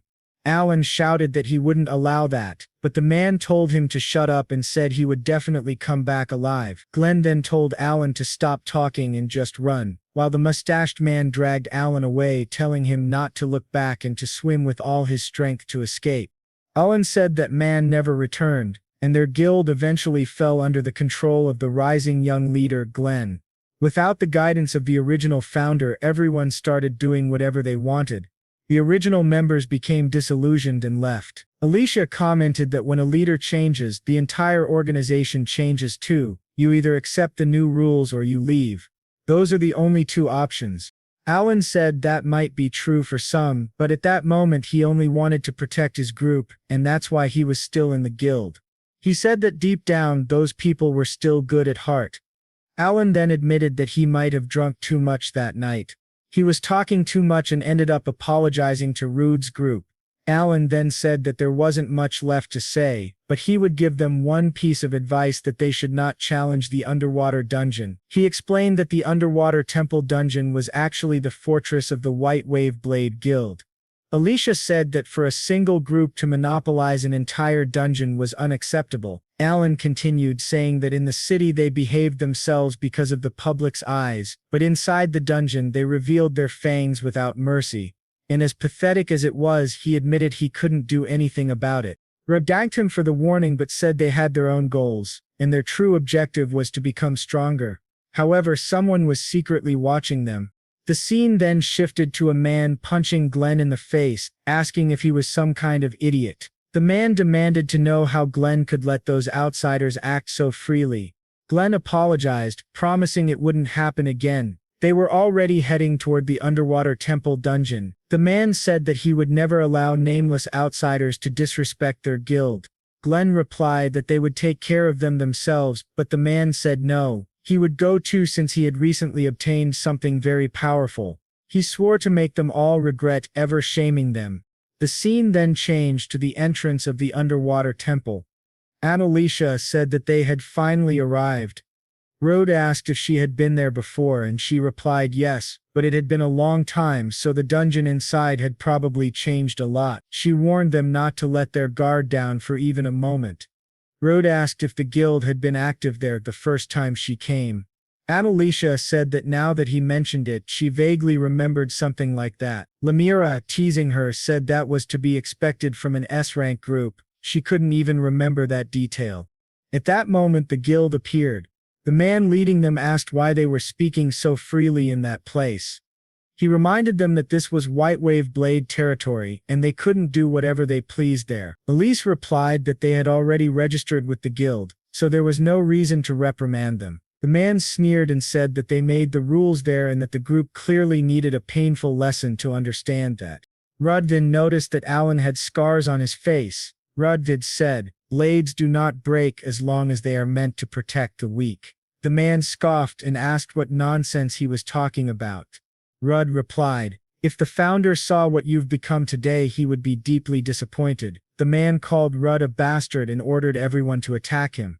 Lemira asked Rudd if he needed help, but he said he was fine. He charged his fist with mana, and as the man swung first, Rudd punched him square in the face. Glenn tried to grab Rudd from behind, but Rudd ducked and countered with an uppercut to Glenn's chin, sending him flying. Then the man with the spear attacked Rudd, but he dodged again and landed a powerful kick to the leader's face. With everyone on the ground, Rudd asked if that was all they had. The man stood up, surrounded by a yellow aura, saying he would never forgive Rudd. He channeled all his power into his spear and declared that this would be Rudd's end. After launching his attack, a massive explosion occurred. Glenn proudly stated that it was their leader's ultimate power. No one could survive that technique, but when the smoke cleared, Rudd stood unharmed with his sword at the man's neck, saying, "With openings that wide, you could never hit me." Everyone in the guild was shocked by his strength. Rude told the leader to give up, as he was far below his level. The guild master then shouted for Alan and Karst to help him. Both of them hesitated, unsure of what to do. Rude looked at Alan and said, "Is this really the kind of group you dreamed of joining?" At that moment, Alan froze, haunted by memories of his past and his master's words. Blades are forged to protect the weak. Alan told Glenn that their blades were never meant for things like this. Lemira asked how long he planned to keep lying to himself and told Rudd to finish the battle already. Elisha said that Alan's problem was something he'd have to deal with on his own. Lemira added that if they called themselves adventurers they should stop wasting time and start training. Rod then walked past the motionless Alan, leading his group into the dungeon.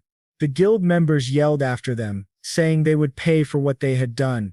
Alicia commented that they had finally managed to enter the dungeon, but from this point onward, everything would be underwater.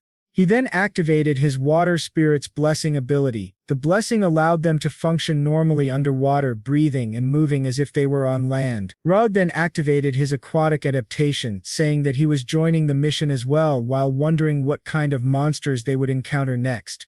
They all jumped into the water, and Rude was amazed by the breathtaking view before him. However, Alicia reminded him that it wasn't the time to be impressed as they still had a lot ahead of them. She said that his welcome gift had already appeared. A level 32 sea monster stood right in front of them. The creature immediately launched an attack in their direction. Rude and Alicia managed to dodge, but Lemira stayed behind. At that moment they realized Lemira had stopped the monster's attack with just one arm. She smirked and said she liked that strike, but it wasn't worth dodging. She then counterattacked, crushing the creature's head with a single blow. After that she told Rude it was time for him to prepare a feast. Suddenly she was grabbed by a monster hiding beneath the sand. Before it could fully capture her, Lemira broke free.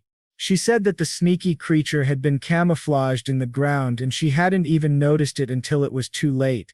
Almost immediately another monster appeared behind her, ready to attack. Rude quickly activated his fast swim skill and rushed to her aid. With his sword he sliced the creature's head clean off. Rudd said that at least this time, he had arrived in time to help. Alicia then scolded Leomar for being so reckless, warning her that this dungeon was filled with aquatic monsters and hidden traps. Leomar shrugged it off, saying that even when those monsters revealed themselves they weren't much of a threat anyway. She then ripped off the tentacles of the sand monster, crushing them, and told Rudd that she thought it might taste pretty good. She began shouting at Rudd, demanding that he start cooking immediately because she was starving. Meanwhile, back at the bar, Glass was fuming, saying that he would never forgive those bastards. He wondered where those fools were at that moment. One of his men replied that they seemed to be resting on the second floor of the dungeon and explained that his third eye, a fish familiar that was spying on them, allowed him to share their vision. Glenton said that the second floor was home to malignant shell camouflages, and another man with a mustache added that if someone got too close, those creatures would grab them with their tentacles and slowly poison them. Glenton noted that no average adventurer could survive such a trap. Glass smirked and said that it didn't matter, this dungeon was their territory. He then told the group they would take a shortcut using one of their own routes. Glenn objected, saying that the other paths were filled with sea monsters. The mustached man responded that they couldn't avoid it if they wanted to move forward. Glass then revealed what he was holding in his hand. A blue orb. He explained that it was called the Abyssal Pearl, a first-level divine relic that allowed its user to command sea monsters. Glenton asked how he had obtained something so valuable, and Glass replied that he had stolen it from an unfortunate adventurer who passed through the area the day before. He laughed, saying that with this in his possession, he could use the sea monsters to crush those bastards. Everyone began laughing, praising their leader. Meanwhile, Karst asked Alan if he was all right. Alan said yes, he was fine, but in truth Wellington was thinking that the Abyssal Pearl was an extremely important artifact that should have been stored in the royal capital's treasure vault. He wondered what on earth that relic was doing there. Glass then asked if everyone was ready and declared that it was time to show their enemies the true terror of the White Wave blades. They descended deeper into the underwater dungeon. Glenn commented that the orb's power was incredible. Not a single monster dared to attack them. The leader confirmed it, saying it was even stronger than he expected and that this spot would do perfectly. He then ordered Gao to hand over the squid he was holding. Gao grabbed the creature, punched it in the head, and threw it down into the depths. The squid's blood spread through the water, attracting nearby monsters. Glass explained that the Saragen's eyes had changed color. They had smelled the squid's blood. The entire swarm was now moving toward it. He said that the blood of a squid drove the Saragens into a frenzy, and that was why a massive horde was forming. Glass turned to Alan and said that he knew this better than anyone. When Rude's group reached that location, they would be attacked by an entire swarm of Saragens, and no matter how strong they were, they wouldn't escape unscathed. At that moment, Alan remembered everything that had happened to his master. Furious, he shouted at Glass, demanding to know why he was doing something like this. He said that adventurers shouldn't be fighting each other and that Isaac would be disappointed if he saw what their guild had become.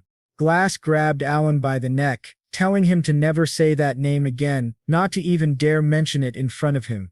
He then slammed Alan against the wall with tremendous force, declaring that he no longer cared about the former leader because he was now the one leading the guild. Glenn asked Alan why he was being so stubborn and why he couldn't just give up on that guild. The scene then shifted to Rude, who had just finished cooking a new monster dish, fried hammerhead in butter, along with fish and malignant shell crab. Lemira asked if that was butter fried and Rude replied that it was one of his best dishes. He mentioned that Elise was still creating a space under the sea for them. Elise said her spirits made it look easy, and that if Arnell were at full strength, she could have created a space 10 times larger. Rude commented that since they were cooking, being able to use fire was a huge help, but he told her not to worry, as they would soon help her return to her true form. Elise replied that what mattered most now was that if Rude didn't hurry, Lemira would eat everything. Rude then opened his bag and said he had something first. He took out a lunchbox from his backpack. Alicia asked what it was and he said that she was always watching them eat, drooling the whole time. It was starting to bother him. Lemira agreed, saying Alicia really did drool a lot. Rude said that he had made a special meal for Alicia the night before. Alicia became overjoyed and thanked him sincerely. The group then sat together and continued their meal. Afterward, Rude acquired 3 new abilities: Iron Head, Mimicry, and Poisonous Stinger. He commented that with these new skills, they could now descend to the next floor. As they made their way down, Alicia mentioned that she remembered something. She began talking about the Saragen, semi-humanoid monsters that started appearing from the next level onward. She explained that those creatures were highly intelligent, attacked in coordinated patterns, and their strikes could even pierce through armor. She warned everyone to be careful. Rod said that it seemed even his iron body might not work against them. Elise added that they usually appeared in groups of 3, but if they encountered a swarm, even veteran adventurers might not survive. Rods thanked her, saying that knowing this in advance would definitely help. Elise told him that the monsters were quite rare, so there was no need to worry too much. She then opened the next door, saying they needed to keep moving, but the moment she did, they were met by a massive number of Saragens. Rude panicked, saying there were way more than 3. Alicia was stunned, saying that was impossible, and that they needed to retreat immediately. However, Lemira wasn't concerned at all, and charged straight into the room. Rude yelled that they had to run and asked what she thought she was doing. Lemira told them to think smart, that they were about to stop being a swarm. She then transformed her arms and legs into dragon form, shouting for those filthy fish to come at her. All the monsters swarmed toward her, but she countered with a punch that caused a massive, strange effect. Rude and Alicia were confused about what was happening, and Alicia insisted that they needed to retreat. But Lemira told them not to worry or panic, they could follow her. A huge underwater tornado suddenly formed, sucking up all the monsters. Moments later, an enormous explosion occurred, wiping out the entire swarm effortlessly. Lemira smirked and said that was a good post-meal workout. Rod and Alicia were astonished, saying she was truly incredible and unbelievably powerful. Lemira proudly said that her right hook was absolutely decisive and deadly. She picked up a piece of monster meat and said she had prepared their next ingredient, handing it to Rudd as extra materials. Alicia, however, said that it was strange for an entire swarm of Sarajanes to be waiting for them right at the entrance. Something was definitely off. Lemira agreed, saying that it seemed like the enemies had covered their tracks very cleverly. Rude admitted that he already knew she was strong, but her power was still unbelievable. Lemira replied that compared to her enhanced power, what they had just seen was nothing at all. Rude asked if she was serious, and said that if so, he needed to get stronger as soon as possible. Meanwhile, in the lower layers, the White Wave Blade Guild was outside the boss chamber. Karst suddenly screamed in panic. The leader asked what was wrong, and Karst shouted that the entire Sarajin swarm had been completely obliterated by that girl, leaving everyone in shock, unable to believe what they had just heard.